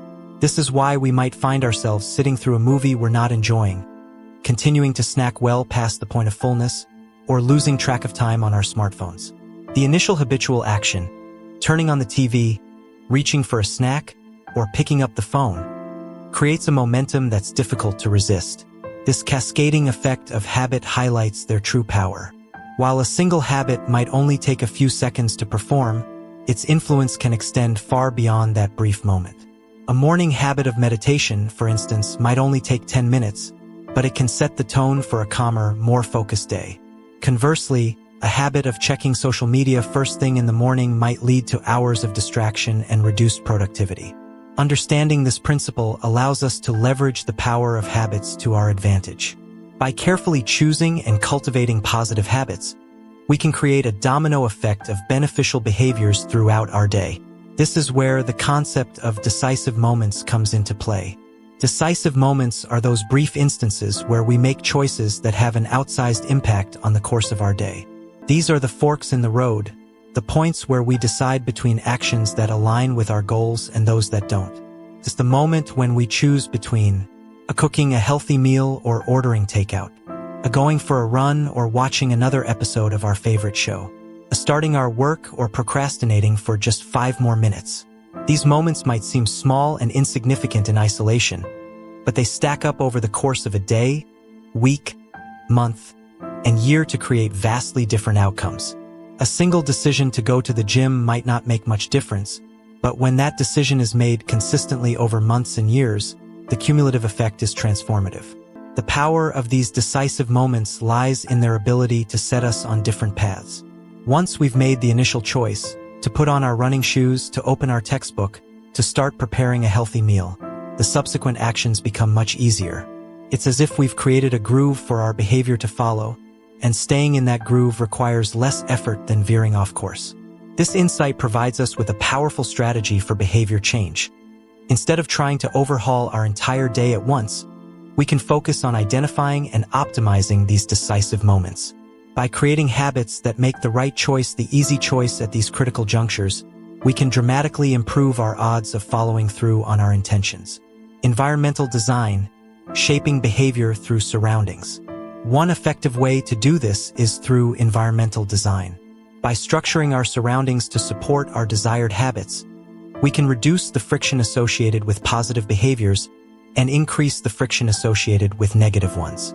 This approach recognizes that willpower is a finite resource, and that it's far more effective to change our environment than to rely solely on self-control. For instance, if you want to eat healthier, you might prep fruits and vegetables in advance and keep them easily accessible in your refrigerator. This simple act of preparation makes it more likely that you'll reach for these healthy options when you're hungry. Conversely, you might store less healthy snacks in hard-to-reach places or avoid buying them altogether, increasing the effort required to indulge in them. The same principle can be applied to other areas of life. If you want to read more, keep books visible and within easy reach in your living space. If you want to exercise more consistently, lay out your workout clothes the night before. If you want to reduce social media usage, remove the apps from your phone or use website blockers on your computer. These environmental tweaks might seem small, but they can have a profound impact on our behavior. By making the desired action the path of least resistance, we harness our natural tendency to gravitate toward easier options. This strategy aligns our environment with our intentions, making it more likely that we'll follow through on our goals, even when our motivation wavers. The 2-minute rule, making habits unavoidably easy. Another powerful technique for habit formation is the 2-minute rule. This rule suggests that when you're trying to establish a new habit, you should scale it down to an action that takes 2 minutes or less to complete. The idea is to make the habit so easy that you can't say no to it. For example, if your goal is to read more, your 2-minute habit might be to read 1 page each day. If you want to start journaling, commit to writing for just 2 minutes. If you're trying to establish a meditation habit, begin with just 2 minutes of mindful breathing. The beauty of this approach is twofold. 1. It makes the habit so easy that you're likely to follow through even on days when you're tired or unmotivated. 2. It gets you over the often challenging hurdle of simply starting. Once you've begun the activity, you'll often find that you continue beyond the 2-minute mark. This strategy recognizes that consistency is more important than intensity when it comes to habit formation. It's better to meditate for 2 minutes every day than to do an hour-long session once a week. The regular repetition of the behavior, no matter how small, helps solidify the neural pathways associated with the habit, making it increasingly automatic over time. Moreover, the 2-minute rule allows for gradual progression. As the initial 2-minute action becomes habitual, you can slowly expand the duration or complexity of the habit. What starts as 2 minutes of reading might grow into 30 minutes or an hour. A 2-minute journaling habit might evolve into a rich daily writing practice. The key is to focus on establishing the habit loop, the cue, the routine, and the reward, rather than on achieving a particular outcome. By making the habit easy to start and consistently repeatable, you create a foundation upon which more substantial behavior change can be built. Breaking bad habits. Increasing friction. It's also worth noting that the inverse of this principle can be used to break undesirable habits. If you want to reduce a negative behavior, you can increase the friction associated with it. For instance, if you find yourself watching too much television, you might unplug the TV after each use and store the remote in a drawer. If you want to cut back on junk food, stop keeping it in the house. This small increase in effort can be enough to break the automatic nature of the habit and give you a moment to reconsider your choice. Ultimately, the goal is to create an environment and a set of habits that make positive behaviors easy and negative behaviors difficult. This approach recognizes that our willpower is limited and that sustained behavior change is more likely to come from changing our surroundings than from sheer force of will. The success of flavored toothpaste follows a similar pattern. Manufacturers saw great success when they added flavors like spearmint, peppermint, and cinnamon to their products. These flavors don't actually improve the effectiveness of toothpaste in cleaning teeth. Instead, they create a clean mouth feel and make the experience of brushing teeth more pleasurable. This added satisfaction makes people more likely to maintain the habit of regular toothbrushing. These examples illustrate a fundamental truth about human behavior. What is rewarded is repeated, and what is punished is avoided. We learn what to do in the future based on what we were rewarded for or punished for in the past. Positive emotions cultivate habits, while negative emotions tend to destroy them. However, there's a crucial aspect to this principle that's easy to overlook. When we talk about making behavior satisfying, we're not looking for just any type of satisfaction. We're specifically seeking immediate satisfaction. This is where we encounter a significant challenge in modern society: the mismatch between immediate and delayed rewards. To understand this mismatch, it's helpful to consider the environment in which the human brain evolved. For most of our species' history, we lived in what scientists call an immediate return environment. Imagine being an animal roaming the plains of Africa. Your decisions typically have an immediate impact. You're constantly focused on immediate concerns like finding food, avoiding predators, or seeking shelter. Your actions deliver clear and immediate outcomes. In contrast, modern society often operates in what's called a delayed return environment. Many of the choices we make today won't benefit us immediately. If we do a good job at work, we might get a paycheck in a few weeks. If we exercise today, we might see health benefits months or years down the line. If we save money now, it might secure our retirement decades in the future. This shift to a delayed return environment is relatively recent in human history, primarily occurring in the last 500 years or so, compared to the age of the human brain, which has remained largely unchanged for about 200,000 years. Modern society is brand new. Our brains evolved in an environment where immediate rewards were crucial for survival, and we still carry that hardware with us today. This mismatch between our brain's preference for immediate rewards and the delayed nature of many modern benefits creates significant challenges. It's one reason why we often struggle with behaviors that have long-term benefits but little immediate payoff. Saving for retirement, maintaining a healthy diet, or studying for future exams all require us to override our innate preference for immediate gratification. Understanding this mismatch is crucial for anyone trying to change their behavior or habits. It explains why it's often so difficult to maintain motivation for long-term goals and why we're easily swayed by short-term pleasures, even when we know they might not be in our best interest. Bridging the gap between immediate and delayed rewards. So how can we bridge this gap between our brain's desire for immediate satisfaction and the often delayed rewards of beneficial behaviors? One effective strategy is to find ways to add immediate positive feedback to otherwise unrewarding tasks.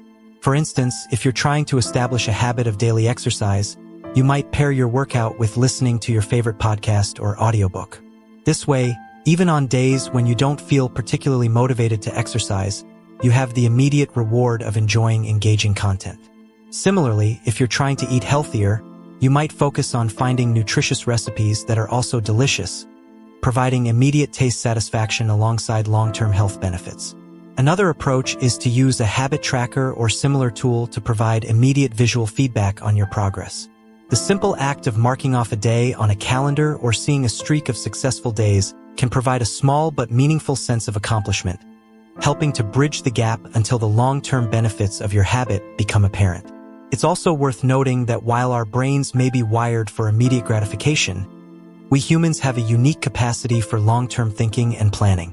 By consciously cultivating an appreciation for delayed rewards and regularly reminding ourselves of our long-term goals, we can gradually shift our perspective and find more satisfaction in behaviors that contribute to those goals. Conclusion: the role of immediate satisfaction in lasting change. In conclusion, the story of the hand-washing initiative in Pakistan and the broader principles it illustrates offer valuable insights into human behavior and habit formation. By understanding the power of immediate satisfaction and the challenges posed by our delayed return environment, we can design more effective strategies for personal growth and societal change. Whether we're trying to improve public health, encourage better financial habits, or simply stick to our New Year's resolutions, making behaviors more immediately satisfying can be a powerful tool for positive change. As we navigate the complexities of modern life with our Stone Age brains, being aware of these principles can help us make better choices, form lasting habits, and bridge the gap between our actions today and our goals for tomorrow. By aligning our behaviors with both our long-term aspirations and our innate need for immediate satisfaction, we can create meaningful, sustainable changes in our lives and in our world. The challenge of time inconsistency. In our quest for self-improvement and personal growth, we often find ourselves grappling with a peculiar challenge: the disconnect between our long-term aspirations and our short-term actions. This phenomenon, known as time inconsistency, is a fundamental aspect of human behavior with far-reaching implications for our daily lives and long-term success. At its core, time inconsistency refers to our brain's tendency to value immediate rewards more highly than future benefits. This bias toward instant gratification is deeply ingrained in our neural circuitry, a remnant of our evolutionary past, when immediate survival took precedence over long-term planning. In most situations, this inclination serves us well. After all, a reward that's certain and available right now is typically more valuable than one that's merely possible in the future. However, this same tendency can sometimes lead us astray, particularly in the modern world, where many of our most important goals require sustained effort and delayed gratification. This misalignment between our immediate desires and our long-term objectives is at the heart of many of our struggles with habit formation and behavior change. Consider, for instance, the paradox of harmful behaviors like smoking, overeating, or engaging in unsafe sex. Most people are well aware of the potential long-term consequences of these actions. We know that smoking increases the risk of lung cancer, that overeating can lead to obesity and associated health problems, and that unsafe sex can result in sexually transmitted diseases. Yet, despite this knowledge, many individuals continue to engage in these behaviors. The reason for this apparent contradiction becomes clear when we understand how our brain prioritizes rewards. The consequences of these harmful habits are often delayed, sometimes by years or even decades. In contrast, the rewards are immediate and tangible. Smoking might increase your risk of cancer in the future, but it reduces stress and satisfies nicotine cravings now. Overeating may lead to health problems down the line, but it provides immediate pleasure and satiation. Unsafe sex might result in disease later, but it offers instant gratification. This pattern isn't limited to harmful habits. In fact, it's a characteristic of virtually all habits, both good and bad. Every habit produces multiple outcomes across time, but these outcomes are often misaligned. With detrimental habits, the immediate outcome is usually pleasurable, while the ultimate outcome is negative. Conversely, with beneficial habits, the immediate experience is often unenjoyable, but the long-term results are positive. Take exercise, for example. The immediate experience of working out can be uncomfortable, even painful. Your muscles ache, you're out of breath, and you might prefer to be relaxing on the couch. However, the long-term benefits of regular exercise, improved health, increased energy, better mood are substantial. The challenge lies in overcoming the immediate discomfort to reap these future rewards. This misalignment of outcomes across time creates a significant hurdle for behavior change. When we make plans to improve ourselves, whether it's losing weight, writing a book, or learning a new language, we're essentially making plans for our future selves. In these moments of planning, it's easy to see the value in actions that offer long-term benefits. We all want better lives for our future selves, after all. However, when the moment of decision arrives, we're no longer choosing for that idealized future self. Instead, we're choosing for our present self, who craves comfort, pleasure, and immediate satisfaction. This is why relying solely on good intentions is rarely effective for long-term behavior change. The brain's bias toward the present moment is simply too strong. Understanding this tendency can help explain many of the seemingly irrational choices we make in our daily lives. It's why we might choose to watch TV instead of studying, even though we know studying will lead to better grades. It's why we might grab fast food instead of cooking a healthy meal, even though we're trying to eat better. In each of these moments, the allure of immediate gratification overpowers our longer-term goals. This preference for instant gratification reveals an important truth about success. Most people spend their days chasing quick hits of satisfaction. The path less traveled is the road of delayed gratification. If you're willing to wait for rewards, you'll often face less competition and potentially reap greater benefits. As the saying goes, the last mile is always the least crowded. Research consistently supports this idea. Studies have shown that individuals who are better at delaying gratification tend to have higher SAT scores, lower levels of substance abuse, a lower likelihood of obesity, better responses to stress, and superior social skills. We've all observed this play out in our own lives. The student who resists the temptation to procrastinate and completes their assignments on time generally achieves better grades. The individual who forgoes purchasing junk food at the grocery store often maintains a healthier diet at home. At some point, success in nearly every field requires the ability to ignore an immediate reward in favor of a delayed, but ultimately more significant reward. This is true whether you're an athlete training for a competition, an entrepreneur building a business, or a writer working on a novel. The ability to delay gratification is a crucial skill for achieving long-term success. However, it's important to note that while delaying gratification is often the wise approach, it's not always easy or intuitive. Our brains are not naturally wired for long-term thinking, and constantly fighting against our instincts for immediate reward can be exhausting and unsustainable. Strategies for aligning immediate and long-term rewards. So how can we work with our brain's tendencies, rather than against them?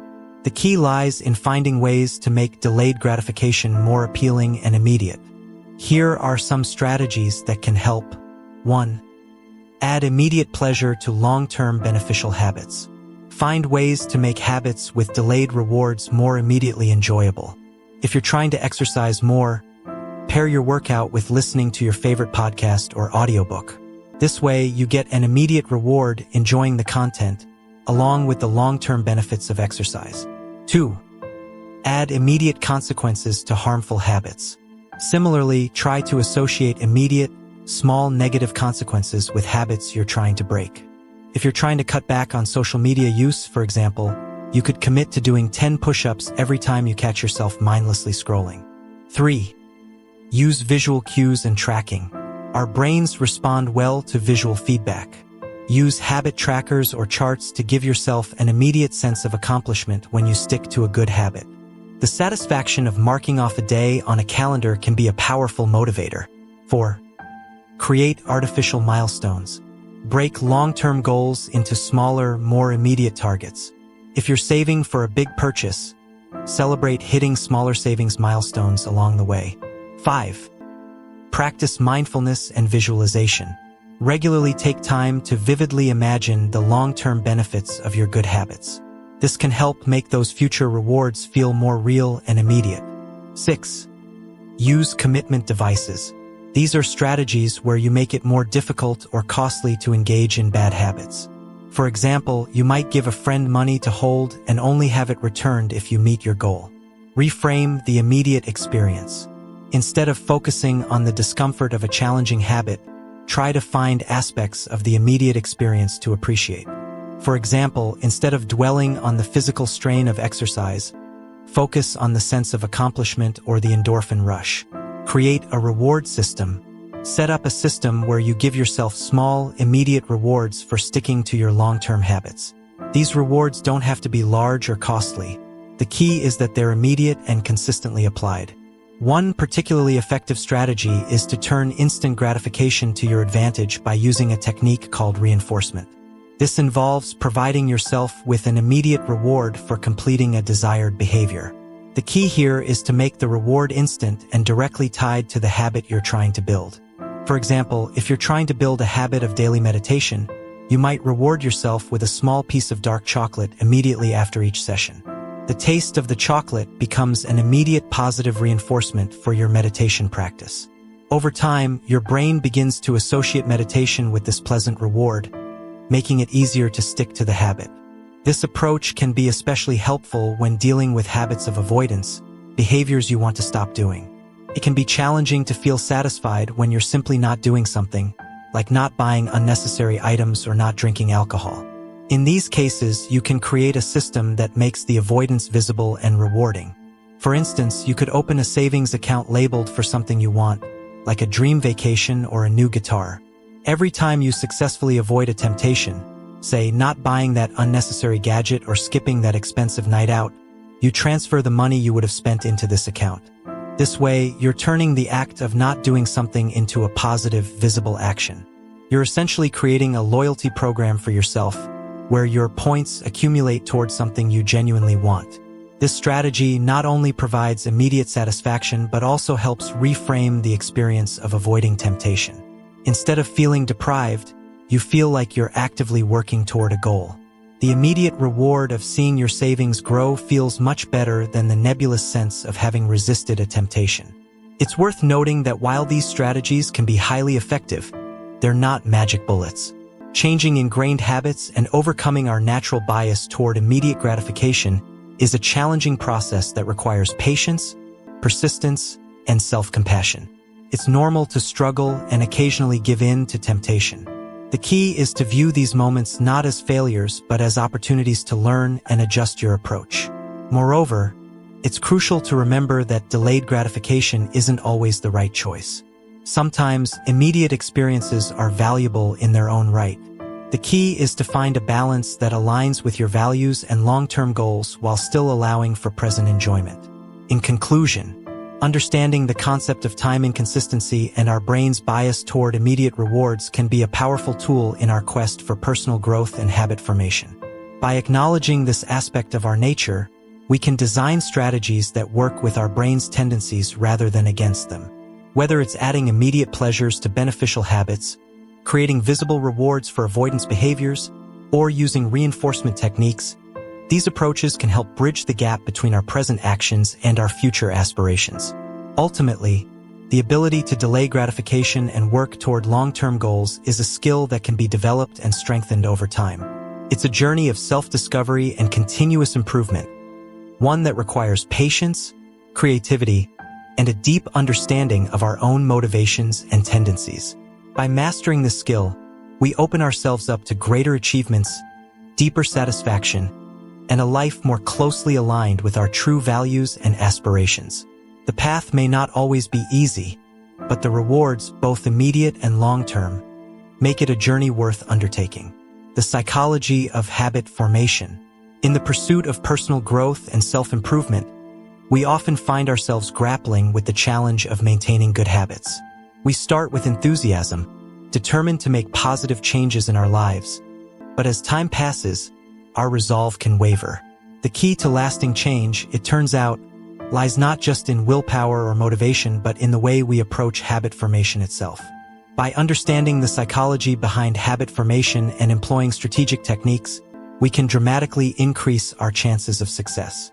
One of the most powerful tools in this journey is the concept of making habits satisfying. This idea is rooted in the fundamental principle that we are more likely to repeat behaviors that provide immediate rewards.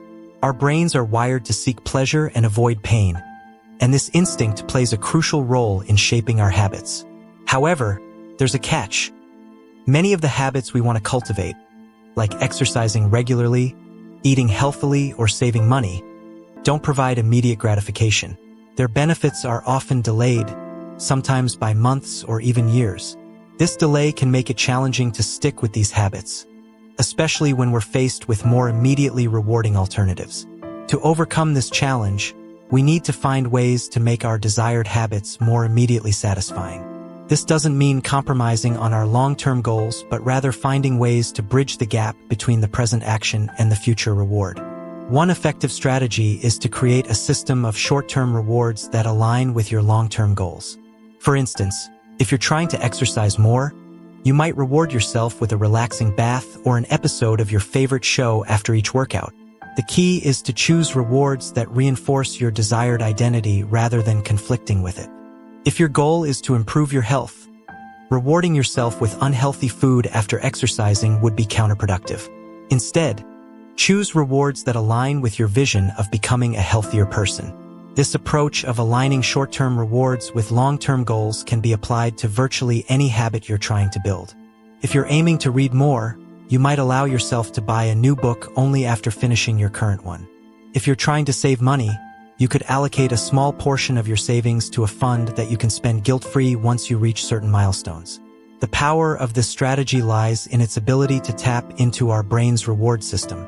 By providing immediate positive reinforcement, we're training our brains to associate the habit with pleasure.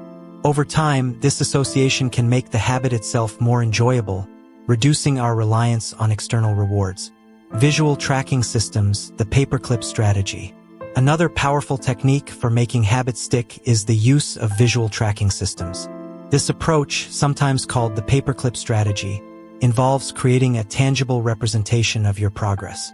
The name comes from a story about a young stockbroker who used 2 jars of paperclips to track his daily sales calls.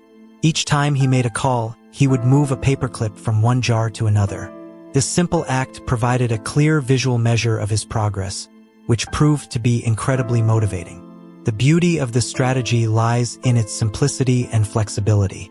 You can adapt it to virtually any habit you're trying to build. For example, if you're trying to write a book, you might move a marble from one jar to another for each page you complete.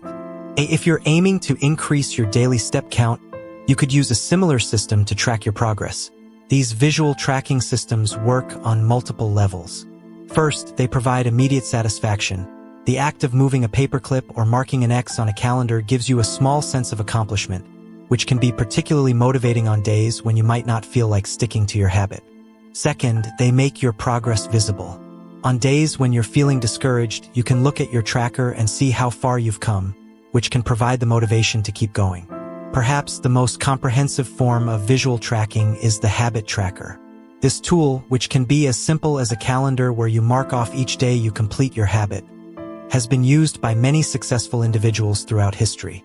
Benjamin Franklin famously used a small booklet to track 13 personal virtues, while comedian Jerry Seinfeld is known for his "don't break the chain" approach to writing jokes every day.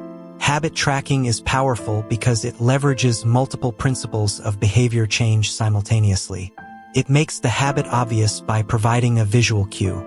It makes it attractive by showcasing your progress. It makes it satisfying by giving you a sense of accomplishment each time you mark off a day. Moreover, habit tracking keeps you honest. Many of us have a tendency to overestimate how consistently we perform our habits. By keeping a record, we're forced to confront the reality of our behavior, and this awareness alone can be a powerful motivator for change. The pitfalls of tracking and how to avoid them. While tracking can be a powerful tool, it's not without potential pitfalls. One risk is becoming too focused on the act of tracking itself rather than the underlying behavior you're trying to change. Remember, the tracker is a tool to support your habit, not the goal itself. Another potential issue is the risk of breaking the chain. Missing a day on your tracker can be discouraging, and some people might be tempted to give up entirely after a slip-up. It's crucial to remember that consistency matters more than perfection. If you miss a day, simply pick up where you left off. The goal is progress, not perfection. From external rewards to intrinsic motivation. As you continue with your habit, you may find that the external rewards and tracking systems become less necessary. This is a natural and positive progression. Over time, the habit itself can become intrinsically rewarding. For example, someone who starts exercising for weight loss might initially need external motivators, but over time, They may come to enjoy the energy boost and sense of accomplishment that comes with each workout. This shift from extrinsic to intrinsic motivation is a sign that the habit is becoming ingrained in your identity. When you reach this point, you're no longer just someone trying to exercise more. You've become someone who exercises regularly. This identity-based approach to habit formation can be incredibly powerful and sustainable. However, reaching this point takes time and consistency. In the meantime, don't hesitate to use whatever tools and strategies help you maintain your habit. Whether it's a paperclip system, a habit tracker, or carefully chosen rewards. These techniques can provide the bridge you need to get from where you are to where you want to be, making the habit enjoyable. It's also worth considering how you can make the habit itself more enjoyable. This might involve finding ways to make the process more pleasant or combining the habit with activities you already enjoy. For instance, if you're trying to establish a running habit, you might listen to your favorite podcasts or audiobooks while you run. If you're aiming to cook more healthy meals at home, you could turn cooking into a social activity by inviting friends over or taking a cooking class. Remember, the goal is to create a positive feedback loop where the habit reinforces itself. By making the habit satisfying in the short term, you increase the likelihood that you'll stick with it long enough to reap the long-term benefits. Final thoughts. As you embark on your journey of habit formation, it's important to be patient with yourself. Changing ingrained behaviors takes time, and setbacks are a normal part of the process. Each day is an opportunity to reinforce your desired identity and move closer to your goals. Moreover, don't underestimate the power of small wins. Consistently performing a small habit can lead to significant changes over time. Whether you're moving paperclips, marking X's on a calendar, or using a more sophisticated tracking system, each small action is a vote for the person you want to become. In conclusion, the key to sticking with good habits lies in making them satisfying. By providing immediate rewards, using visual tracking systems, and gradually shifting toward intrinsic motivation, we can bridge the gap between our present actions and our future goals. Remember, the most effective form of motivation is progress. By making your progress visible and rewarding, you create a positive feedback loop that can sustain your habits over the long term. As you apply these strategies, you may find that building good habits becomes not just easier but enjoyable, and that, perhaps, is the greatest satisfaction of all.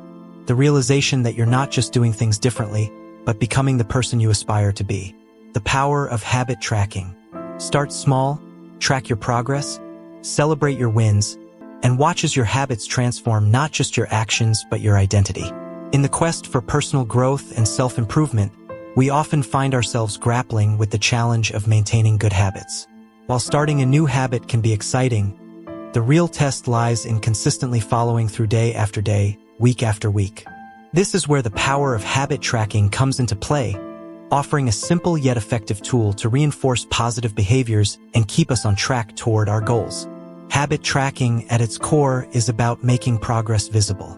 It's a way of creating a tangible record of our efforts, transforming abstract goals into concrete actions.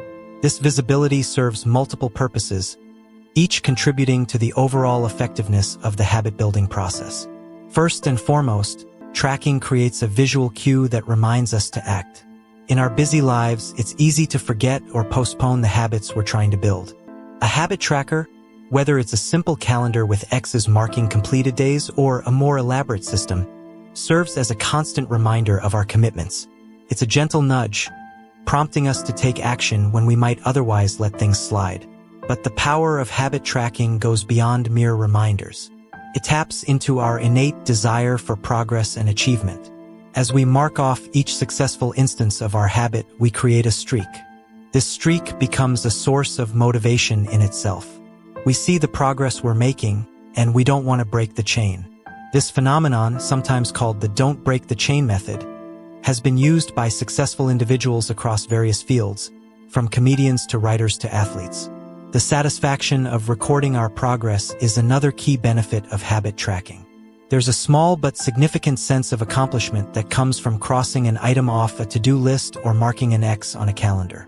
This feeling of satisfaction is immediate and tangible, providing a quick hit of dopamine that reinforces the behavior.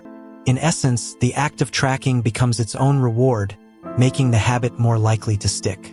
Moreover, habit tracking shifts our focus from the end result to the process itself. When we're trying to build a new habit, it's easy to get discouraged if we don't see immediate results. For instance, if you're trying to lose weight, you might get frustrated if the number on the scale doesn't change as quickly as you'd like. But by tracking your workouts or healthy meals, you're focusing on what you can control, your daily actions, rather than the outcome, which can be influenced by many factors beyond your control. This focus on process over outcome is crucial for long-term success. It helps us build a new identity, casting votes for the type of person we want to become with each action we take. Every time we mark off a completed habit, we're not just recording an action, we're reinforcing a belief about ourselves. We're saying, I'm the type of person who doesn't miss workouts, or I'm a writer who writes every day. Over time, these small actions and the beliefs they reinforce can lead to significant changes in our self-image and, consequently, our behavior. Despite these benefits, many people resist the idea of habit tracking. It can feel like an additional burden, adding another task to our already busy lives. Some worry that it will take too much time or that they'll forget to do it. Others may feel that it's unnecessary, that they should be able to remember to do the habit without needing to track it. These concerns are valid, but they often overlook the long-term benefits of tracking in favor of short-term convenience. While it's true that tracking requires some effort, this investment of time and energy can pay significant dividends in terms of habit adherence and personal growth. That said, it's important to approach habit tracking in a way that works for you.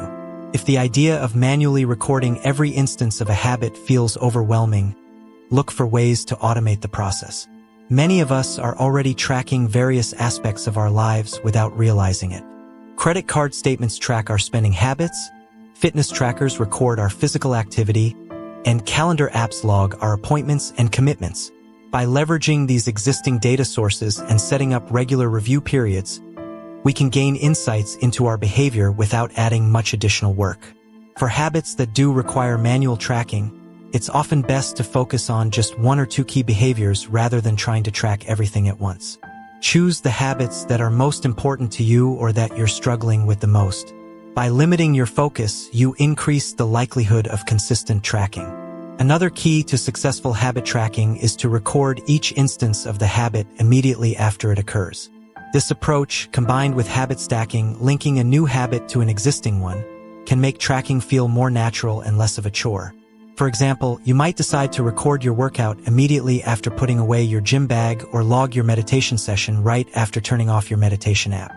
While consistent tracking can be incredibly powerful, it's important to remember that perfection is not the goal. Life is unpredictable, and there will inevitably be times when our habits get disrupted. The key is not to let these disruptions derail you completely. One powerful principle to keep in mind is never miss twice. If you slip up and miss a day, the most important thing is to get back on track as quickly as possible. Missing once is an accident. Missing twice is the start of a new habit. By recommitting to the habit immediately after a slip-up, you prevent a temporary setback from turning into a permanent abandonment of your goals. This principle of quick recovery is a distinguishing feature of successful individuals across various fields. Everyone has bad days or periods of lower performance. What sets high achievers apart is their ability to rebound quickly from these setbacks. They understand that the occasional bad day or missed habit is far less important than the overall trend of their behavior.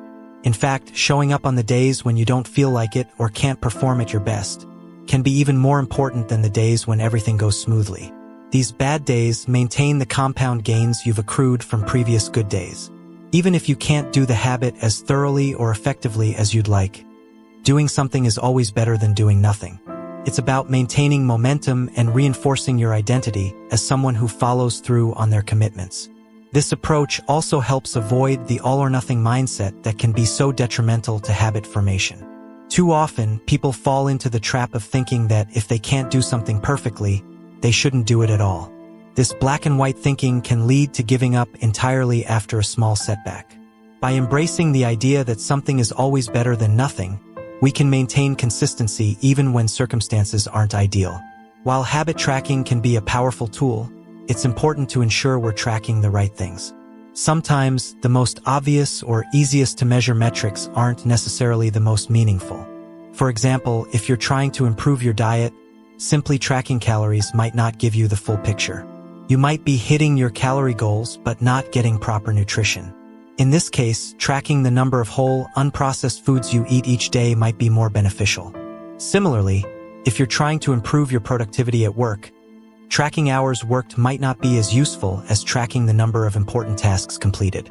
The key is to choose metrics that truly align with your goals and provide meaningful feedback on your progress. It's also worth noting that not all habits need to be tracked indefinitely. Sometimes, tracking is most useful in the early stages of habit formation, when we're still establishing the behavior. Once the habit becomes more ingrained, we might be able to ease off on tracking without losing the habit itself. The goal, ultimately, is for the behavior to become so automatic that we no longer need external reinforcement to maintain it. In conclusion, habit tracking is a powerful tool in the quest for personal growth and behavior change. By making our progress visible, providing immediate satisfaction, and shifting our focus to the process rather than just the outcome, tracking can significantly increase our chances of successfully building new habits. However, like any tool, its effectiveness depends on how we use it. By choosing meaningful metrics, focusing on consistency rather than perfection, and using tracking as a means to reinforce our desired identity, we can harness the full potential of this approach. Remember, the goal isn't just to check boxes or create perfect streaks. It's to gradually shape ourselves into the person we want to become. Each tracked instance of a habit is a vote for that future self. Over time, these small votes can lead to profound changes in our behavior, our self-image, and ultimately our lives. So whether you're trying to exercise more, eat healthier, write daily, or adopt any other positive habit, consider incorporating tracking into your approach. Start small, be consistent, and don't be discouraged by occasional setbacks. With patience and persistence, you may find that the simple act of tracking your habits becomes a transformative force in your journey of self-improvement. The power of habits in shaping our lives. Sometimes, focusing too much on avoiding negative outcomes can create anxiety or stress that's counterproductive to your goals. It's important to monitor your emotional state and adjust your approach if you find that the fear of consequences is becoming overwhelming. Additionally, while immediate consequences can be powerful motivators, they shouldn't completely replace an understanding of the long-term impacts of our actions. Ideally, the immediate consequences we create for ourselves should serve as reminders or proxies for the more distant effects we're trying to avoid or achieve. It's also worth noting that different people respond differently to various types of motivation. While some individuals might find the threat of immediate negative consequences highly motivating, others might respond better to positive reinforcement or intrinsic motivation. It's important to know yourself and what works best for you. In some cases, combining immediate consequences with positive reinforcement can be particularly effective. For instance, you might set up a system where you face a small penalty for missing a workout but also reward yourself for completing a full week of exercise. This balanced approach can help create a more sustainable and enjoyable path to habit formation. When implementing this strategy, it can be helpful to start small. Begin with minor habits and relatively mild consequences. As you become more comfortable with the process and start seeing results, you can gradually increase the stakes for more significant habits. Remember, the ultimate goal is not to live in constant fear of punishment, but to use this tool as a stepping stone toward intrinsic motivation. Over time, as habits become more ingrained and the benefits become more apparent, the need for external consequences should diminish. It's also important to be compassionate with yourself. Everyone slips up sometimes, and the occasional failure doesn't negate all your progress. The purpose of immediate consequences is to provide feedback and motivation, not to punish yourself excessively. Conclusion: while making good habits attractive and satisfying is crucial, we shouldn't overlook the power of making bad habits immediately unsatisfying. By bringing the consequences of our actions into the present moment, we can create a powerful impetus for change.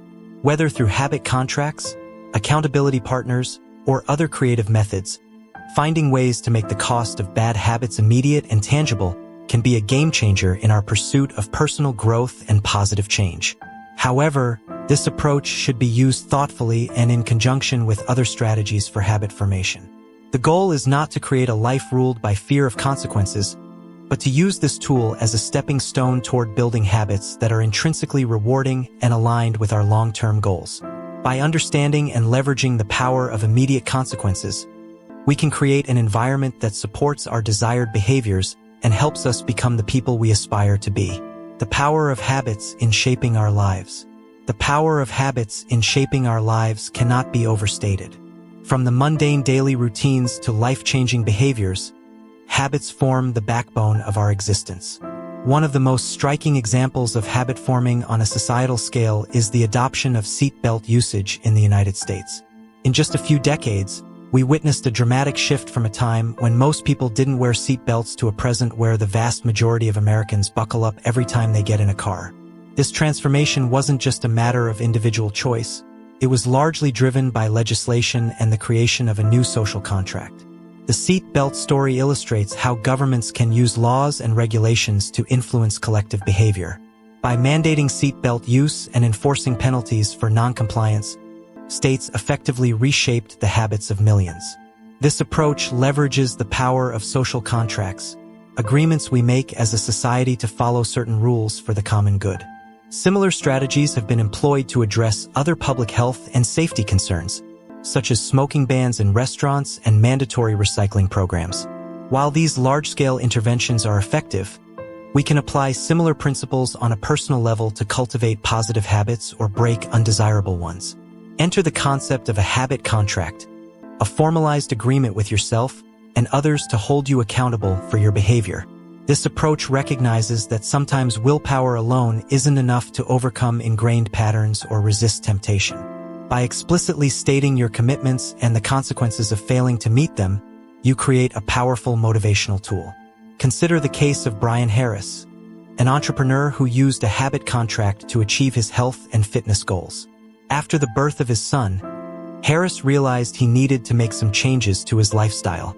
Instead of relying solely on good intentions, he drafted a detailed contract outlining his objectives, the specific actions he would take, and the consequences of non-compliance.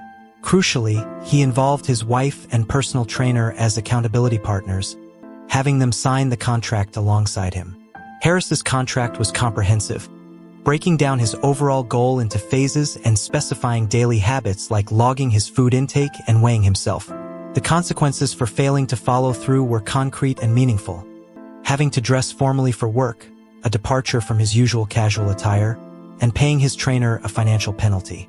This level of detail, along with the inclusion of external accountability, proved to be highly effective. As someone who initially viewed such contracts as unnecessarily formal, I've come to appreciate their value. The act of signing a physical document signals a deeper level of commitment than a mere verbal agreement or mental note.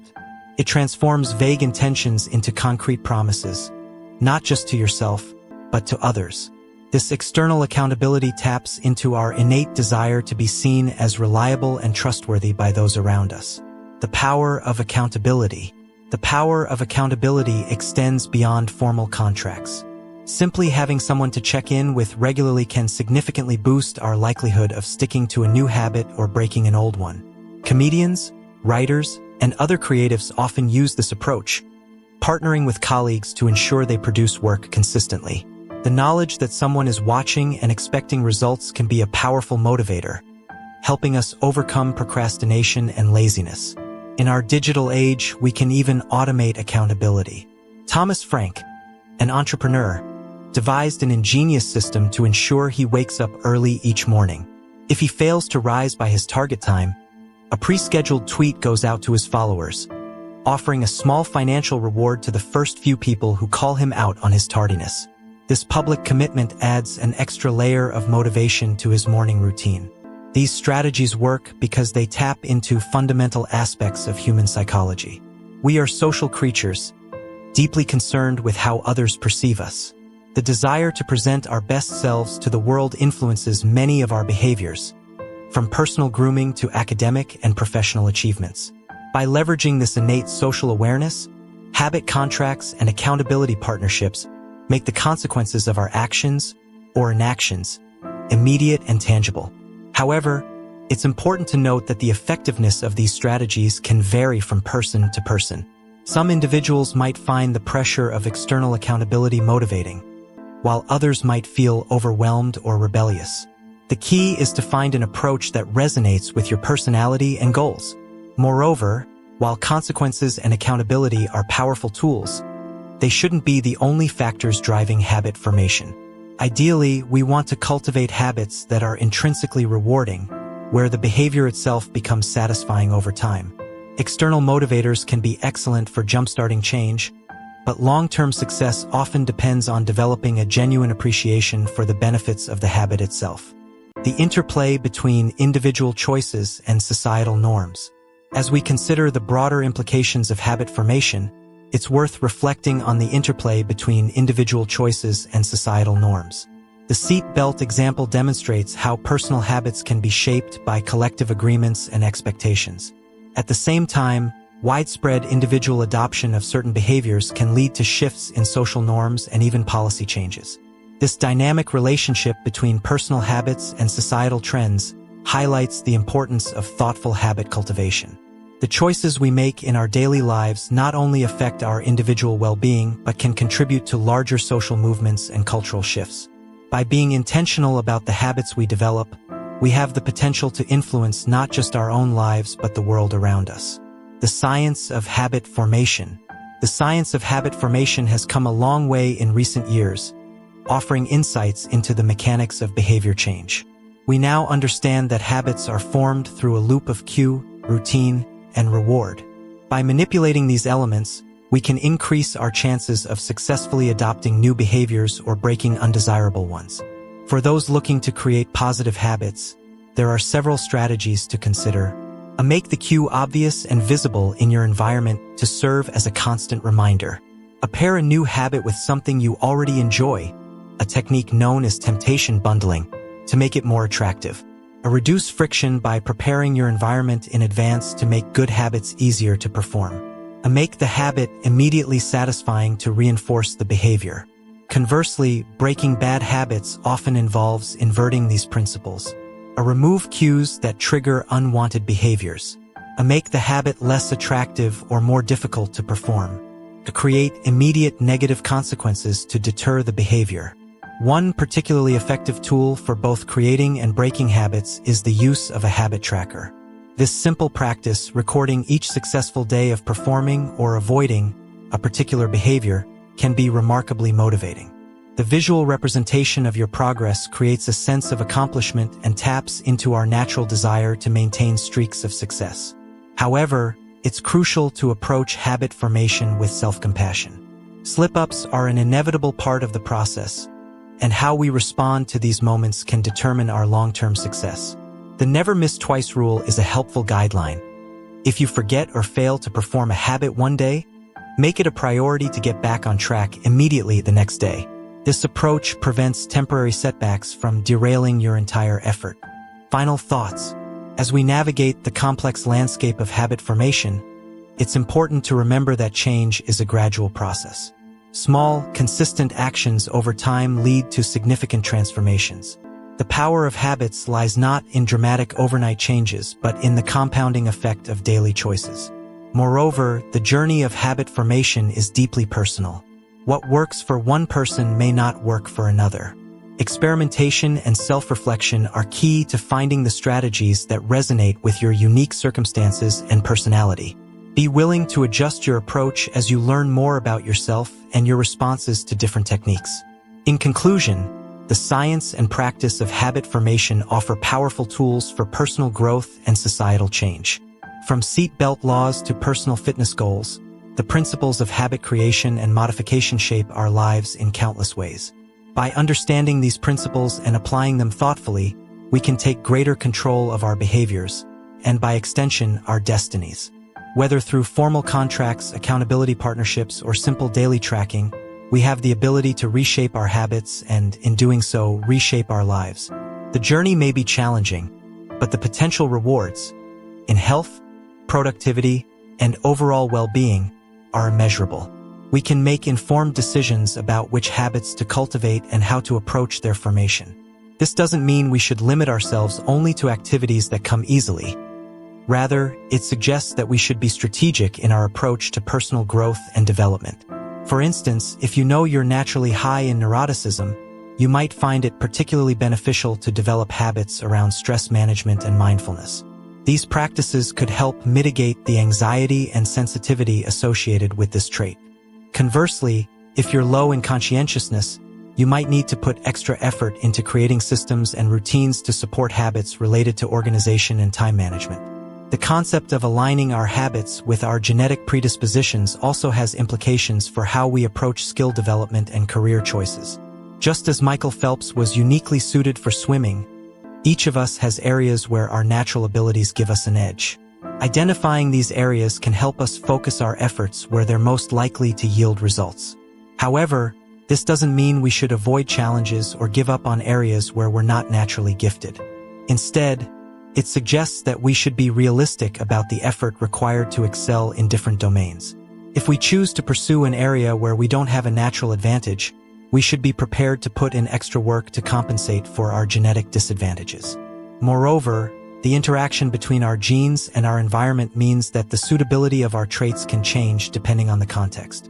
A trait that's advantageous in one situation might be a hindrance in another. For example, high neuroticism might be detrimental in a high-stress job, but beneficial in a role that requires attention to detail and risk assessment. This contextual nature of genetic influence underscores the importance of finding the right environment for our traits to flourish. Sometimes, the key to success isn't changing ourselves, but rather finding or creating an environment that suits our natural tendencies.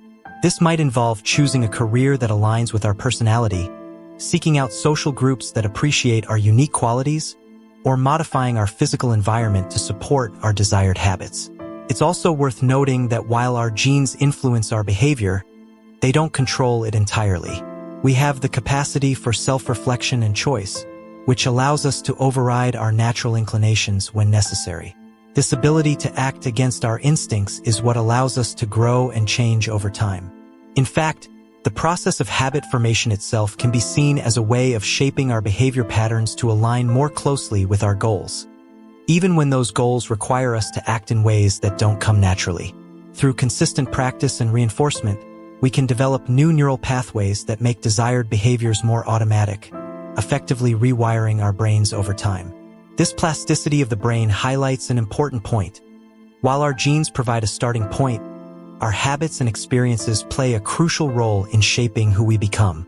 The habits we choose to cultivate can enhance our natural strengths, compensate for our weaknesses, and even develop entirely new capabilities. Understanding the role of genetics in habit formation also has implications for how we approach behavior change on a societal level. Public health initiatives, educational policies, and workplace practices could all benefit from a more nuanced understanding of how genetic factors influence behavior. By recognizing the diversity of genetic predispositions within a population, we can design more effective interventions and support systems that cater to a range of natural tendencies. For instance, smoking cessation programs might be more effective if they offer a variety of approaches, recognizing that individuals with different genetic profiles might respond better to different strategies. Similarly, educational systems could be designed to accommodate a wider range of learning styles and personality types, helping each student find the approach that best suits their innate tendencies. As our understanding of genetics and behavior continues to evolve, we're likely to gain even more insights into how our genes shape our habits and tendencies. This knowledge has the potential to revolutionize our approach to personal development, allowing us to craft more effective strategies for growth and change. However, as we delve deeper into this field, it's crucial to maintain a balanced perspective. While genetic factors are important, they are just one piece of the puzzle. Our choices, experiences, and environment all play significant roles in shaping who we are and who we can become. Moreover, we must be cautious about overinterpreting genetic information or using it as an excuse for inaction. The knowledge of our genetic predispositions should empower us to make informed decisions, not limit our aspirations or justify harmful behaviors. In conclusion, the relationship between genetics, personality, and habit formation is a complex and fascinating area of study. By understanding our genetic predispositions, we can make more informed choices about which habits to cultivate and how to approach their formation. We can leverage our natural strengths while also developing strategies to compensate for our weaknesses. At the same time, we must remember that our genes are not our destiny. They provide a starting point, but our habits, choices, and experiences shape who we ultimately become.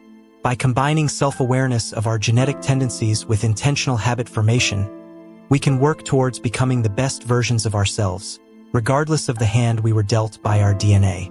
The journey of personal growth and habit formation is a deeply individual one, influenced by the unique interplay of our genes, personality, and environment. By embracing this complexity and approaching our development with curiosity and intention, we can unlock our full potential and lead more fulfilling lives. Martin didn't try to leap from novice to expert overnight. Instead, he focused on steady improvement, constantly refining and expanding his material. This approach allowed him to build his skills and confidence gradually, avoiding the overwhelming pressure that might have come from trying to create a full-length show right from the start. Martin's persistence is particularly impressive given the nature of stand-up comedy. Few endeavors are as immediately and brutally honest in their feedback as comedy. A joke either lands or it doesn't, and the comedian knows instantly whether they've succeeded or failed.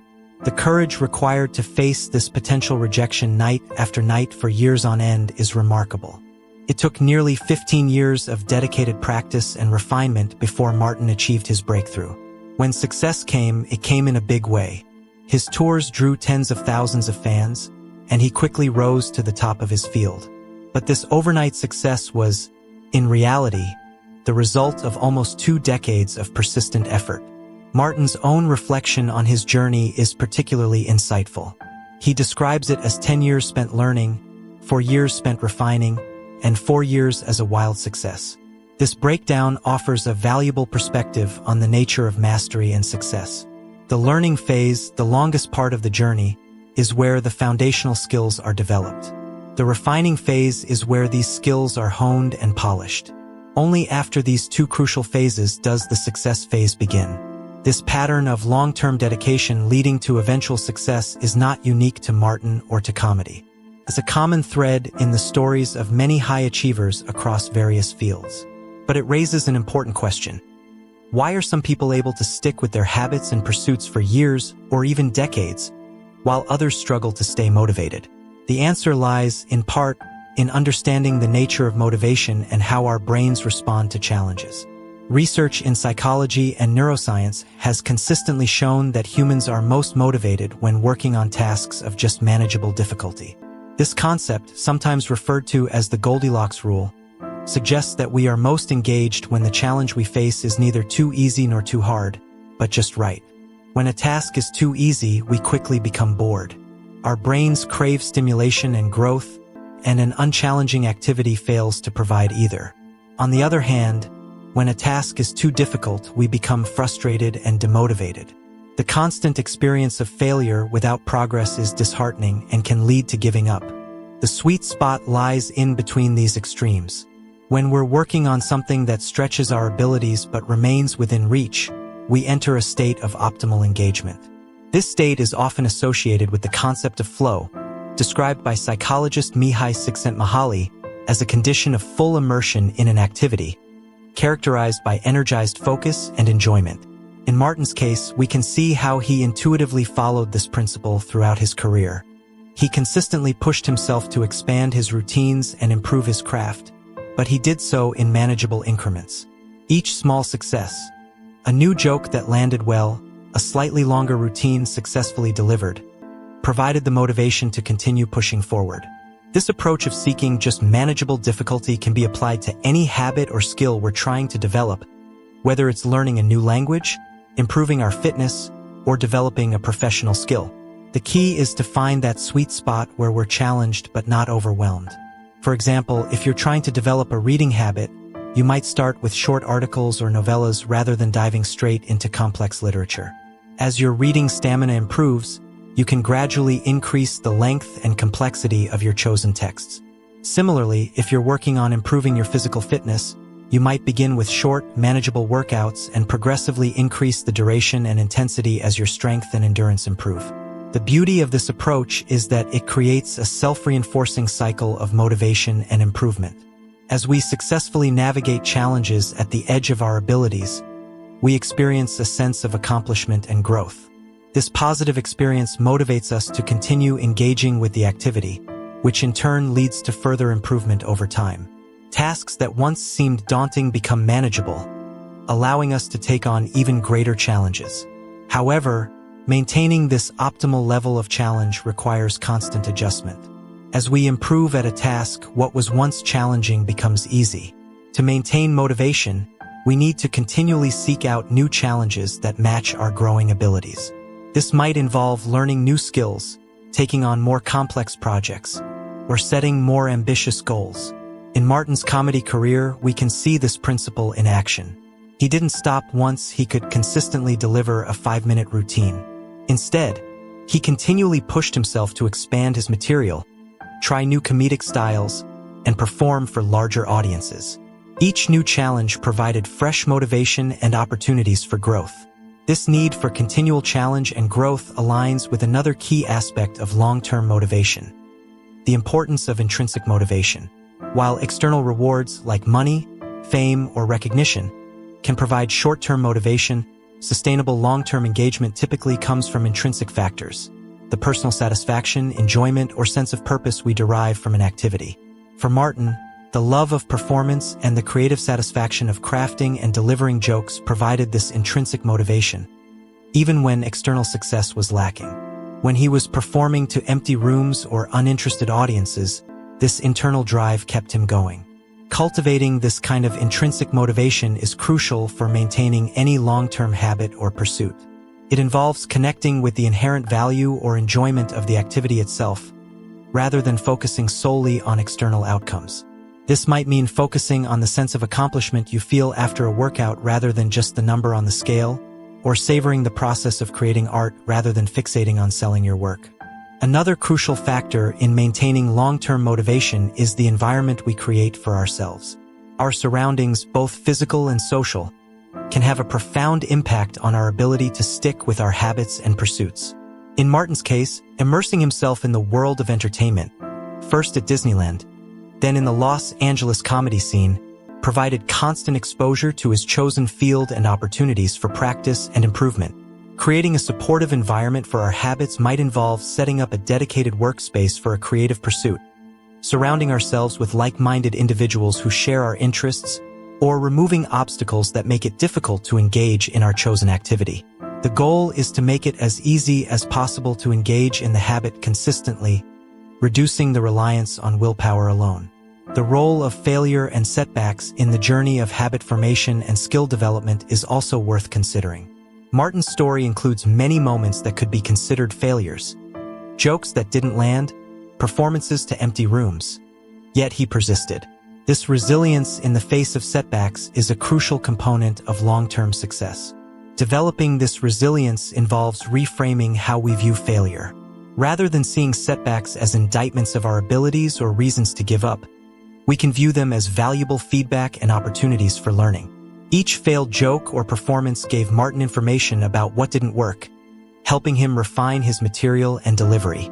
This growth mindset, the belief that our abilities can be developed through dedication and hard work, is a powerful tool for maintaining motivation over the long term. It allows us to see challenges as opportunities for growth rather than threats to our self-image. As we reflect on Martin's journey and the principles of motivation and habit formation it illustrates, we can draw several key lessons. Success often requires a long period of dedicated practice and incremental improvement. The overnight success is usually anything but. Maintaining motivation over the long term requires finding the right level of challenge, tasks that stretch our abilities without overwhelming us. Intrinsic motivation, deriving satisfaction and enjoyment from the activity itself, is crucial for sustaining long-term engagement. Creating a supportive environment can make it easier to stick with our habits and pursuits. Resilience in the face of setbacks, coupled with a growth mindset, allows us to persist through difficulties and learn from our failures. Continual adjustment and seeking out new challenges is necessary to maintain engagement as our skills improve. These principles can be applied to any area of life where we're seeking to develop new skills, form positive habits, or achieve long-term goals. Whether we're aspiring comedians like Martin or simply individuals looking to improve our health, learn a new skill, or advance in our careers, understanding and applying these concepts can help us stay motivated and achieve our objectives. In conclusion, the story of Steve Martin's rise to comedic stardom offers more than just an inspiring tale of perseverance. It provides a roadmap for anyone looking to achieve mastery in their chosen field or stick with a challenging habit over the long term. By embracing the process of gradual improvement, seeking out appropriate challenges, cultivating intrinsic motivation, and persisting through setbacks, we can all work toward our own versions of success, whatever form that may take. The journey may be long and challenging, but as Martin's story shows, the results can be truly remarkable. The hidden obstacle to mastery.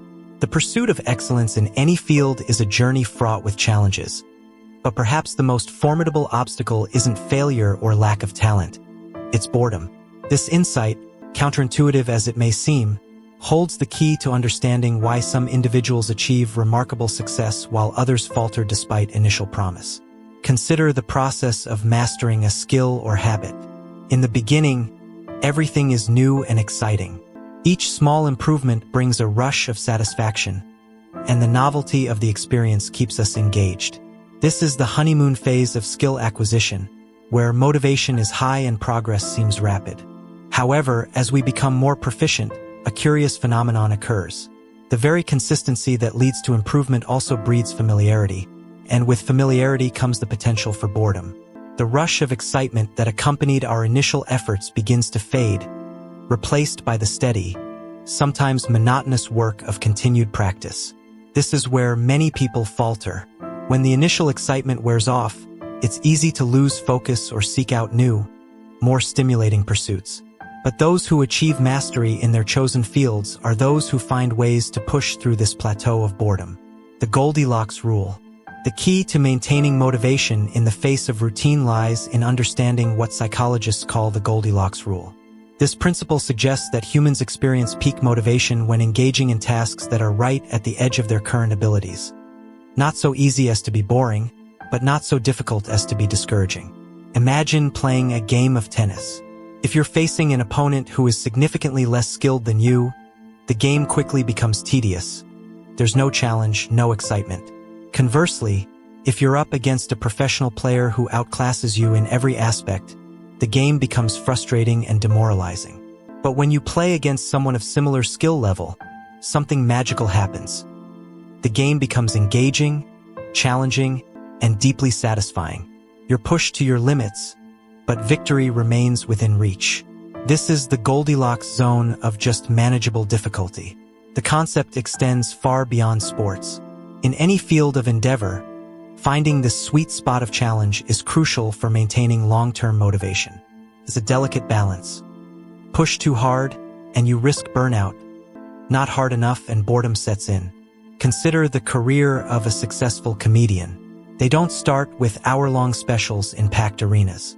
Instead, they begin with short sets in small clubs, gradually expanding their repertoire and tackling more challenging venues. Each step presents a new challenge, keeping the work engaging and pushing the boundaries of their abilities. Incremental challenge in habit formation.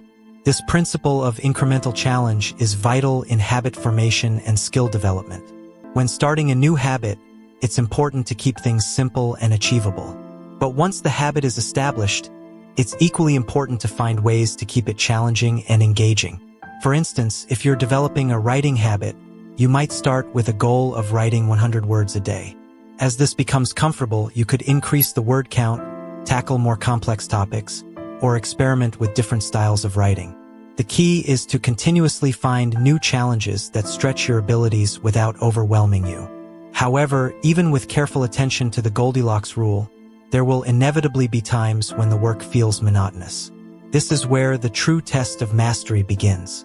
The ability to persist through periods of boredom, to continue showing up and putting in the work even when it's not exciting, is what separates the amateurs from the professionals. An elite weightlifting coach once shared a profound insight. At some point, it comes down to who can handle the boredom of training every day doing the same lifts over and over and over. This perspective challenges the common notion that success is all about passion and motivation. While these elements are important, they are not sufficient. True mastery requires the ability to persist even when the initial excitement has faded. Embracing boredom. This insight is liberating in a way. It means that those who achieve greatness aren't necessarily more passionate or motivated than the rest of us. They simply have developed the ability to push through the periods of boredom and continue their practice regardless of how they feel on any given day. The challenge, then, is to fall in love with boredom, to find satisfaction not just in the exciting moments of breakthrough but in the quiet, consistent work that leads to those breakthroughs. This doesn't mean that the work should always feel tedious. Indeed, finding ways to inject novelty and challenge into your practice is crucial for long-term engagement. One way to maintain interest is through the concept of variable rewards. This principle, well known in psychology, explains why activities like gambling can be so addictive. When rewards are unpredictable, they create a stronger dopamine response in the brain, enhancing memory recall and accelerating habit formation. While not all habits should or could involve variable rewards, imagine if flossing only sometimes resulted in clean teeth. Understanding this principle can help in designing practices that remain engaging over time. Different types of workouts, a reading habit that explores various genres, or a meditation practice that experiments with different techniques. All these can bring novelty to our routines. However, it's important to note that novelty alone is not the answer. Jumping from one new thing to another may keep boredom at bay, but it prevents the deep learning and skill development that come from sustained practice. The key is to find a balance between consistency and novelty, to keep the core of the practice steady while finding new challenges within it. This brings us to another crucial point: the importance of identity in maintaining long-term habits. When we tie our habits to our sense of self, when we see ourselves as the kind of person who does this, we're more likely to persist even when the initial excitement fades. A writer writes even on days when the words don't flow easily. An athlete trains even when they don't feel particularly energetic. A meditator sits even when their mind feels especially restless. Developing this kind of identity requires a shift in focus from outcomes to processes. Instead of fixating on the end goal, becoming a published author, winning a competition, achieving enlightenment, we learn to find satisfaction in the daily practice itself. This doesn't mean abandoning our aspirations, but rather recognizing that the journey toward them is where the real growth occurs. Moreover, this perspective helps in dealing with the inevitable setbacks and plateaus that occur in any long-term endeavor. When progress seems slow or non-existent, it's easy to become discouraged. But if we've learned to appreciate the process itself, we can find satisfaction in the simple act of showing up and doing the work, regardless of immediate results. This mindset also helps in managing expectations. Often, we have unrealistic ideas about how quickly we should progress or how consistently we should feel motivated. Understanding that boredom and frustration are normal parts of the journey can help us persist through these challenging periods. It's also worth considering the role of community in maintaining long-term motivation. Surrounding ourselves with others who share our goals and values can provide support, accountability, and inspiration during times when our individual motivation flags. This could be a formal group like a writing circle or a sports team, or simply a network of like-minded individuals pursuing similar goals. Another strategy for maintaining engagement over the long term is to periodically step back and reconnect with the bigger picture. Why did you start this practice in the first place? What are the larger goals or values that it serves? Sometimes, zooming out and reminding ourselves of the broader context can reignite our motivation and help us push through periods of tedium. It's also important to recognize that motivation often follows action, not the other way around. We often think we need to feel motivated in order to act, but in reality, taking action, even when we don't feel particularly inspired, can generate its own motivation. This is why the simple act of showing up, of starting the work even when we don't feel like it, is so powerful. Ultimately, the ability to persist through boredom is a skill that can be developed like any other. It requires practice, patience, and a willingness to sit with discomfort. But the rewards of this skill are immense. It's what allows us to push past the plateaus that stop most people, to achieve levels of mastery that seem out of reach to those who rely solely on sporadic bursts of motivation. This doesn't mean that the journey should be joyless. Indeed, finding ways to enjoy the process, to find satisfaction in the daily work, is crucial for long-term success. But it does mean accepting that not every moment will be exciting or inspiring, and learning to find value in the steady, consistent effort that leads to true mastery. The path to excellence. In conclusion, the path to excellence in any field is not just about talent, opportunity, or even passion. It's about the willingness to show up day after day, to put in the work even when it's not exciting, to fall in love with the boredom of consistency. It's about finding the right level of challenge to keep ourselves engaged while also developing the mental toughness to push through periods of tedium. This perspective on mastery and habit formation offers both a challenge and a comfort.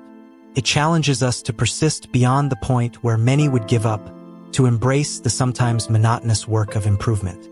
But it also offers comfort in knowing that those who achieve greatness aren't superhuman. They simply have developed the ability to stay the course, to find satisfaction in the journey as much as the destination.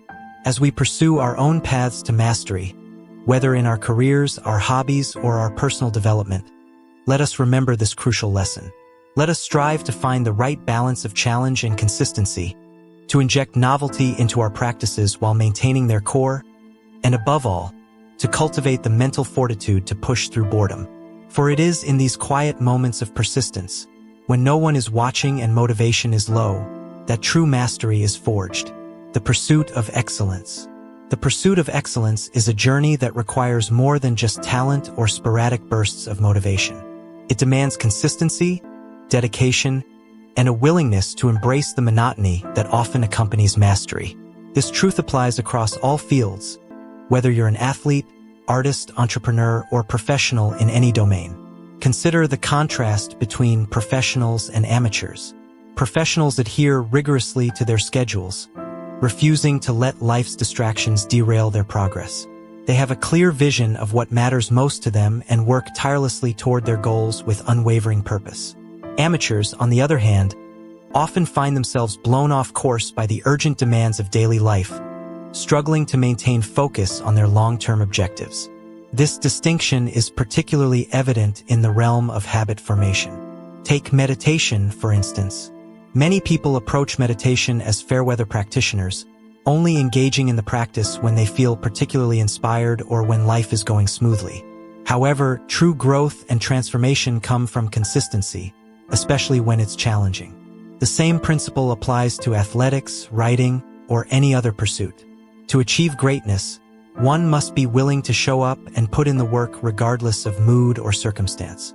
There's a common misconception that successful individuals always feel motivated and energized to tackle their goals. The reality is quite different. Even the most accomplished people frequently face moments of reluctance or lack of enthusiasm. The key difference is their ability to push through these feelings and take action anyway. They understand that regret often comes from inaction, not from pushing oneself to complete important tasks. This idea extends to the concept of deliberate practice, which is crucial for achieving mastery in any field. Deliberate practice involves focused, intentional efforts to improve specific aspects of performance. It's not always enjoyable, and it certainly isn't easy, but it's essential for progress. The willingness to engage in deliberate practice, even when it feels tedious or challenging, is what separates the truly exceptional from the merely good. Interestingly, the path to excellence often requires embracing boredom. This might seem counterintuitive. We often associate passion and excitement with high achievement. However, true mastery comes from the ability to find fascination in repetition, to see the nuances and opportunities for improvement in tasks that others might find mundane. It's about falling in love with the process, not just the outcome. The Goldilocks rule. This brings us to an important psychological principle known as the Goldilocks rule. This concept suggests that humans experience peak motivation when working on tasks that are right at the edge of their current abilities. Not too easy, not too hard, but just right. This sweet spot of challenge keeps us engaged and propels us forward. However, as we improve and tasks become easier, we risk falling into a comfort zone that can lead to stagnation. The greatest threat to success, then, is not failure but boredom. As habits become routine, they often become less interesting and less satisfying. This is a natural part of the skill acquisition process, but it's also a potential pitfall. The key is to recognize this phenomenon and develop strategies to combat it. One effective approach is to continually seek out new challenges within your field. As you master one level of skill, immediately begin pushing yourself to the next. This constant progression keeps the work engaging and prevents complacency. It's also important to develop a mindset that values consistency over fleeting bursts of motivation. Anyone can work hard when they feel inspired, but it's the ability to keep going when the work isn't exciting that truly makes the difference. The power of habits and deliberate practice. The formation of good habits is undoubtedly crucial for success. Habits create the foundation for mastery by automating basic skills, freeing up mental space for more advanced thinking. In chess, for example, it's only after a player has internalized the basic movements of the pieces that they can focus on higher-level strategy. This principle holds true across disciplines. When fundamental actions become second nature, attention can be directed to more nuanced and complex aspects of performance. However, the very automaticity that makes habits powerful can also become a limitation. As behaviors become automatic, we risk falling into mindless repetition. This can lead to a decrease in sensitivity to feedback and a tendency to let small errors slide. The danger here is that we might assume we're improving simply because we're gaining experience, when in reality, we may just be reinforcing existing patterns, including any flaws or inefficiencies. This phenomenon highlights the need for a more nuanced approach to skill development, especially for those aiming for elite levels of performance. While habits are necessary, they are not sufficient for true mastery. The optimal path combines automatic habits with deliberate practice, a synergy that allows for both efficiency and continuous improvement. Deliberate practice involves consciously focusing on specific aspects of performance, often breaking down complex skills into smaller components for targeted improvement. It requires a level of mental engagement that goes beyond simple repetition. By alternating between phases of habit formation and deliberate practice, individuals can continue to push their boundaries and refine their skills. This cycle of mastery, narrowing focus to a specific element, repeating it until internalized, then using that new habit as a foundation for the next challenge, is endless. Each level of mastery unlocks new frontiers of development. It's a process that demands both patience and persistence, as well as the humility to recognize that there is always room for improvement. The importance of reflection and review. One of the key challenges in this journey is maintaining consciousness of performance over time. It's precisely when skills start to feel automatic and comfortable that the risk of complacency increases. To combat this, it's crucial to establish systems for reflection and review. Regular assessment of performance, identification of areas for improvement, and setting new goals can help maintain the edge needed for continued growth. The Career Best Effort (CBE) program implemented by Pat Riley for the Los Angeles Lakers in the 1986-87 season provides an excellent example of such a system. After a disappointing playoff performance that didn't live up to the team's potential, Riley developed a method to track each player's performance metrics and encourage consistent improvement. The goal was for each player to improve their output by at least 1% over the course of the season. What made this program particularly effective was its holistic approach. It wasn't just about points scored or other obvious statistics. Riley included unsung hero deeds in his evaluations, things like diving for loose balls, helping teammates on defense, and other efforts that might not show up in the box score but contribute significantly to team success. This comprehensive view of performance encouraged players to focus on all aspects of their game, not just the most visible ones. The CBE program illustrates several key principles of effective habit formation and performance improvement. 1. Establishing a baseline, understanding current performance levels before setting goals for improvement. 2. Focusing on small, incremental improvements rather than dramatic overhauls, making progress feel more achievable and sustainable. 3. Recognizing and rewarding effort and behavior, not just outcomes, reinforcing the right habits and mindset even when results fluctuate. Implementing a similar system of reflection and review can be beneficial in any field. Regular self-assessment, seeking feedback from mentors or peers, and setting specific, measurable goals for improvement can help maintain focus and drive progress. It's about creating a framework that encourages continuous growth and prevents the onset of complacency. The journey of mastery. The journey to mastery is not a straight line. It involves periods of rapid growth followed by plateaus, moments of breakthrough insights, and times of frustrating stagnation. The key is to embrace this process, understanding that each phase plays a role in long-term development. The plateaus, in particular, are often where the most important work happens, refining skills, ingraining habits, and preparing for the next leap forward. In conclusion, the path to excellence is paved with consistent effort, deliberate practice, and a willingness to embrace the sometimes monotonous nature of skill development. It requires the discipline to stick to schedules and routines even when motivation wanes. It demands the humility to continually seek improvement even after achieving a high level of proficiency. And it calls for the wisdom to implement systems that promote ongoing reflection and adjustment. True mastery is not about reaching a final destination, but about committing to a lifelong journey of growth and refinement. It's about finding joy in the process, challenges in the familiar, and opportunities for improvement in every repetition.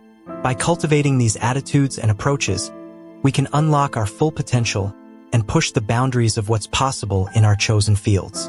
The road may be long and at times arduous, but for those committed to excellence, it's a journey worth taking. The power of small, consistent actions. The journey of personal growth and achievement is often misconstrued as a series of grand, sweeping changes or monumental breakthroughs. However, the reality of lasting success and meaningful transformation is far more nuanced, and in many ways more accessible than we might imagine. It's rooted in the power of small, consistent actions, what we might call atomic habits, that compound over time to produce remarkable results. Consider the ancient Greek paradox known as the Sorites paradox, which asks, can a single coin make a person rich? The obvious answer is no, but what if we add another coin and another? At some point, we must concede that a single coin does indeed make the difference between being rich and not being rich. This same principle applies to our habits and personal development. One small change, reading a single page of a book each day, meditating for just 1 minute, or saving a tiny amount of money, might seem inconsequential in isolation. However, when we commit to these small actions consistently over time, their cumulative effect can be transformative. It's not about seeking a single dramatic 1% improvement, but rather about accumulating thousands of these tiny enhancements across various aspects of our lives. The power of this approach lies in its sustainability and its ability to work with, rather than against, our natural tendencies and limitations. Grand, sweeping changes often fail because they require a level of willpower and effort that's difficult to maintain over the long term. Small habits, on the other hand, can be integrated into our daily routines with relative ease, gradually shifting the balance of our behaviors in a positive direction. This concept is particularly powerful when we consider the nature of complex systems, whether that's our personal lives, our professional endeavors, or even large organizations. In the beginning, small improvements might seem futile, their effects washed away by the inertia of the existing system. But as we continue to layer these small changes on top of one another, we eventually reach a tipping point. Suddenly, the weight of the system begins to work in our favor rather than against us. We can see this principle at work in countless success stories across various fields. The Olympic athletes don't become champions overnight. They achieve greatness through years of consistent, incremental improvements in their training, nutrition, and mental preparation. Successful businesses aren't built on a single brilliant idea, but on thousands of small optimizations and adaptations over time. Even in creative fields like art or comedy, mastery comes not from sporadic bursts of inspiration, but from the daily practice of one's craft. The 4 laws of behavior change. The key to harnessing the power of atomic habits lies in understanding and applying the 4 laws of behavior change. 1. Make it obvious. Create clear cues in your environment that trigger the desired behavior. 2. Make it attractive. Associate the habit with positive emotions or rewards. 3. Make it easy. Lower the barrier to entry by starting small. 4. Make it satisfying. Ensure the habit provides immediate or intrinsic rewards. By applying these 4 laws, we can gradually shift our behavior patterns, making positive habits more automatic and negative habits less appealing over time. These small shifts can lead to significant changes in our lives. However, it's important to recognize that this process is not a one-time effort, but an ongoing journey of refinement and adaptation. Success is not a fixed destination, but a continual process of improvement. As we progress, we may need to adjust our strategies, identify new areas for growth, and continually challenge ourselves to reach higher levels of performance. The compound effect of small habits. Consider the compound effect of these small habits over time. Reading just 1 page a day might not seem significant, but over the course of a year, it amounts to several books. Saving a small amount of money each week might not feel impactful in the moment, but given enough time, it can grow into a substantial nest egg. These examples illustrate how small actions, when repeated consistently, can lead to outcomes that far exceed our initial expectations. One of the most powerful aspects of this approach is its ability to transform not just our actions but our very identities. As we consistently engage in positive habits, we begin to see ourselves differently. The person who reads a page every day starts to identify as a reader. The individual who exercises regularly begins to see themselves as someone who values health and fitness. These shifts in identity can be profound, creating a positive feedback loop that further reinforces our new habits. However, it's crucial to approach identity change with flexibility and openness. While our habits can shape our identities in positive ways, clinging too tightly to a single identity can sometimes hinder our growth. For instance, an athlete who defines themselves solely by their sport might struggle when their athletic career ends. The business owner who sees themselves only as the CEO might face an identity crisis after selling their company. The key is to define our identities in ways that are both meaningful and adaptable. Instead of, "I'm an athlete," we might say, "I'm someone who values physical challenge and mental toughness." Rather than, "I'm the CEO," we could think, "I'm someone who builds and creates." By framing our identities in terms of our values and transferable qualities, rather than specific roles or achievements, we create space for growth and adaptation. The importance of reflection and review. As we progress on our journey of self-improvement, it's essential to incorporate regular reflection and review into our routines. While habits allow us to perform actions without conscious thought, a generally beneficial trait, they can also lead us to overlook small errors or areas for improvement. By periodically stepping back to assess our progress, identify challenges, and refine our approach, we ensure that our habits continue to serve us well. This process of reflection might involve regular check-ins, daily, weekly, or monthly, to assess progress, seeking feedback from mentors or peers to identify blind spots, adjusting strategies based on what's working and what isn't. Final thoughts. The journey of mastery.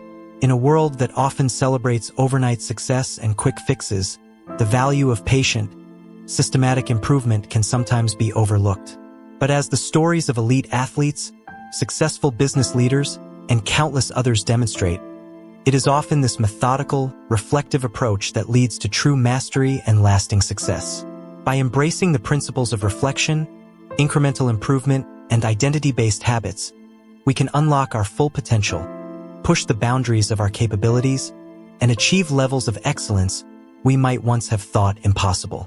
The road may be long, and at times arduous, but for those committed to excellence, it's a journey worth taking. Importantly, this reflection process should be approached with a growth mindset, a belief that our abilities and intelligence can be developed through effort and learning. This mindset allows us to view challenges not as threats to our identity or evidence of our limitations, but as opportunities for growth and improvement. As we continue on this path of incremental improvement, it's important to celebrate our progress along the way. While the day-to-day changes might be small, over time they accumulate into significant transformations. By acknowledging and appreciating these changes, we reinforce our commitment to continued growth and maintain motivation for the journey ahead. It's also worth noting that this approach to personal development, focusing on small, consistent actions rather than dramatic changes, can be particularly effective in times of uncertainty or stress. When the world around us feels chaotic or overwhelming, Concentrating on the small actions within our control can provide a sense of stability and progress. Moreover, the principle of atomic habits can be applied not just to individual growth, but to organizational and societal change as well. Companies can transform their culture and performance through small, consistent improvements in processes and behaviors.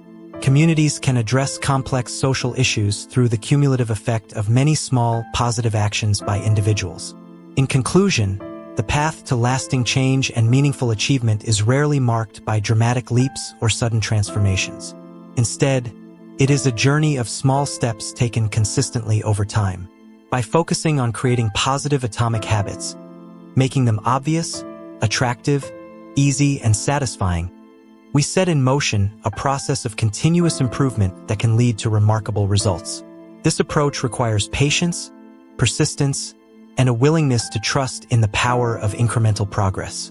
It asks us to shift our focus from immediate results to long-term growth, from dramatic changes to small, sustainable actions. But in doing so, it offers a path to success that is both more achievable and more enduring. The secret to results that last is, quite simply, to never stop improving. It's about layering one small change upon another, day after day, year after year. It's about understanding that true transformation doesn't happen overnight, but through the compound effect of countless tiny actions. In embracing this philosophy, we open ourselves to a journey of continuous growth and discovery. We free ourselves from the pressure of seeking perfect results immediately, and instead, find joy and satisfaction in the process of gradual improvement. And perhaps most importantly, we set ourselves on a path that doesn't just change what we do, but transforms who we are one small habit at a time.